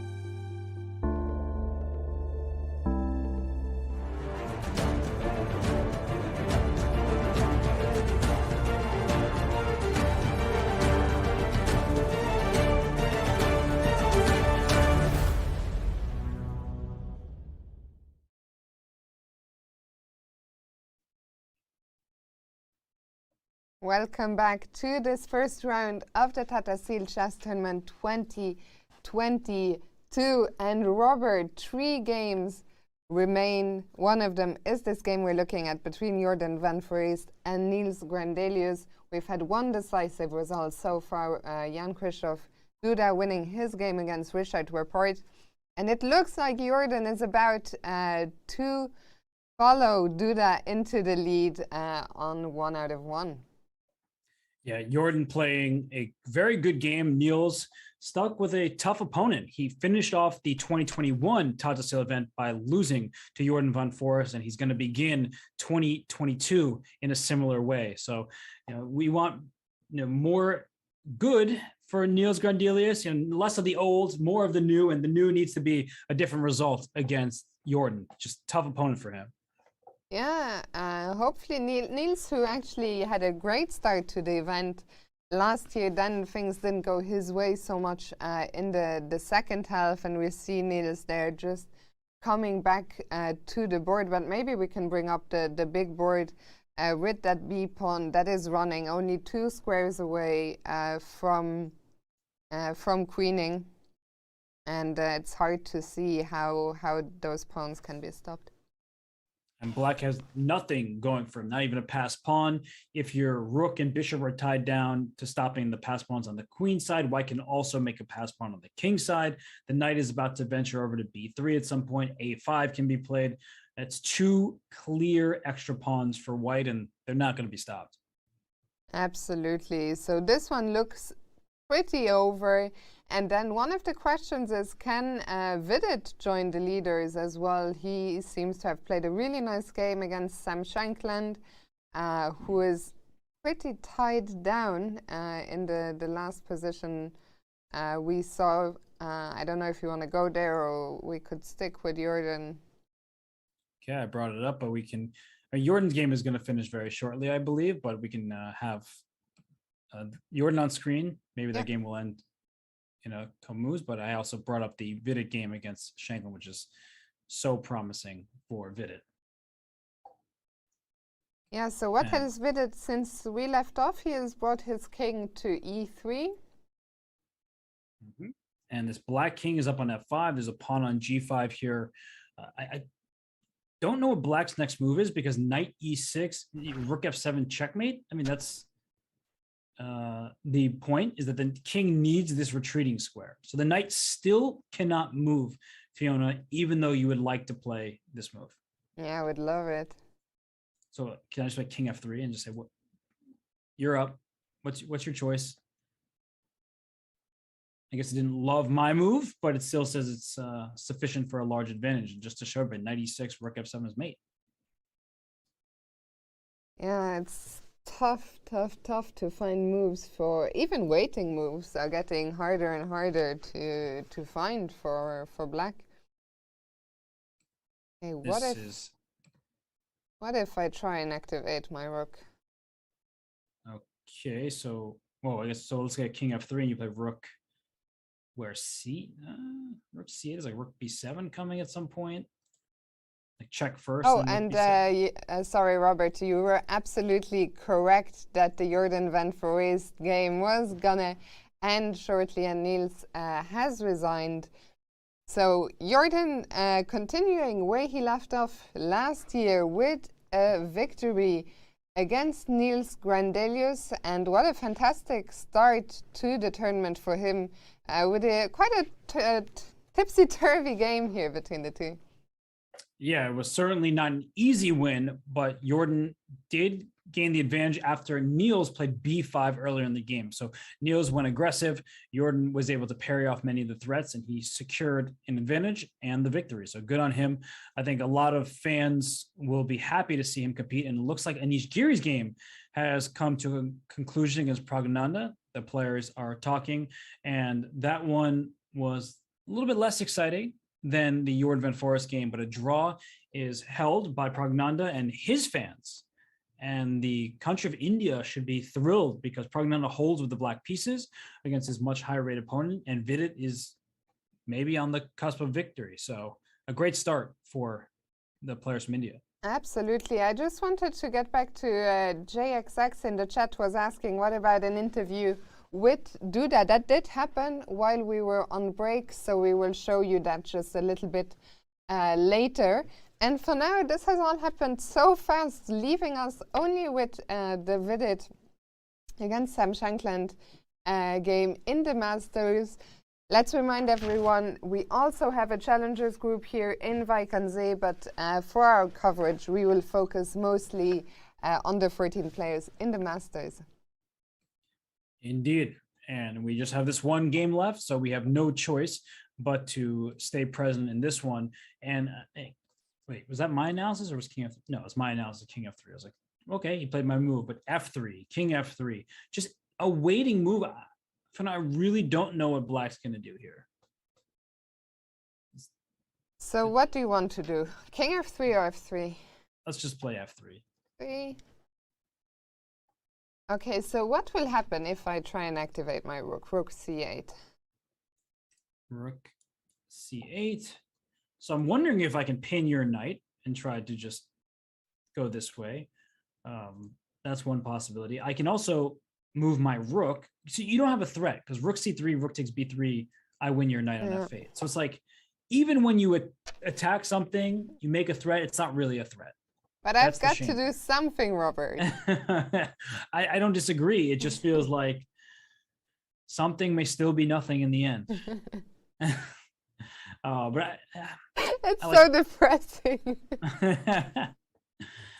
Oh gosh, yeah. I don't mean to, be so pessimistic about the position, but okay. But still, you haven't shown me how you're gonna beat me. So let me make my move. Rook C8. All right. So I'm not gonna go and take your B3 pawn. I'm just gonna. Oh wait, no, you did. Yeah. And if I go back to B8. So you kind of have knight D7, don't you? That's the hope. Chess is hard. Why am I? It feels like I should just be winning in a million ways, but I'm not. So maybe. What's Black's next move? I'm still trying to figure that out as well. Like, let's say if I play King F2. Rook B8.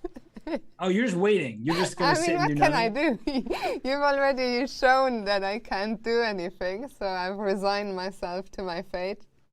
And if I go Rook B7, you still can't play Knight E6 because it's checkmate on F7. And now your pawn's hanging. Yeah, this looks no fun. Okay, so I can't leave B8, yeah? But you also can't stay on B8 either. Oh my goodness. It's like the most upsetting position ever. Like, all right, F3. As soon as you leave B8, I can play Rook B7. I can start with it. Okay, so what can I do? Do I just actually have no move? You don't really have many, that's for sure. Okay, but what about B5 now? You can still take it, huh? I can just take, yeah. Because I have this check. This is not a fun. Why don't we turn roles around and you try and defend as Black? Okay. I'll play white.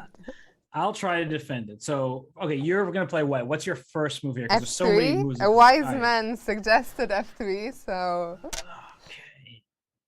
I really don't have moves here.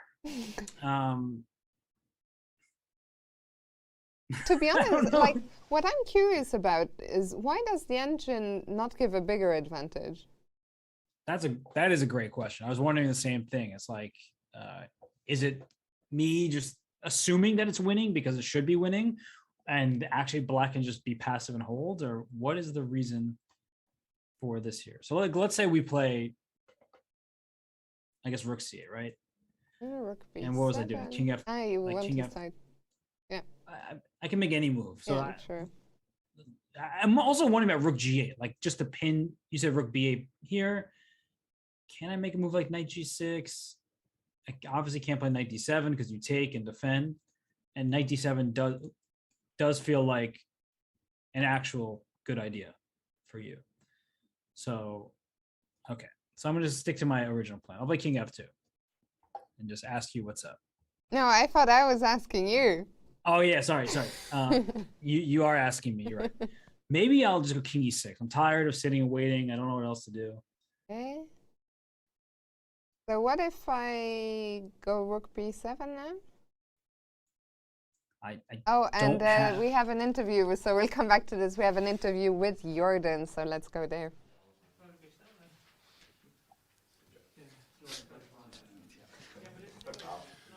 Jorden, congratulations. You picked up where you left last year, it seems.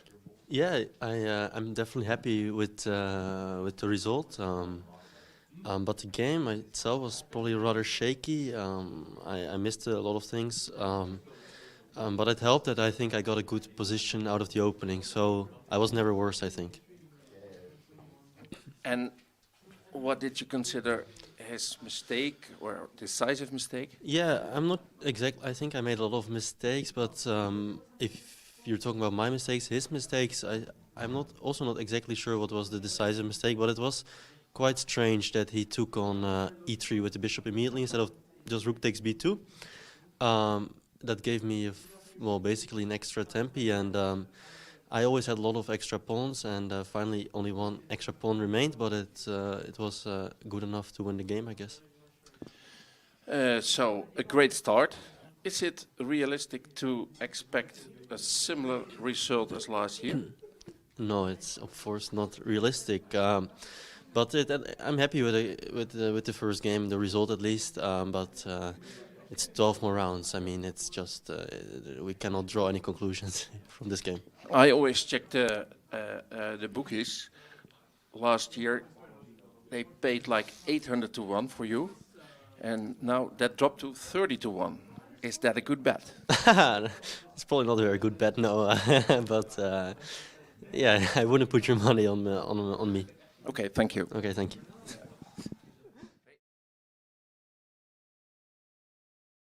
Jorden being very humble there, but I think, you know, he still fancies. Of course, he's not ever going to say it, but he's off to a great start, and I think he will certainly be looking to defend his title here at the Tata Steel Tournament. He's off to a winning start, as is Jan-Christoph Duda. And I think, Robert, we're also immediately going to listen to Duda's interview, which took place just a short while ago while we were on a break. So let's hear what Duda had to say after his win over Rapport. Christoph, congratulations. Today, was it a difficult position with long-term compensation for you? Yes, the game was very interesting indeed. I'm not sure about what I have done, to be honest. Like, I mean, the whole sequence with rook d1 knight d5, I just believed it to be very interesting, but probably not that great for me. I mean, black should be fine with precise play. Yeah, but somehow, you know, I was very tempted to play this knight d5 stuff, and of course, the idea was to play against the right square bishop on g6. So, yeah, and I temporarily sacrificed the pawn.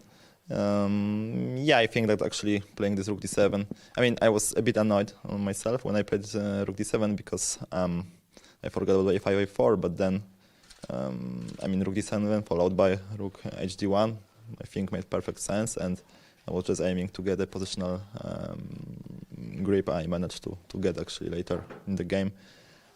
Yeah, and once, I mean, he didn't do anything concrete, I think his position was maybe even lost positionally. I mean, okay, once after a3, b3, I didn't see anything for him, to be honest. Like, perhaps earlier also he could have played f5 at one moment. That was very double-edged, and I actually expected him to play like this because, yeah, Richard Rapport is known from such aggressive play, but yeah, somehow, in general, I played the London because I was hoping, you know, to get a very slow and very boring position, and just you know, withstand this stuff. But yeah, somehow the game was quite interesting. Well, and especially in the middle game, and in the end, his position collapsed. With what ambition did you come to Wijk and say this year? Yeah, of course, I'm very happy to play here. As always, I don't expect that much. I mean, obviously, in this year, candidates will be like everything for me. And here I think it's just a perfect way to have practice against very strong oppositions, against very strong players. So that's my main goal, just to play some decent chess here. And and actually, it seems to be going pretty well right now. I mean, I probably haven't been in such situation before. I mean, in previous editions. So winning in the first round, you mean? Yeah. Exactly. But also, for the first time, I'm not number 13, but number 6. So that counts for something, I guess. Okay. Good luck. Thank you. Always nice to hear from Duda, who of course confirming what we were suspecting. The Candidates Tournament is the main focus of the year, but if en route to that he can win Tata Steel Chess, he's certainly not going to turn down that opportunity. Robert, I was also just looking at the live rating list. I don't think that's so much on the player's mind, but with his win today, Duda is back. I think he's back. He must have been there in the top 10. So currently number 10 in the world with his win today, overtaking Vachier-Lagrave, Brishuk, and Richard Rapport. I think this is actually Duda's highest ever ranking. It might be his highest rating, highest ranking. So I'm sure he's thrilled about that. But yes, his honest response was great to hear. For him, the candidates, that's everything. And he does have a realistic chance to win. I would not say he's a favorite, but of course he does have a chance. He's an exceptional player. And I mean, look at Sam Shankland's face, Fiona. That is a man who is not happy with his position. Yeah, this is a man who is suffering on the chessboard. He's been suffering for a long time today. He is still fighting. Vidit didn't play f3, instead he played king f3, but the questions are the same for Sam. How do we defend this position? How can we find a useful move? How can we untangle? And the problem is there might just not be any answers. Yeah, an important question to ask is, if a side passes, what is the opponent going to do? And so right now, let's say Black were to pass the move, and we can do that by playing, say, Rook c8. I think White's plan is actually quite simple. Let's say you play Rook c8, Rook f7 check, King e6, King g4. Now the king is just going to win this pawn. The rook cannot leave the 8th rank because the knight is lost. And if you play knight to g6, I play King g5, knight takes e5, and very importantly, you don't just take back the knight on e5 because your rook is lost. You play Rook f6 check. The king has to step back to either e or d7. I don't think it really matters. And White is completely winning. One pawn on e5, a second pawn running up and joining, and the b6 pawn is weak. The rook can stop on d6 to try to pick up d5. This is 100% over in White's favor. So there's a clear plan, a clear path to victory for Vidit. And so if Rook f7, King g4 is just going to be decisive, I really don't know what Sam is to do here to even have the smallest of chances. Yeah, I mean, it could also, I think it's not unlikely that this game here is over quite soon, and that Sam decides he has seen enough. I just don't know what we can do against this plan that you just showed. And although the engine has jumped a little bit, but it might even be higher than 2.7 at this point. Anyway, it's just numbers. But we also see from Sam's body language, it's almost like we're almost past that phase, where it's head in hands, deep focus. Now it's more like realization. Is that too horrible? No, I think it's correct.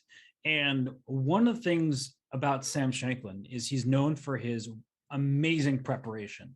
And in this game, he was slightly worse from the start. He did have the black pieces, so it makes sense. And then in the end game, it seemed like he was on the verge of neutralizing Vidit's edge. And then he played this move f6 in a tough position. So the position was never completely equal, never easy to figure out. But then it sort of fell apart at the seams very quickly. And for a player like Sam, who is quite emotional, and he gives amazing interviews, especially after he wins games. But I think he can be emotional, and losing a game like this to start the tournament, that's not what you want if you're Sam Shankland or a fan of his. And on the other side of things, Vidit, he's shown that he can be a force. He hasn't gained rating points in a while. Like, I feel like he's been in this 27-20 zone for a while. And if he can win this game, start going over 27-30, maybe have a great event, we could see Vidit eventually overtake Vishy Anand for number one in India. And Vishy doesn't really play very much anymore. It seems like he's inactive, not retired, but he is not playing very much at this point.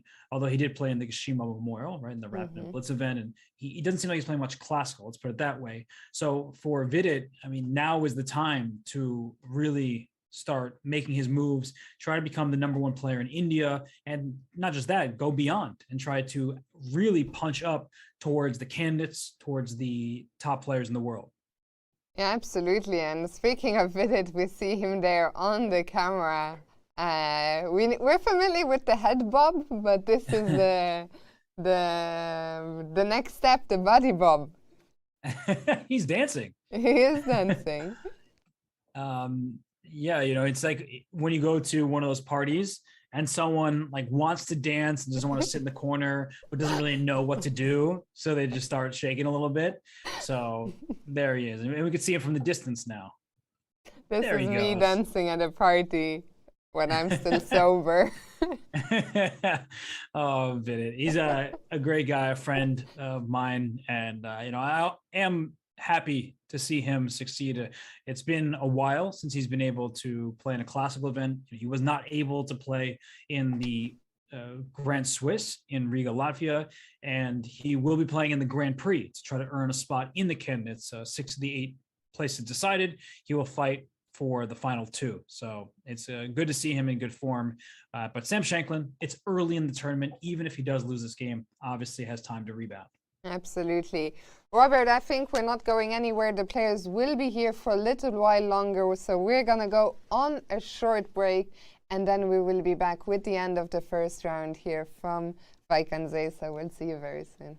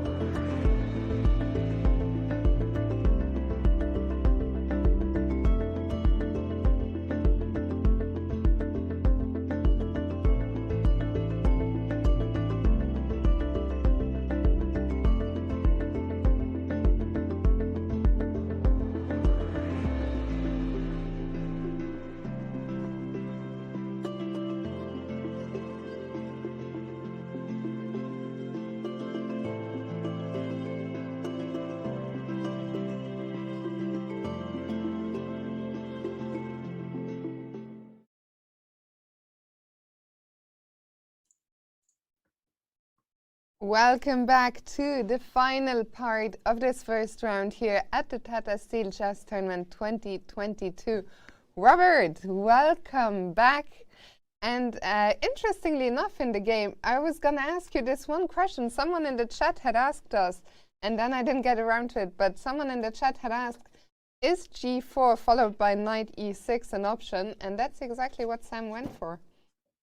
It is an option. It was probably the only one. And now Vidit is back at the board and thinking, because Black was stuck. There were no really good ideas to play. So finally, Sam was able to bring his knight out from f8 to e6. It attacks the rook on g7. It attacks the pawn on d4. And that looks like a double attack that you can't deal with. But I do think that knight e3 check, the king has to go back to f6, only legal move, and then rook to g4 retreating. This should still be sufficient for a huge advantage for white. The d5 pawn is now under attack. White is up an f pawn here, and so the game will continue, and Sam will try to hold on as best he can, but you're just down a pawn, and it's a pretty clean pawn at that can start pushing up the board once the king moves out the way. So I don't like the look of this. I don't think that Black has real, at least not very high drawing chances. Yeah, this looks convincing enough. If we go back to knight e6, could there even be more? Is this the best we can get? What is rook f7? Oh, are you trying to checkmate? You can't go to g6 because of rook f6 check. So I think once again only move king g5. King g3, it's like super close to checkmate. But if you go for this, then I think the knight can take on d4. And Vidit has just gone for the line you suggested and defended his pawn with rook g4. And he now, well, Sam has managed to untangle, but at the cost of a price. At the cost of a price. At the You've cost won a of new a car. Yeah, it's a pretty important pawn, and it's a situation because here it's rook knight 4 pawns for white, rook knight 3 pawns for black, and endgames with knights on the board are most similar typically to king and pawn endgames.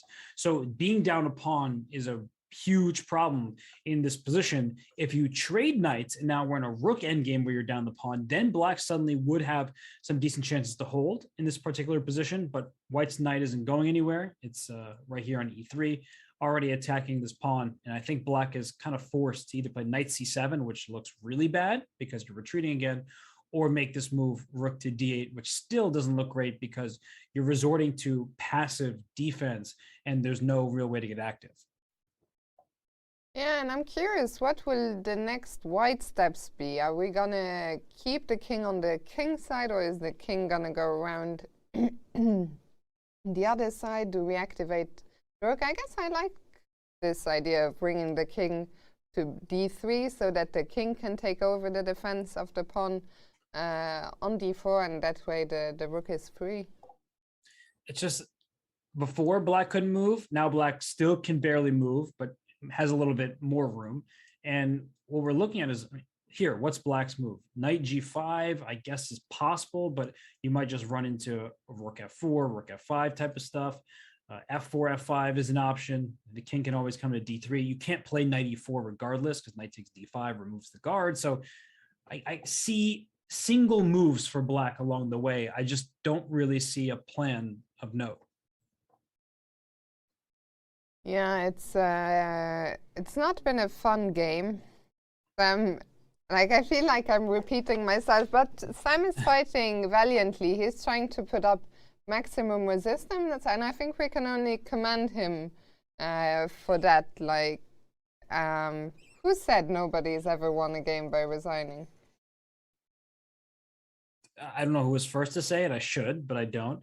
But we do know that Sam, and I don't really want to, pile on to a situation where he's already unhappy, but he resigned that famous game against Anish Giri in what was a drawn position. And I was commenting on that game.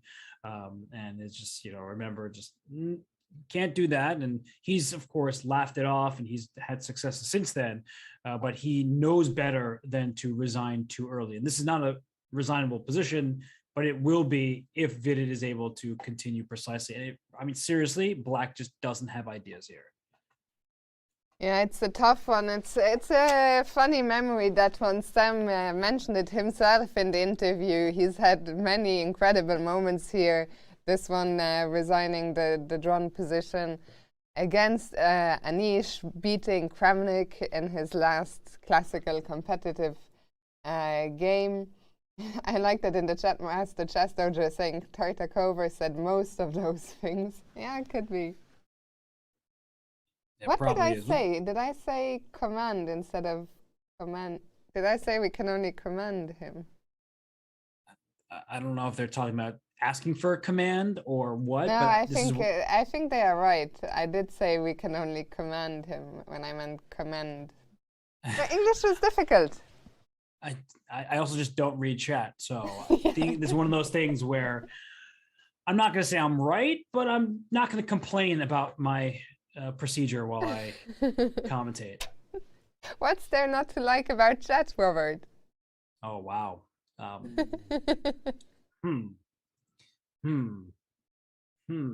Where to start? Yeah, so about that, we're going to have a conversation, you and I. Chat. Yeah, can we get me off the big cam, please?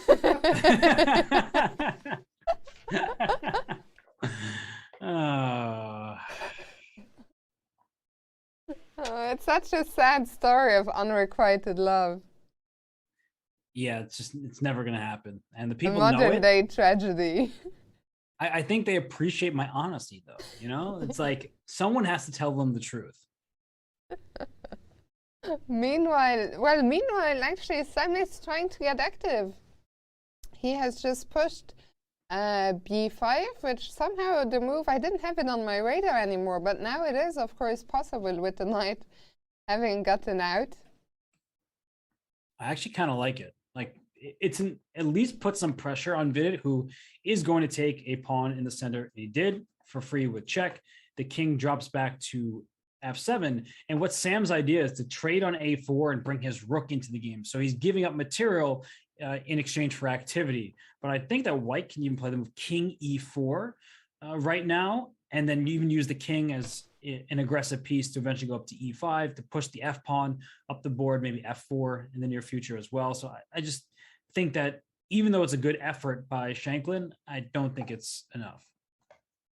Yeah, and Vidit very likely to join Jorden van Foreest and Jan Krzysztof Duda in the lead. I think, is it tomorrow that we already have another? Of course, every day there are going to be big clashes in this tournament, but tomorrow I think there's one in particular that we can look forward to. It's Magnus Carlsen will be playing White against Anish Giri. Wow, I think that everybody except for Anish is looking forward to that game.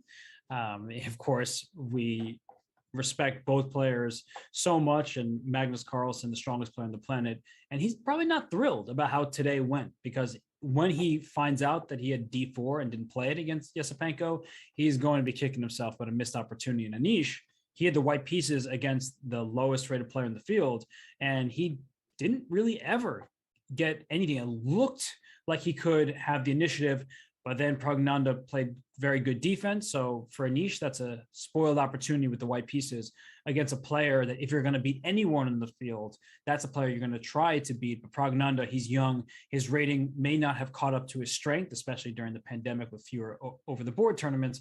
But Pragnanda, he's a fantastic player in his own right. There was also a funny little story. There was some trolling going on, and there we see the pairings for tomorrow with, at the top, Magnus Carlsen taking on Anish Giri. Vidit has another tough game to look forward to after today, but he's starting with a double white, which is always nice. He'll be playing Fabiano and Jorden, one of our early leaders. I think you're always happy in general playing someone who just lost. I think you have a small edge, but he will be playing with the black pieces. And Duda might be looking to strike again against the bottom seed of the tournament, Pragnananda. So I a see lot what of- you're doing here, Fiona. Oh, I forgot. Yeah, no, I see what went you're through doing. all the matchups. Yep, I knew exactly what you're doing. Just like earlier when you asked me that question at the start of the show and I was delaying about my predictions.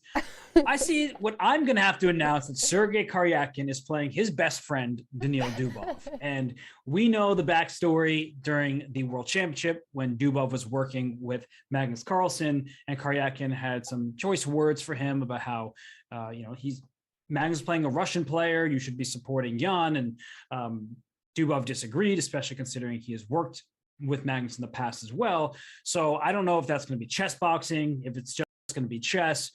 They don't do handshakes here for, health reasons, but I don't think they'd be shaking hands anyway. So we'll see how that game goes. Yeah, actually, I can't believe I hadn't seen that there, because all the time in the run-up to the tournament, I was thinking, I'm curious how that's going to go. And then I literally just didn't see it there. So yeah, that will be for sure an interesting matchup. I was just going to tell a quick story about the trolling that took place yesterday at the opening ceremony. So at the drawing of lots, I asked every player a couple of questions, and one question that we asked to each player with the same question was whether they have a favorite game here that was played in Wijk. And guess what Magnus said? What was his favorite game? Doesn't necessarily have to be a game of their own. His favorite game played here in Wijk. Magnus's favorite game? Yeah. I don't know. There's so many good ones. What was it? Well, it was a troll answer, so... A troll answer? So that means he either was something trolling about... his best friend, Anish. Uh-huh. So he said his favorite game that's ever been played here was the Armageddon game last year against Jorden. That's brutal. That is... Oh, gosh. Did Yeah. Anish cry? He held back the tears. Oh, But it no, was, he even, and you know how Magnus is in these spots, he shines, he was like, actually, let me think if there's something. No, that's just my favorite. Yeah, it's kind of funny because Anish is like the ultimate troll on Twitter, but in a positive way. And Magnus is that in real life. Like when he gets these interview questions, he's so good at cracking a joke and, sort of reading the room. And of course, Anish and Magnus, they trade barbs all the time, but it's friendly. They get along very well. So dang, that is a good one for Anish. But also poor Sam Shankland, because the king did just go to e4, and that's where the king will end once they mark the results. The king's on e4 and d5 when white wins. And yeah, this is not looking very nice for Sam. He's just down 2 pawns. The pawns are going to start rolling up the board here, and I don't really see a way that he can even So what try do you to do save. if Sam goes rook b4? Do we just bring the king forward, or? There's the knight. Well, Oh, there's the knight. It's okay. I thought a bishop was pinned earlier and there was no rook on f1. So I get it. I thought, okay, let me at least attack, maybe take the a4 pawn. No, I get nothing. No, no soup for you. So I think you have to play rook b2 and go after the f pawn, but that does invite the pawn forward. Maybe even can go 1 square, but I don't see why you can't go 2. The one thing though is you can't be careless if you're white. You can't just like start pushing your f pawn and I'm just going to win whatever. You do need to calculate, and that's why Vidit will spend time ensuring that he secures the full point. You do not want to waste this opportunity. Absolutely not. No, and I mean he is right to use to not rush here. Of course, he knows he is winning, but I think despite his young age, he is experienced enough to know there is no need to rush here. He still has 27 minutes on the clock, and in 10 moves, he will get an extra 15 minutes. So really, plenty of time to convert this to pawn advantage here. And now it's just a matter of what to do about this pawn here. I want to play f4. I don't see why I couldn't play that. f3 being a little slower, but perhaps make it harder to attack that. If you go f4, can I go rook e2 check? Uh-huh. So king d3. You have to go to d3, I guess. Yeah. Yeah, that was my only trick. I thought maybe Robert's gonna step onto f3 or f5. Maybe he'll blunder the d4 pawn in one turn. Let's see what they're doing. F3 was played. I actually do like that more because it leaves the rook defending the pawn on d4. So that does allow the king to go to f5 without dropping a pawn if the rook goes e2 with check. And a more advanced king is usually a good thing in an endgame like this. Did we miss something? I see that Blunder Panda in the chat is saying that f4 is a draw for. I don't think. Did we miss anything after f4? Maybe rook d2. Oh. Also, it's not a draw offer. It's just a mistake. Those Yeah. two very different things. You know how I feel about draw offer. We just talked about this before. I'm sure there's a clip out there. Robert, I know your feelings about chat. I didn't read the comment out as it was written because it said, bro, f4 is a draw offer. What are you smoking? What am I smoking? So I thought I'll spare you that. Okay. No, I'll edit the question for you. Now I have to respond. What am I smoking? I've been on camera for the last 5 hours. You know the answer is nothing. And people are just being wise with their engines telling them what the move is response. All right, give it a rest. People are just, this is why I don't read chat. I mean, this is just a clear example of why it doesn't happen. Bruh.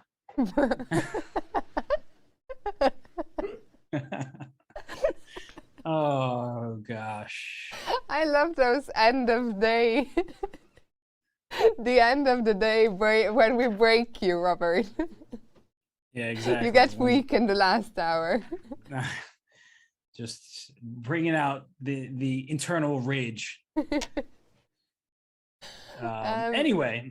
Anyway, meanwhile, Sam has played rook b3. Okay, so what does that do?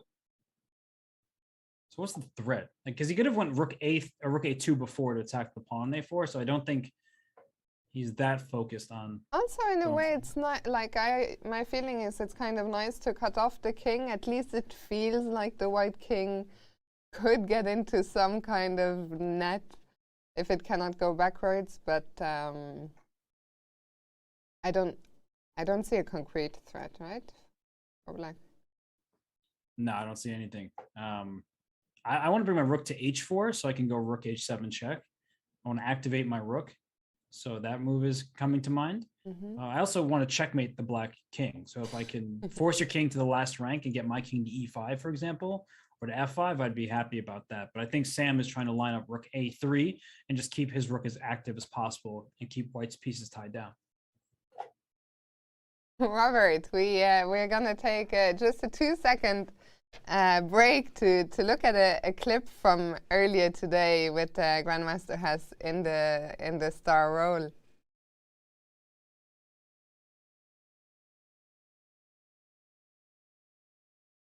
Salvage a half point to make sure that they have no risk, but draw offers are so bad. We've been treated of a really, really exciting finale here. I am devastated.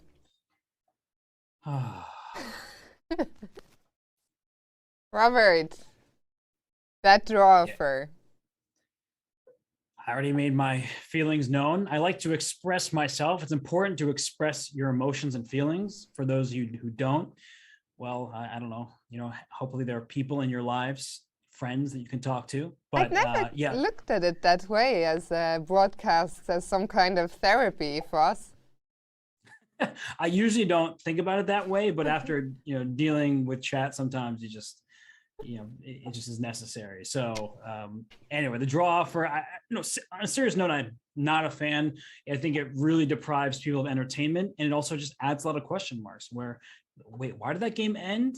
In no sport can you really just say, let's call it a day and leave. Draws happen. I have nothing against the result, but the way it happens is important.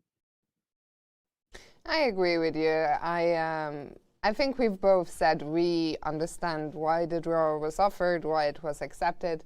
But I think especially in the moment when nobody is expecting a handshake, I think there's also this confusion when we see the handshake of what's just happened. Did someone lose on time? Did he resign? What's going on? Because I think we just don't expect the culmination of the game. So exciting, and suddenly it's just over. As you say, it is very hard to explain that to chess fans as well, when even we don't really understand it. But it is what it is. I'm sure we'll see plenty more fighting chess from these two players throughout the tournament.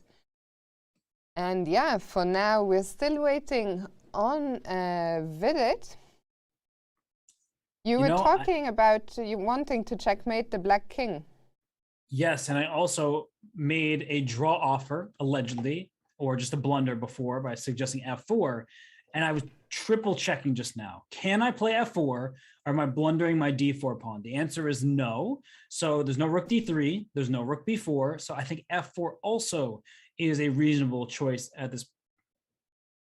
What's with this eval bar?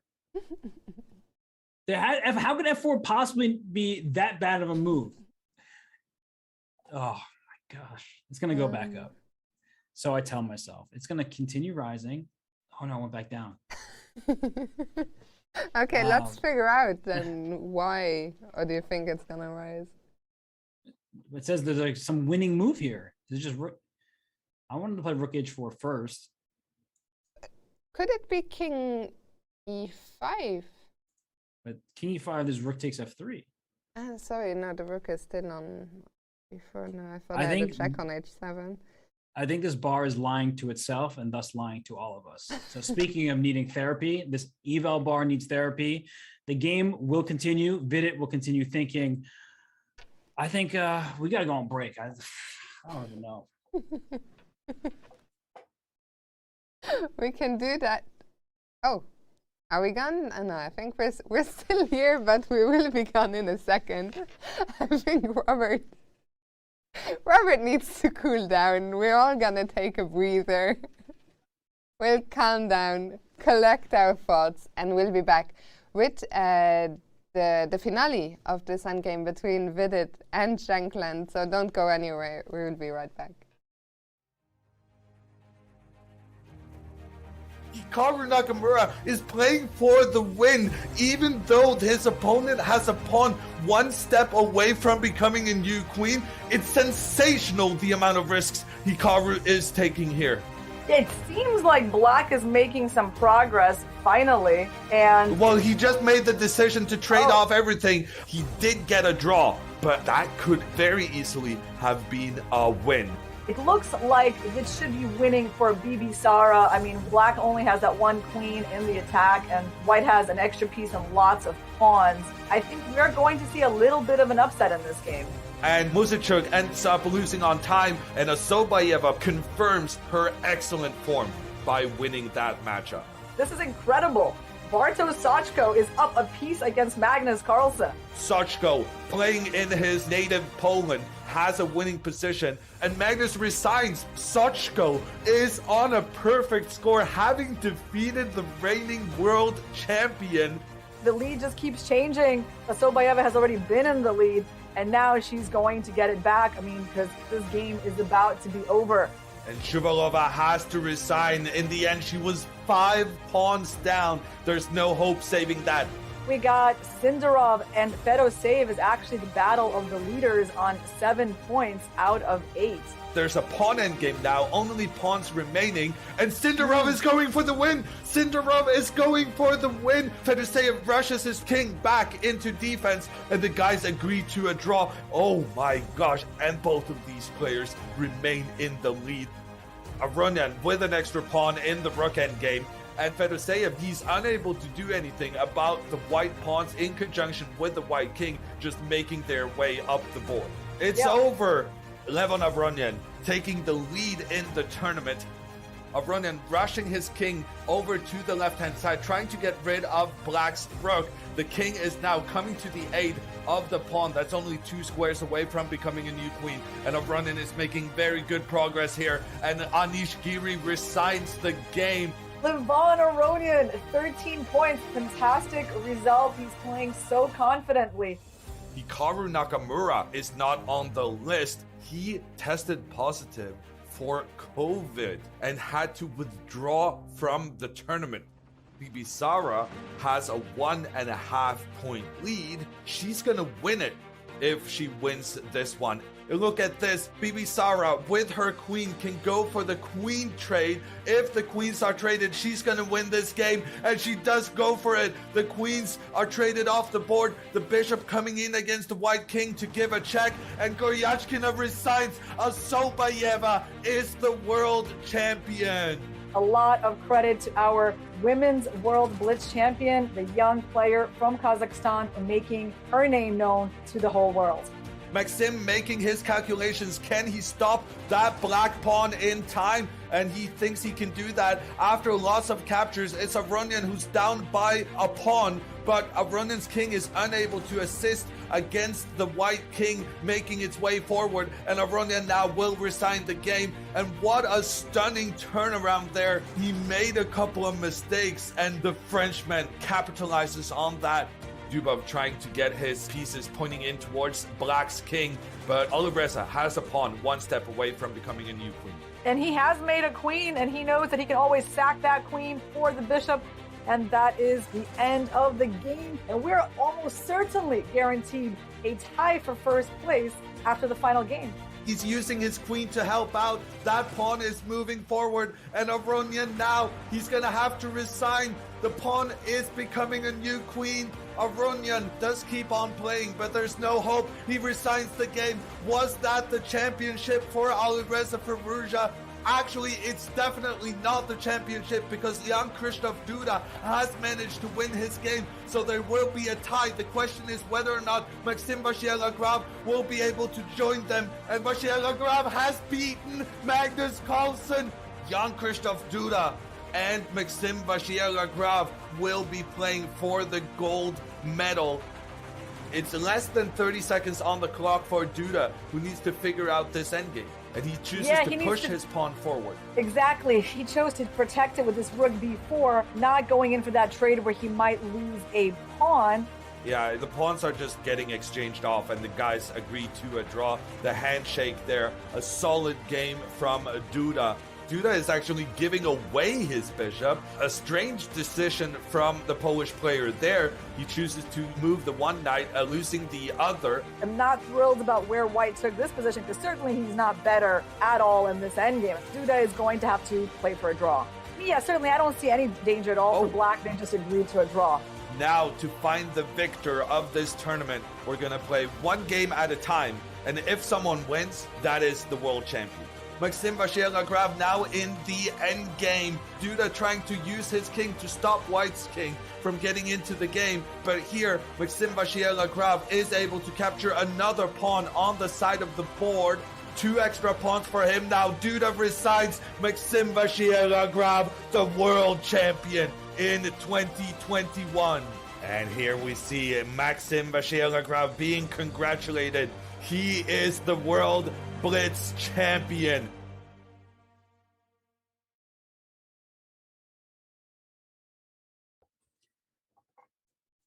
Tata Steel is not the only big, important classical chess tournament of the year. No, in fact, the FIDE Grand Prix starts at the beginning of February, where 24 of the top players in the world will start their fight for qualification to the 2022 candidates. And you will not want to miss Ding Liren, Anish Giri, Hikaru Nakamura, Vidit Gujarati, and many others battle for the right to play Magnus Carlsen. The Grand Prix returns February 3rd with coverage here on chess.com. Certainly a very exciting event to look forward to. As you mentioned, Vidit, who we see there at the back of the empty playing hall. All other 6 matches have finished. He will be going to Berlin, unless he skips the first one, which I'm not sure, but straight after Wijk, a very short break for the players who are playing Wijk, as well as the first leg of the Grand Prix. And here we see the results so far today. 2 games ended decisively. Duda beating Rapport and Van Foreest beating Grandelius. Yeah, so far, just a few decisive games, but Vida Gujrati trying to make it 3. And right now, he has a great chance to do just that. Sam Shanklin is digging in, trying to hold this game where he is down 2 pawns, but with limited material remaining. So we'll see what Vidit chooses. He has several good options. We mentioned pawn to f4. We mentioned rook to h4. There's also knight e3, trying to reposition the knight, and play d4 to d5 to start advancing the passed pawn. So Vidit is deep in thought, though. He does not want to mess this one up. Yeah, he's gone deep into thought here after Sam's move rook b3. But sometimes this is a tough spot when you have so many tempting moves, and you just have to pick which way you want to go. Yes, and I like f4 just to play f5, maybe even eventually throw an f6, but it's advancing the pawn in the endgame, and it also makes the black king feel uncomfortable because that king is on the 7th rank. If I can give it a check, I might force the back rank, and then I would love to start a mating net. So but that's the issue, Fiona, is when you have too many options, and right now there are 3 at minimum good-looking moves for white, you start burning a lot of clock, and we are at move 51. He needs to get to move 60 to gain the time at the 3rd time control. But right now, Vidit, he's uncertain about how to continue. Yeah, he's really, it feels like just a couple of minutes ago that I was saying Vidit has plenty of time. He had 27 minutes on the clock, but only a couple of moves have passed since that moment. So yeah, Vidit just making sure or choosing which of the lines he wants to go with. I like your suggestion of pushing that f pawn because why not? And not like this. The thinking pose is back, but he will have to make up his mind soon. Get to move 60, and then it's such a long time control. Let's remind everyone, maybe we can talk about the time control one final time for today. So the time control, the longest on the circuit, 100 minutes for the first 40 moves, then another 50 minutes for the next 20. And even after move 60, there's still a 15 extra minutes. All of that also with a 30-second increment from move 1. Which in general I feel is very nice, Robert. I don't know if you would agree, but I feel that it gives the players a bit more time, and I think it's very often reflected in the quality of especially the endgames. Yeah, I think one rule in the format that would make it better is no draw offers. But besides that, the classical time control, the really long games, but it allows the players to maximize their strengths, right? If they have a good position, they have time to calculate through. If they're in time trouble heading towards move 40 or 60, they can build on the clock. And of course, the increment always allows them to regain some time by making quick moves. So this event has been around for a very long time. It's the 84th edition, I believe, and it was moved to Wijk in 1968, and of course sponsored by Tata Steel since 2011. So it's just a fantastic event. It's called the Wimbledon of chess, and it does not disappoint ever. Yeah, and well, today Magnus, who is has announced recently his next big goal is to get a 2900 classical rating. Today he was held to a draw by Esipenko, but Magnus in this tournament, Magnus has played here 17 times before. It's actually Magnus's 18th appearance here in Wijk aan Zee, and he's, of course, in so many appearances had all kind of results, but sometimes I remember he was quite slow to start. Was it a year or 2 ago where he made like 5 or 6 draws to start, and then he won a string of games. So we'll see. Magnus, he was in high spirits today at the end of the game. And of course, one of the main intrigues is always how is Magnus going to be doing. Of course, there's the intrigue of will he be able to defend his title? So a lot of things to be following here during this event. And you said the name Jorden, and it made me remember that Magnus started with a string of draws, and then he beat Jorden van Foreest. I want to say that was 2019, and he ended up winning a bunch of games after that, maybe like 4 in a row. But it allowed him to go on a tear. So sometimes Magnus just needs that first taste of victory, and then he's the unstoppable force that we all know about. But other times he can be stressed out and frustrated by his level of play relative to his peak, and it's not good for his overall tournament, I'd say, when he is feeling like he's not playing his best chess. It really frustrates him. Yeah, and I believe last year was probably one of the years where he had one of his worst showings here. I think he ended up, if I'm not mistaken, in 6th place, which is quite uncharacteristic.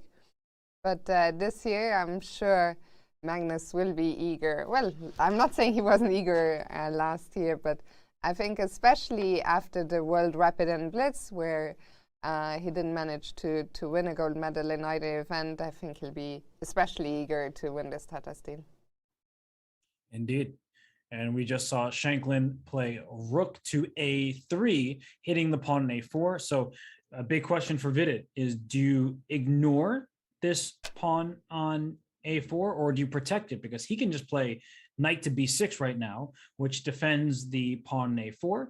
And after knight b6, maybe this knight will reroute to c4 at some moment, just trying to attack a5, get towards the center, and the d and f pawns both can start running up the board. So it's a big choice for Vidit, and let's see, he's thinking. Yeah, it looked like he was about to make a move, and then sunk back into reconsidering things for a minute. I wonder how nervous he is right now. It's a big moment for him. You know, starting the tournament off with a victory would be big, and it looks like he played knight to b6. Mm-hmm. If I'm not mistaken, he has only played in the Masters group once. So I think he won the Challengers in 2018 and played the Masters, I guess, in 2019. And I think the one time he played the Masters, he did very well. So I'm sure he'll be looking not only to repeat that performance, but even improve on it, especially, as you mentioned, with these very important Grand Prix events coming up. He's a fantastic player, has a very universal style. I think he tends to shy away from tactics, more so likes positions where he can slowly outplay his opponents from a solid foundation. And he's doing just that in this game. And now after rook to b3, the knight is under attack. So where are you going to retreat this knight to? Knight c4 makes a lot of sense to me. Just attacking the pawn a5, also having knight e5 check up your sleeve, and that means there's no rook b4, Fiona. In fact, like knight to here, rook b4, knight e5 check. The king can't go to f6 because of rook g6 check, and the king can't go to e7 because of knight c6 check. So something like this would force the king to the back rank, and I feel then like maybe we could even bring our own king. Bring the king up and try to deliver a checkmate. Not out of the question. Yeah, I like this idea. What are the other options? Knight c4 just speaks to me. And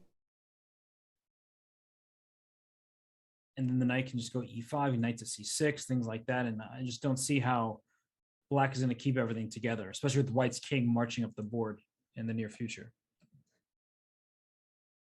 But Vidit is, yeah, I'm also curious. I don't know if he's nervous. For sure, he's very, very focused. He might get nervous if he, let's say he spends 5 minutes on this next move, which I don't think he will do. But I think that's the, like if he's suddenly under 2 minutes and still for like 5 moves to go, for everyone who's watching, if you're not sure, we're currently on move 53. So 7 moves are left to be made before the players get the final 15-minute increment. not increment. Additional time. Yeah, the increment is there and it will remain. And we see here that Vidit is thinking. F5 comes to mind, but the knight on b6 is under attack. So you want to deal with that threat before you play f5. I'm surprised he hasn't already played your move knight c4, which looks so natural.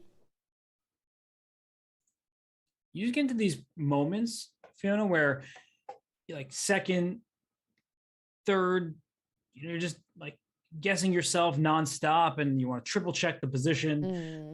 But I think that Vidit knows that he should win this game. He just does not want to make a mistake. So psychologically, he's just trying to prevent that from happening. But I feel like oftentimes when you're like super worried and you're overly cautious, that's when you don't win one positions. Yeah, I'm not sure when was the last time that Vidit played a classical time control tournament. I think he played the World Rapid and Blitz, and he also played the Tata Steel Rapid and Blitz in India. But classical, I think it's been a little while. And then I think for a lot of players, when they come back to the board after such a long hiatus, especially then you get a winning position, like I think some nerves or some adrenaline, and I think you just want to keep all that in check. So I think he's doing great as long as the time doesn't take down too low. I think he's absolutely right to be taking his time. Well, he did just give up the a4 pawn, and he went king e5, which leads me to believe he wants to go f5 next. And oh, look at this! If he had started with f5, I guess there was knight takes d4 as a tactic, because the king can't take on d4 as there is a problem on the fourth rank, a skewer there. So very nice. That's why he would start with king e5, and he's trying to get out of that. But after rook takes a4, pawn f5, maybe there's knight c5 now. There's no, this pawn is pinned on the fourth rank, and that could be a bit of an issue that White needs to deal with. Yeah, I mean, it just shows you, these lines show you, even this game, which looked like, oh, it's just a clean pawn at first and then two clean pawns. Knights are tricky pieces, and that's why also Sam is absolutely, I think Sam has done a great job, and I absolutely take back what I said earlier about, you know, he's just sinking in. I was absolutely wrong. And I think Sam has done great to just keep, that's what you have to do. You have to keep asking questions and keep asking questions. And most of the time, the opponent will answer all your questions, but sometimes he doesn't, and that's when you get rewarded for putting up maximum fight. Yeah, and Sam's doing a great job of keeping himself in this game. F5 was just played, so knight c5 is an option. And what else? Because the knight needs to go somewhere. If you're a knight to f8 or some kind of knight retreating move, I'm wondering if White can play pawn to f6, or if the king will try to venture in to a square like d6 and go from there. But I'm still looking for a mating net against the black king. It feels like White is making progress there. Yeah, I wonder how we can bring our rook, finally get that rook in. It feels like that rook has been standing on g4 for a while now. Well, I guess once the knight moves, you can play rook g3, rook b3, and go up to b7. That might be what the doctor ordered. I like that idea a lot. It feels like it's time for our rook to join the game. And Sam is still thinking, where is that knight gonna go? I like your suggestion of knight c5 with this tricky little move as well. At the very least, it causes White to calculate all sorts of things. That knight might come into d3. It might come back to d7 with check. But the d4 pawn is a bit vulnerable. So knight c5 will force Vidit to come up with a reply. And of course, taking on c5, not possible. The rook on g4 is loose. Justin wants to know how there could possibly be a mating net here with a knight, rook, and pawn, and with a king near the center of the board. How could there be a mating net? So let's try to create one. Let's see, how can I force the issue. It's not easy to do, but like, let's say black kind of plays into white's hands and goes like rook a1 here. And then this rook comes to g7 with check, and the king has to go to e8. And all of a sudden, your king's in the last rank, and it's not just getting checkmated, but white also has this passed pawn that you have to deal with. And here, f7 and rook to g8 probably is sufficient for a win. The king can walk into d6 and continue posing problems for this king on e8. So it's just that the king is about to be stuck and facing a vicious attack. And Sam has decided to not go for it, so he's gone to f8. Okay. And ooh, there's another mating net. Wait a second. So, okay, king d6 looks good because this knight can't move to d7. So I took away a square. And if you play rook to a1, I play rook to e4. And my idea now is to play rook e7 check and force your king back to g8. So like if you make a move like rook f1, I give you a check, king to g8, knight f6 check, king h8. And this would be checkmate in one if the knight were not in f8. So I'll play rook f7 and bye-bye. That's a very, very cute pattern with this rook f7 in the end, attacking the knight, and black is helpless. Either the knight is going to drop or they will be mated on h7. So a lovely, lovely tactic there. So king d6, king d6 indeed looks like a nice move for white, with a lot of threats coming up and not clear how black can defend against them. And I can understand if Vida doesn't want to move the king there because the d4 pawn is a bit loose, but black has to move and white is just going right after the black king. It's sometimes difficult to put yourself in that mental position of, and there it is, king to d6 by Vidit, and he's playing this so well. And I was about to say, when you have passed pawns, you often want to push them, but you need to maximize the potential of your position, and pushing the pawn up to f6 actually would have allowed that knight to jump out from f8 to g6 or e6. So it's like king d6 played, the knight is dominated by a pawn 3 squares away. I often discuss this early stages of a game when a pawn's on c3 and a knight's on c6, things like that. But this still holds true deep into this endgame here. And just because it's an endgame does not mean that there isn't pressure and isn't an attack. This is a real attack, and black's king is in trouble. Absolutely. And I mean, we just looked at the move rook a1. It was in this position that you had suggested rook a1, right? Yeah. So followed by f6, but it's hard to see another plan. I mean, the knight at the moment, as you said, the only knight square the knight has is h7, and we certainly don't want to go there.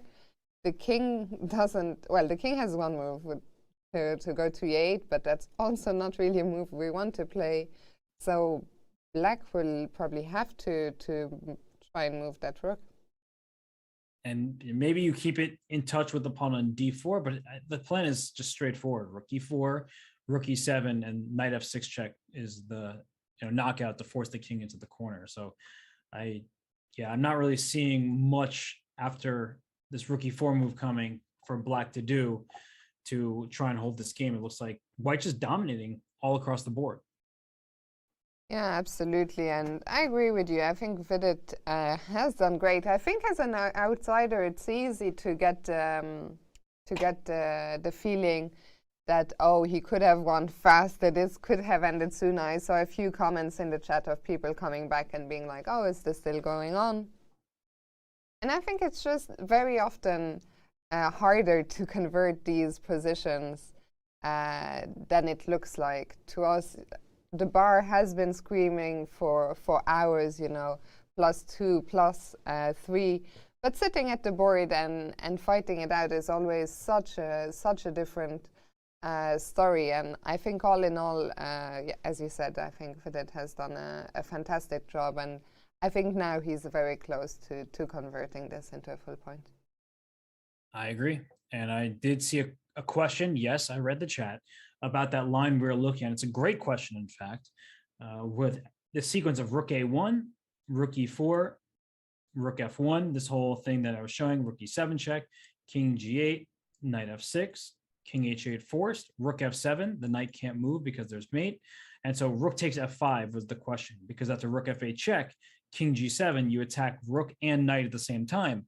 But white has this move king to e6, which is a fantastic move to play because you defend your knight while attacking this rook. So if black takes the rook on f8, then he loses the rook on f5 and white's up a piece. So a really good question. That rook takes f5 almost does the trick there with king to g7 to follow, but unfortunately for black, this king e6 move can be played, and after the rook moves away somewhere, let's say, well, rook f4 doesn't help, knight h5 check, but let's say rook here, then there's a move like rook to g8 check, and because the king protects the rook, that is the game. White wins. Very nice and a great question indeed. So if it wasn't for that saving resource, this would be a great try for black, but thankfully for Vidit, he has this king e6 resource, and we see Sam is still thinking, but he just gave a slight shake of the head, because I think we just went pretty much through all the pieces that can legally move, and unfortunately there's just no good move here. Not just that there is no good move, but we were talking about playing moves that keep asking questions and keep posing problems. And here Vidit has managed to improve all his pieces in such a way that I think there's just no more resistance. I think Sam has put up great resistance, but Vidit has cleverly avoided any problems. Yeah, I think that the winning path is very easy to see. Like rook e4, rook e7, both players are looking at that, and Sam's like, there's nothing I can do once that happens to even prolong the game. So Shanklin's been fighting. He's been doing really well just to stay in the game this long. But now that we've reached this position with the activity of white's pieces, the positioning of the black king, that's actually in some serious danger, Vidit now is closer and closer to that victory. Absolutely. And I know I said this 2 hours. Didn't I say 2 hours ago we could see resignation here? Which also I was absolutely wrong. But here I think we could genuinely see a resignation any moment. I would play it out if I were Sam. Just force Vidit to find whatever accurate moves remain. It doesn't seem that challenging right now for Vidit, and he's fully concentrated and has been throughout the game. And Sam, he has the body language now of somebody who's in the process of resigning. Like he's looking like he's like, this is it. I'm lost. Nothing to do here. But you just have to fight. At least. So for what a few would you moves. play? Rook c4 to at least keep an eye on the pawn on d4? Yeah, rook c4, but still rook e4, and I don't know what next. Like you want to push your a pawn, but same problem arises with that checkmate of squeezing the black king into the corner. So yeah, I just don't have answers. And so what about any of these other moves that we talked? If we don't move the rook, what about king e8 is just too terrible. We're helping, we're walking straight into the net. Yeah. Rook e4 comes to check, and it doesn't seem like much has been solved there. I think you just have to move your rook and watch the game come to an end. Yeah, people are asking about knight h7. I had said h7 is the only square we can go to. So, well, let's have a look. Knight h7. I think the answer is just pawn f6, because now I'm threatening rook g7 check, which wins your knight. And if you take this pawn on f6, white has rook f4 pinning the knight, and that's game. Yeah, that seems convincing. There's a question, did Sam resign? No, so we are watching the live camera feed. Sam is still thinking. But I think we are getting now towards the end of the game. I agree with you. I guess Sam is going to make a rook move, and Vidit will play rook e4.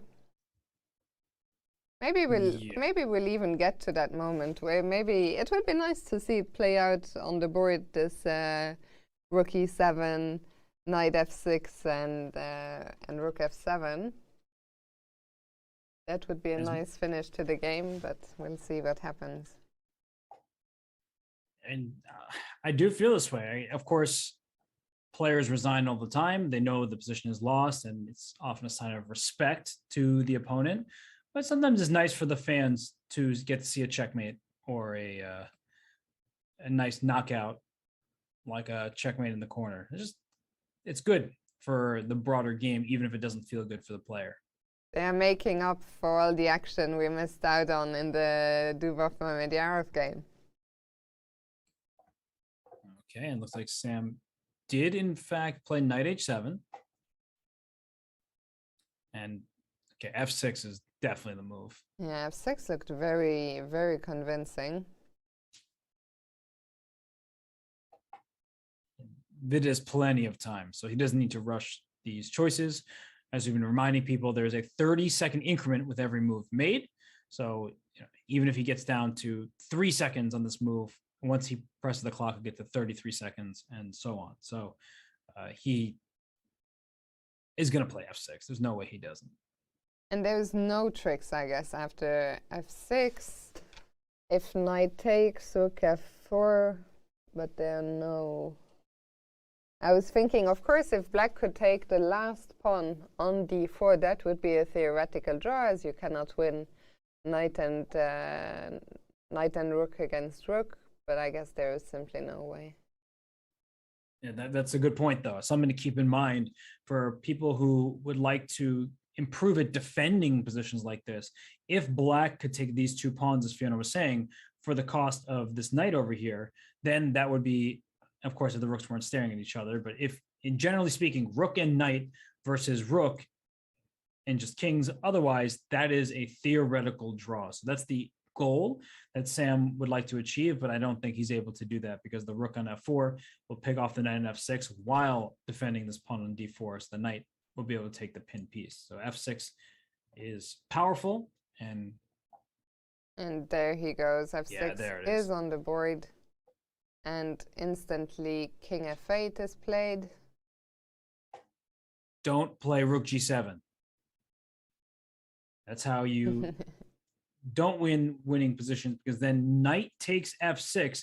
This pawn is needed in the defense of the rook that's coming on g7. So knight takes f6, gives up that knight, but the rook would lose its defender. So rook g7 is a bad move in this position. What if I go knight e7? But I'm not even threatening. Oh no, I'm threatening rook g8 and rook g7, right? Trying to go for... No, sorry, wait. Did I just blunder my pawn? Yes, I did. It's okay. We're all allowed to blunder. It's no rule against that. So if you move the... Oh, but knight b6 comes with tempo. So you actually... Wait, I think knight b6 does what you were just trying to make happen, where you're attacking the rook, and then you play knight d7 check, and you end up with a rook check on g7 in the end. So actually, that's winning by force. Yeah, let's have a look at that. Knight b6, rook somewhere, knight d7. And king e8 only prolongs by one move, because there's rook g7 and check, and your knight is gone. Actually, it's just a forced checkmate with f7 check coming, but winning the knight would have been good enough. Yeah, this looks first, no? And I think Vidit is reaching for the knight. No, for the king. The king comes back to e5. He wants to trap the knight. Rook g7. Actually, wait a second. Rook g7, there could be like knight takes f6 idea still. So rook h4, but the knight g5. It feels like black still has a little bit of life here. I'm shocked, actually. Knight b6 looked so forcing. Black's pieces still can't really move very much, can they? True. Very true.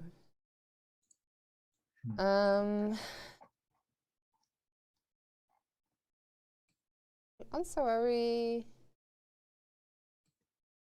now if it were my move, now I could go my knight e7, which I was trying to box through. So what's Sam gonna do? Let's say rook a1, I guess. Try and activate the rook. I think you have to do something like that. And then even knight f4, like just trying to bring that knight into the game. Yeah, this is... And then h7 is trapped over here. Yeah. And it's probably never getting out. Rook a1 has been played by Sam. And the next move, by the way, is going to be move 60. So after they make the next move, the players will receive 15 additional minutes. So Vidit not concerned about his clock because of that move 60. And there must be many ways to win, but you just want to win the game. Like you don't want to be in a position where you're still struggling, and that's how won positions are not won. And they do say the hardest game to win is a one game, right? Absolutely. And I really feel that is true, like universally true across all levels. It feels different, of course, but I don't think anyone escapes that rule. No.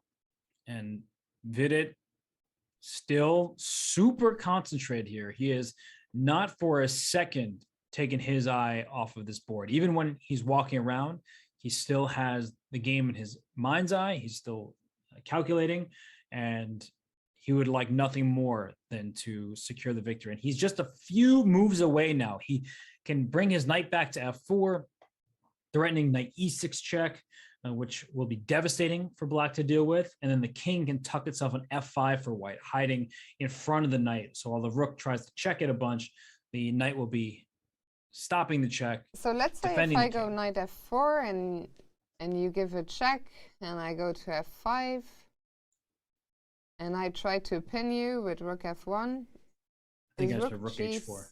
Rook g7 doesn't work again because of knight f6, yeah? That tactic is always annoying. So rook h4 does the trick, because the only way to save the knight is by playing king to g8, and then you have f7 check, and then you're able to sacrifice your rook for the knight and promote. So very nice. And Vidit has just played knight f4.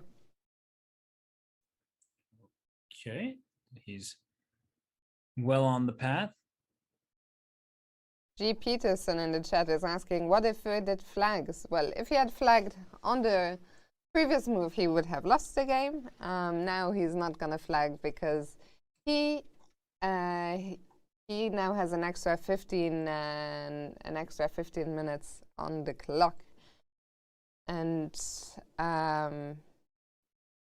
yeah, for Sam, I think we're getting to the end. Let's remind everyone, for his win today, let's not jinx it, but Vidit probably about to wrap things up here. He will get 1 point, so we have a classical scoring system. It is a 14-player single round robin, one of the longest events and the most traditional of the tour, and also the longest time control. So the players have just made move 60, or at least Vidit has. Sam will make the 60th move with his next move, and they get an extra 15 minutes.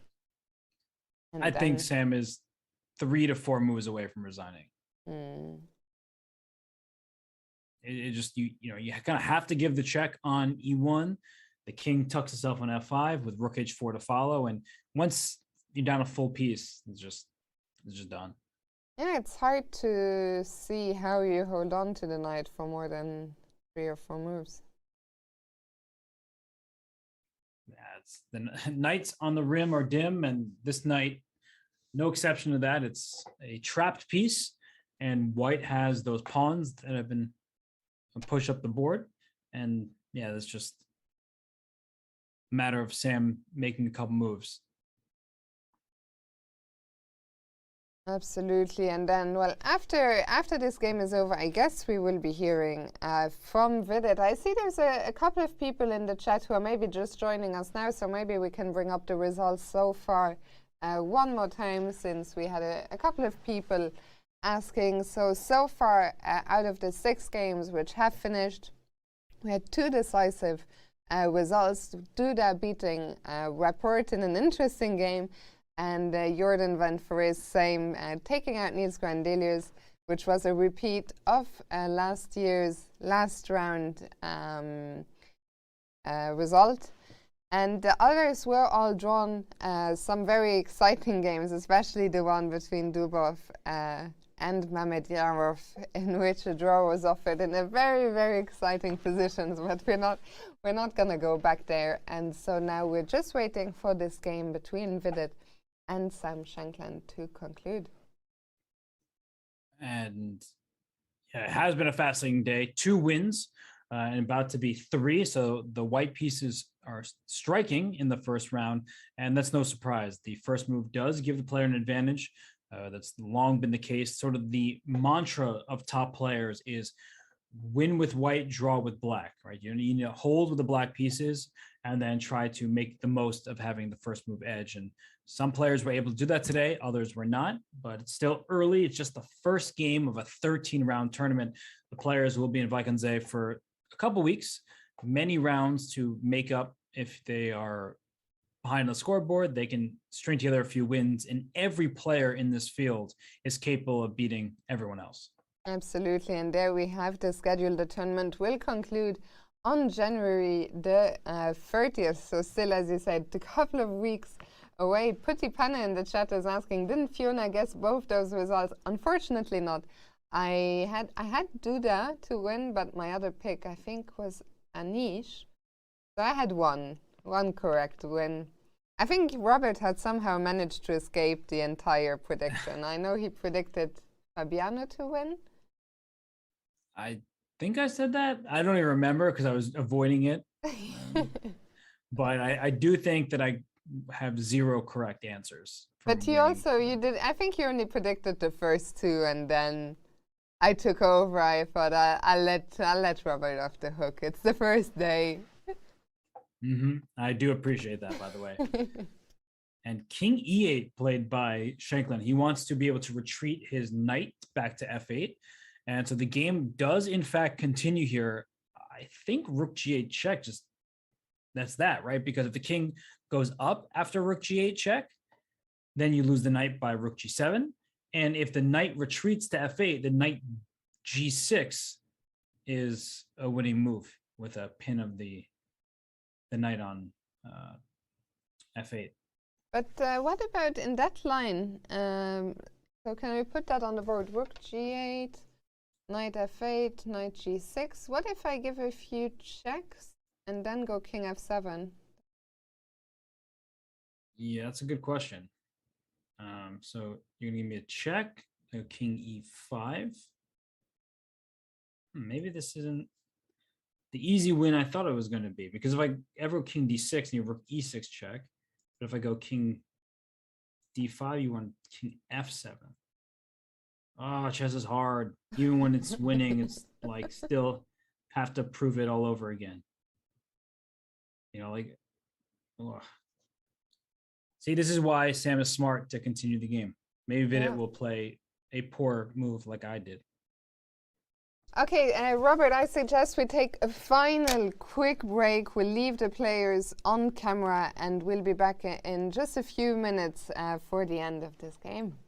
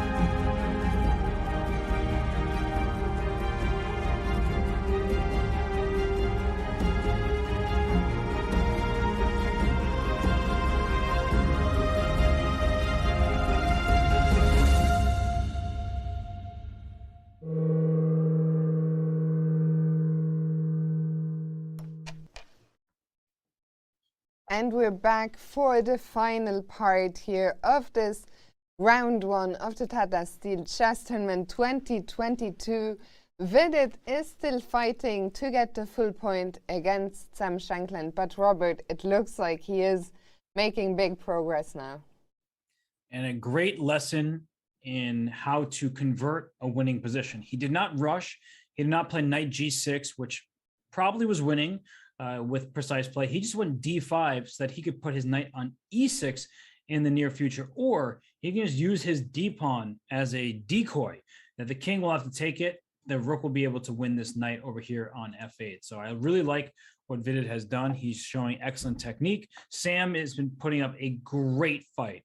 Most players would have lost many moves ago, but Sam made Vidit's life as difficult as possible. And yet it is Vidit Gujrati who is still going to get his first tournament victory here in the 2022 Tata Steel Tournament.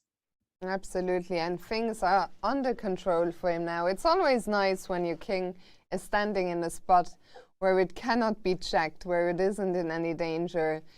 Sam's king, meanwhile, has been pushed back to the first rank, where it is tied. Well, where the knight is pinned, tied to the king, and yeah, it just looks like there's too many threats now. Knight e6, just pushing the d-pawn, and black cannot move the knight any longer. Can move the king to f7, but that isn't going to help. So yeah, I think the end really is near now. Yes, and Shankland's still calculating. He's really working at the board here. He's not given up. He may mentally be ready to resign. He knows that the game is winning for Vidit, but he's really trying to make things as complicated as possible. And that's the way to save games like this. You need to be resourceful. You need to dig deep. You need to find every last effort that is confusing for your opponent or says that there's only one way to win and make your opponent find it. But in a position like this, the way Vidit's been playing, it's not surprising that he is about to secure the full point. Yeah, absolutely. And Sam sort of going through the motions here, looking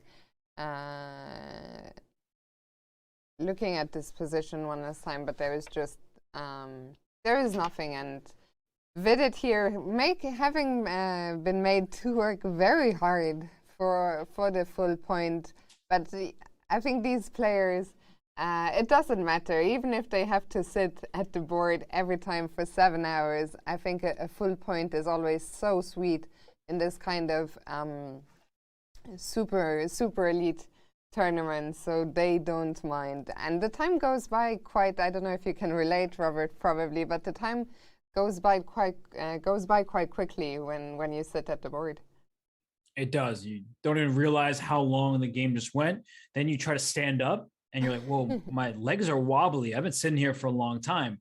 And then you talk to your opponent, do an interview, walk back to the hotel. You get to the hotel, you sit down, you're like, I am exhausted. I need to sleep. And then you look at the clock and you're like, no, I can't sleep for a couple more hours. And guess what? You need to prepare for the next day. So the challenge remains for Vidit to win this game. And then, as we saw earlier, his second round pairing is white against the other American player, Fabiano Caruana. So Vidit gets the double white. He gets the back-to-back Americans. And well, he wants to make this tournament a hugely successful one.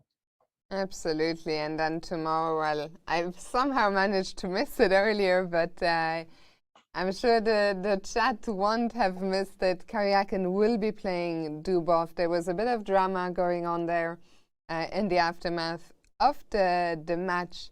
And then, well, Carlsen, Anish, especially here at Tata Steel, where Anish is on home turf, is always an exciting one.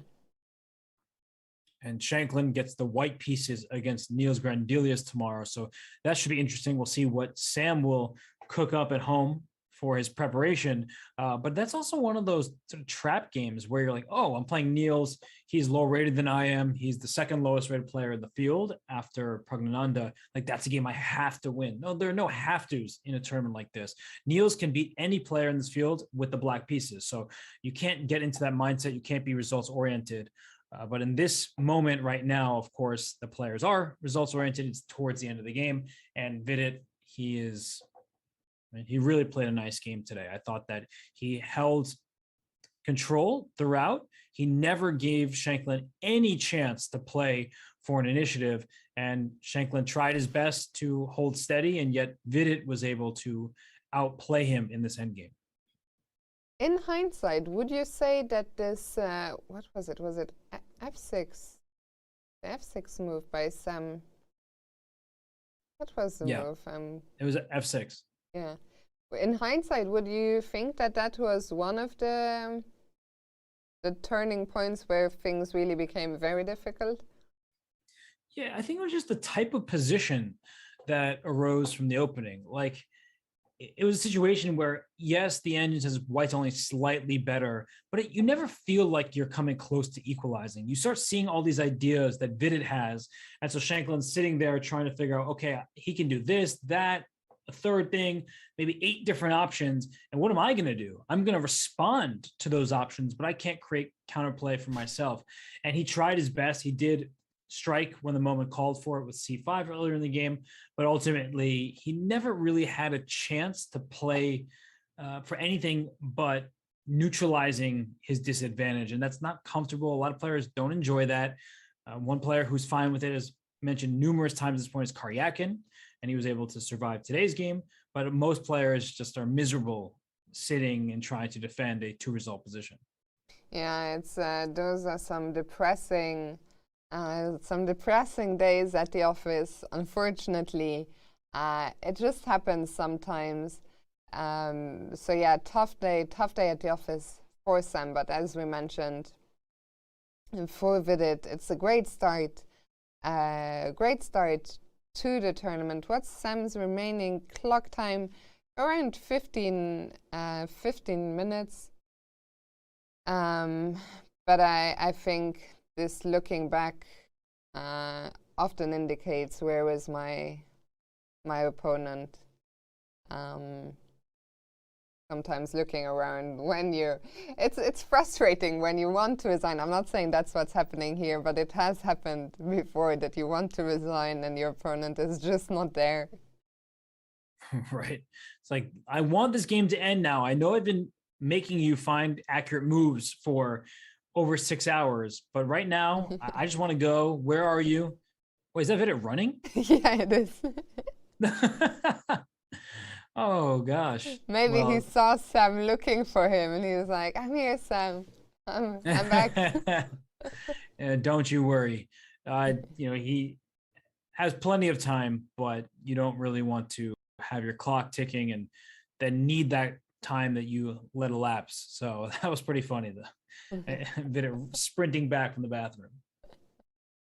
But no time has elapsed because Sam is still thinking. I think sometimes you can also just, if you're not totally sure how much time you had or how long you were gone for, like, that's the last thing you want, to return to the board and suddenly it's like the clock says you have 10 seconds.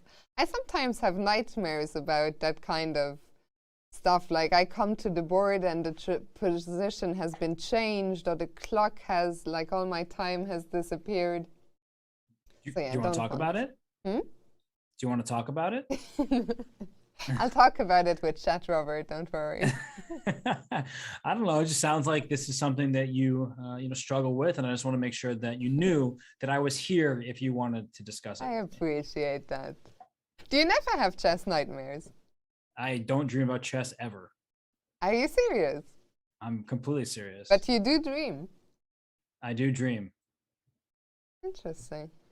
I dream a dream of time gone by. Such a poet. Yeah, no, I don't dream about chess ever. So I can't totally relate, but I will listen and I will take it in. I will give you just an ear to speak to. One of my worst chess nightmares was when they introduced the zero tolerance rule. I had a couple of nightmares that it was like a big tournament like the Olympiad, and I couldn't find my board.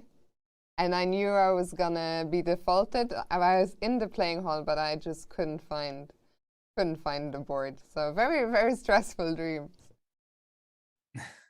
I honestly, that does sound stressful. Wow. I can't even imagine how I would feel if I woke up from that kind of nightmare. But meanwhile, in the game, thankfully they've made some moves with that d pawn now all the way up on d6, just two squares away from becoming a new queen. So Sam is trying to stop at that by putting his own rook behind the d pawn. But here finally comes this move we've been talking about for a long time, knight g6, and now the black knight on f8 is going to drop, and very important, Vidit is going to save one of the two pawns. Right, he's going to bring his king to e5, then bring his king to d5, and then you have to deal with both those pawns that are advanced. And even if you end up trading knights rather than losing the knights, that pawn that was on d4 is now on d6, and the king is helping support it, so it will reach the other side, promote, and black can at best sacrifice the rook for it, in which case it's just a lost position. And I wonder where Vidit is going to hide the king. But now he's off on d5. Maybe he will hide behind the black pawn. That would be something. I mean, so many checks, but the king can just keep sprinting. King c6. King c6 is on the board indeed. Do you think that's genuinely where he's off to, a6? He might stop at b5 and then decide, do I want to take the pawn or do I want to hide on a6, both of which are completely winning.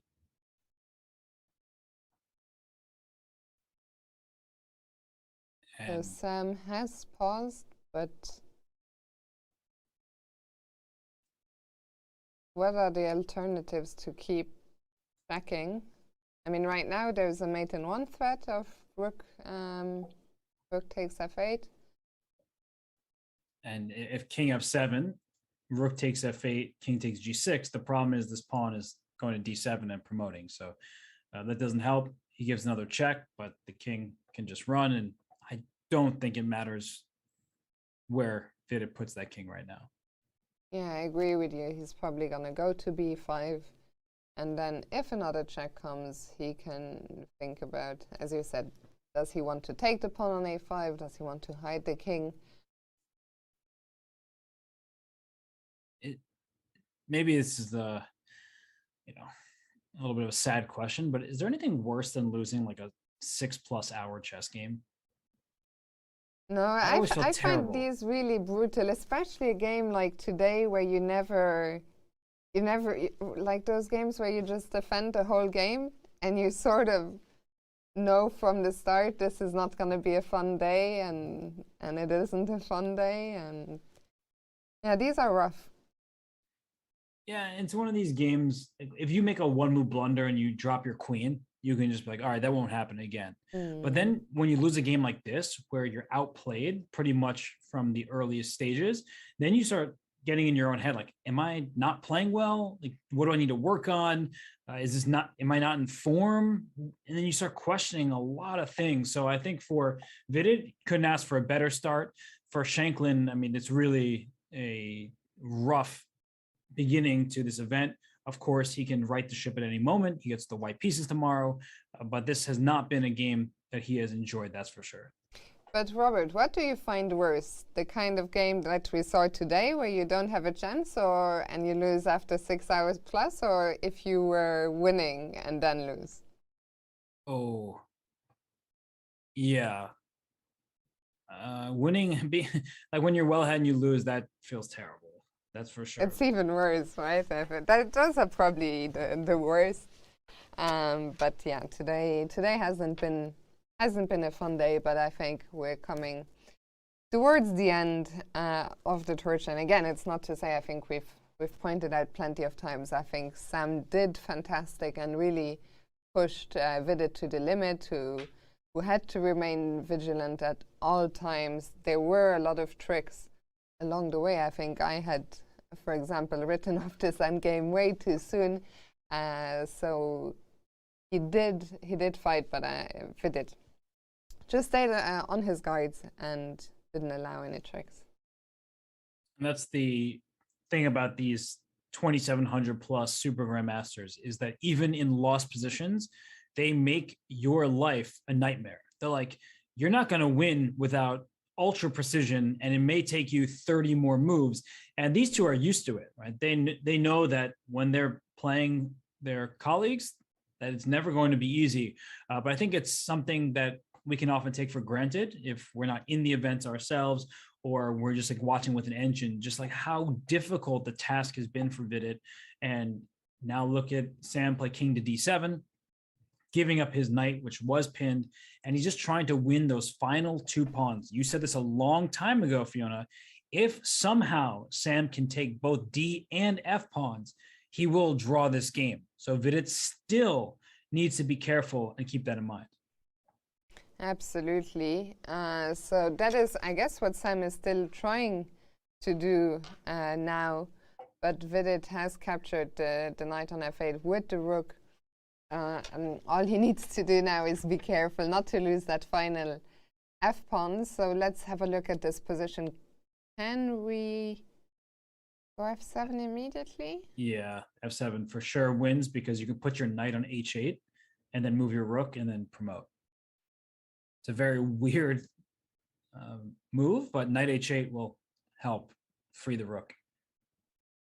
You know, I see this question in the chat, and it's one of the questions that I've been finding hardest to answer lately with so many new people coming into chess. The question about, in this case, it was asked by James Smith, what are they writing on the notes? I don't know much about competitive chess. And the question of why do they write down the moves? And I found it hard to answer, other than it is a tradition. And what's your answer? Yeah, people these days even know how to write anymore with pen and paper? Like, we're typing all the time using our phones, but it is a tradition.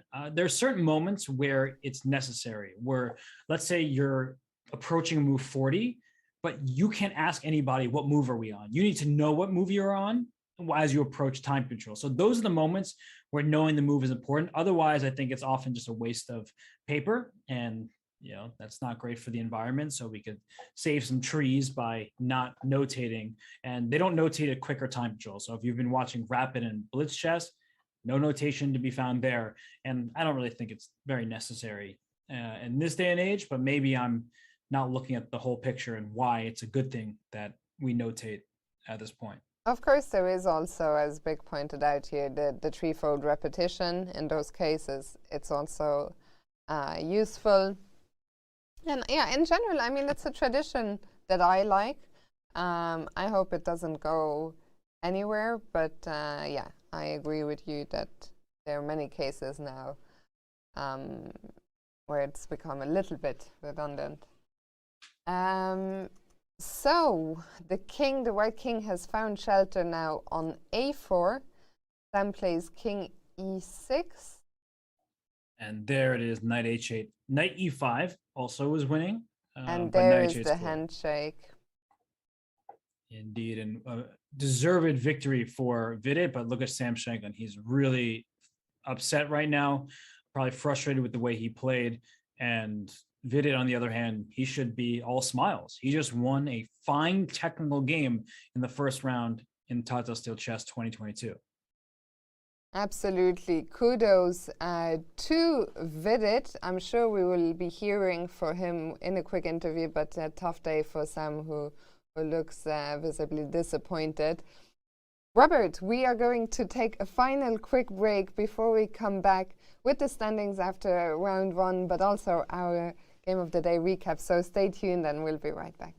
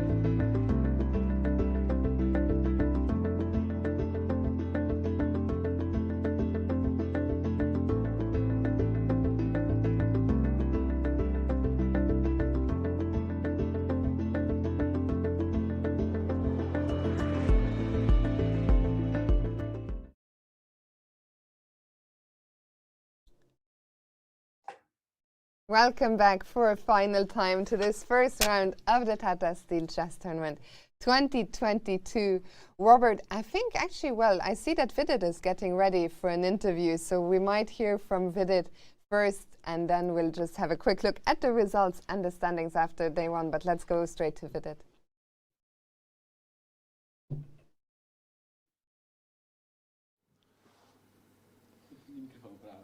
Godverdomme. Vidit, congratulations. That was a lot of hard work.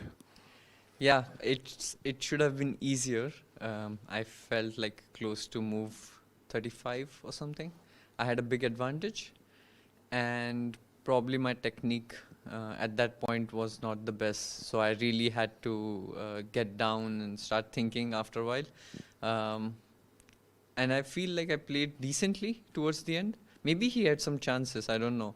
But I felt like I did the best I could after a certain point. Yeah, well, maybe chances, but only little chances for draw. I mean, and it was for the whole game that you were better all the time and pressing.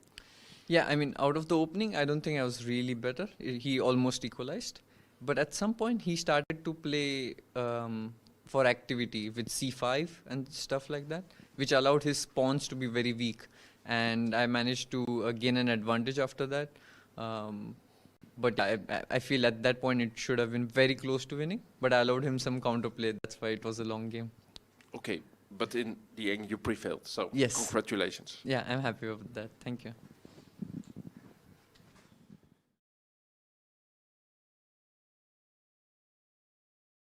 So Vidit, despite the fact he felt he allowed some counter chances, of course, thrilled with his victory here to start this Tata Steel Chess Tournament 2022. So he joins Jorden van Foreest and Jan-Krzysztof Duda in the lead here after day one. Those three players have won their games, so Duda, Vidit and Van Foreest. Then a big group, of course, of players on half out of one who drew their games today. And at the bottom, the three players who were on the losing end, Rapport, Shankland and Grendelius. And then Robert, one more time, what do we have to look forward to tomorrow? We have some great matchups, of course. The highlight, Magnus versus Anish, the Russian derby between Karyakin and Dubov, especially with their recent, let's just say, controversy sparked by what Sergei felt was disrespect towards Russia by Dubov working with Carlsen. But all that aside, one game I am particularly interested in is Rapport with the white pieces against Van Foreest, because when you lose a game, you often want to just win the next game. You need to right the ship, you need to score. And so Rapport is the white pieces. He's the higher rated player against Jorden van Foreest, but Jorden is exceptionally well prepared, though Rapport is maybe the hardest person in the world to prepare for because he plays something new pretty much every game. So I'm really excited to see what the opening of that game is like, how that one goes. But I think that either player can win that game. Absolutely, some very exciting clashes. And tomorrow we'll be back for round two. The round will start at 2 p.m. Central European time. That's 5 a.m. Pacific time. And we will be live, I believe, around 10 to 15 minutes before the start of the round with some pre-round action. So Robert, today has been a lot of fun. Thank you so much for being here by my side. A big thank you to the chat and the first round of many, many more to come. Well, it was a pleasure. Thank you, Fiona, for being alongside me for what was a great first day. I'm so stoked for the rest of this tournament. Absolutely. Thank you so much for watching. Have a lovely night or day, depending on where you are. And we will see you tomorrow for round two.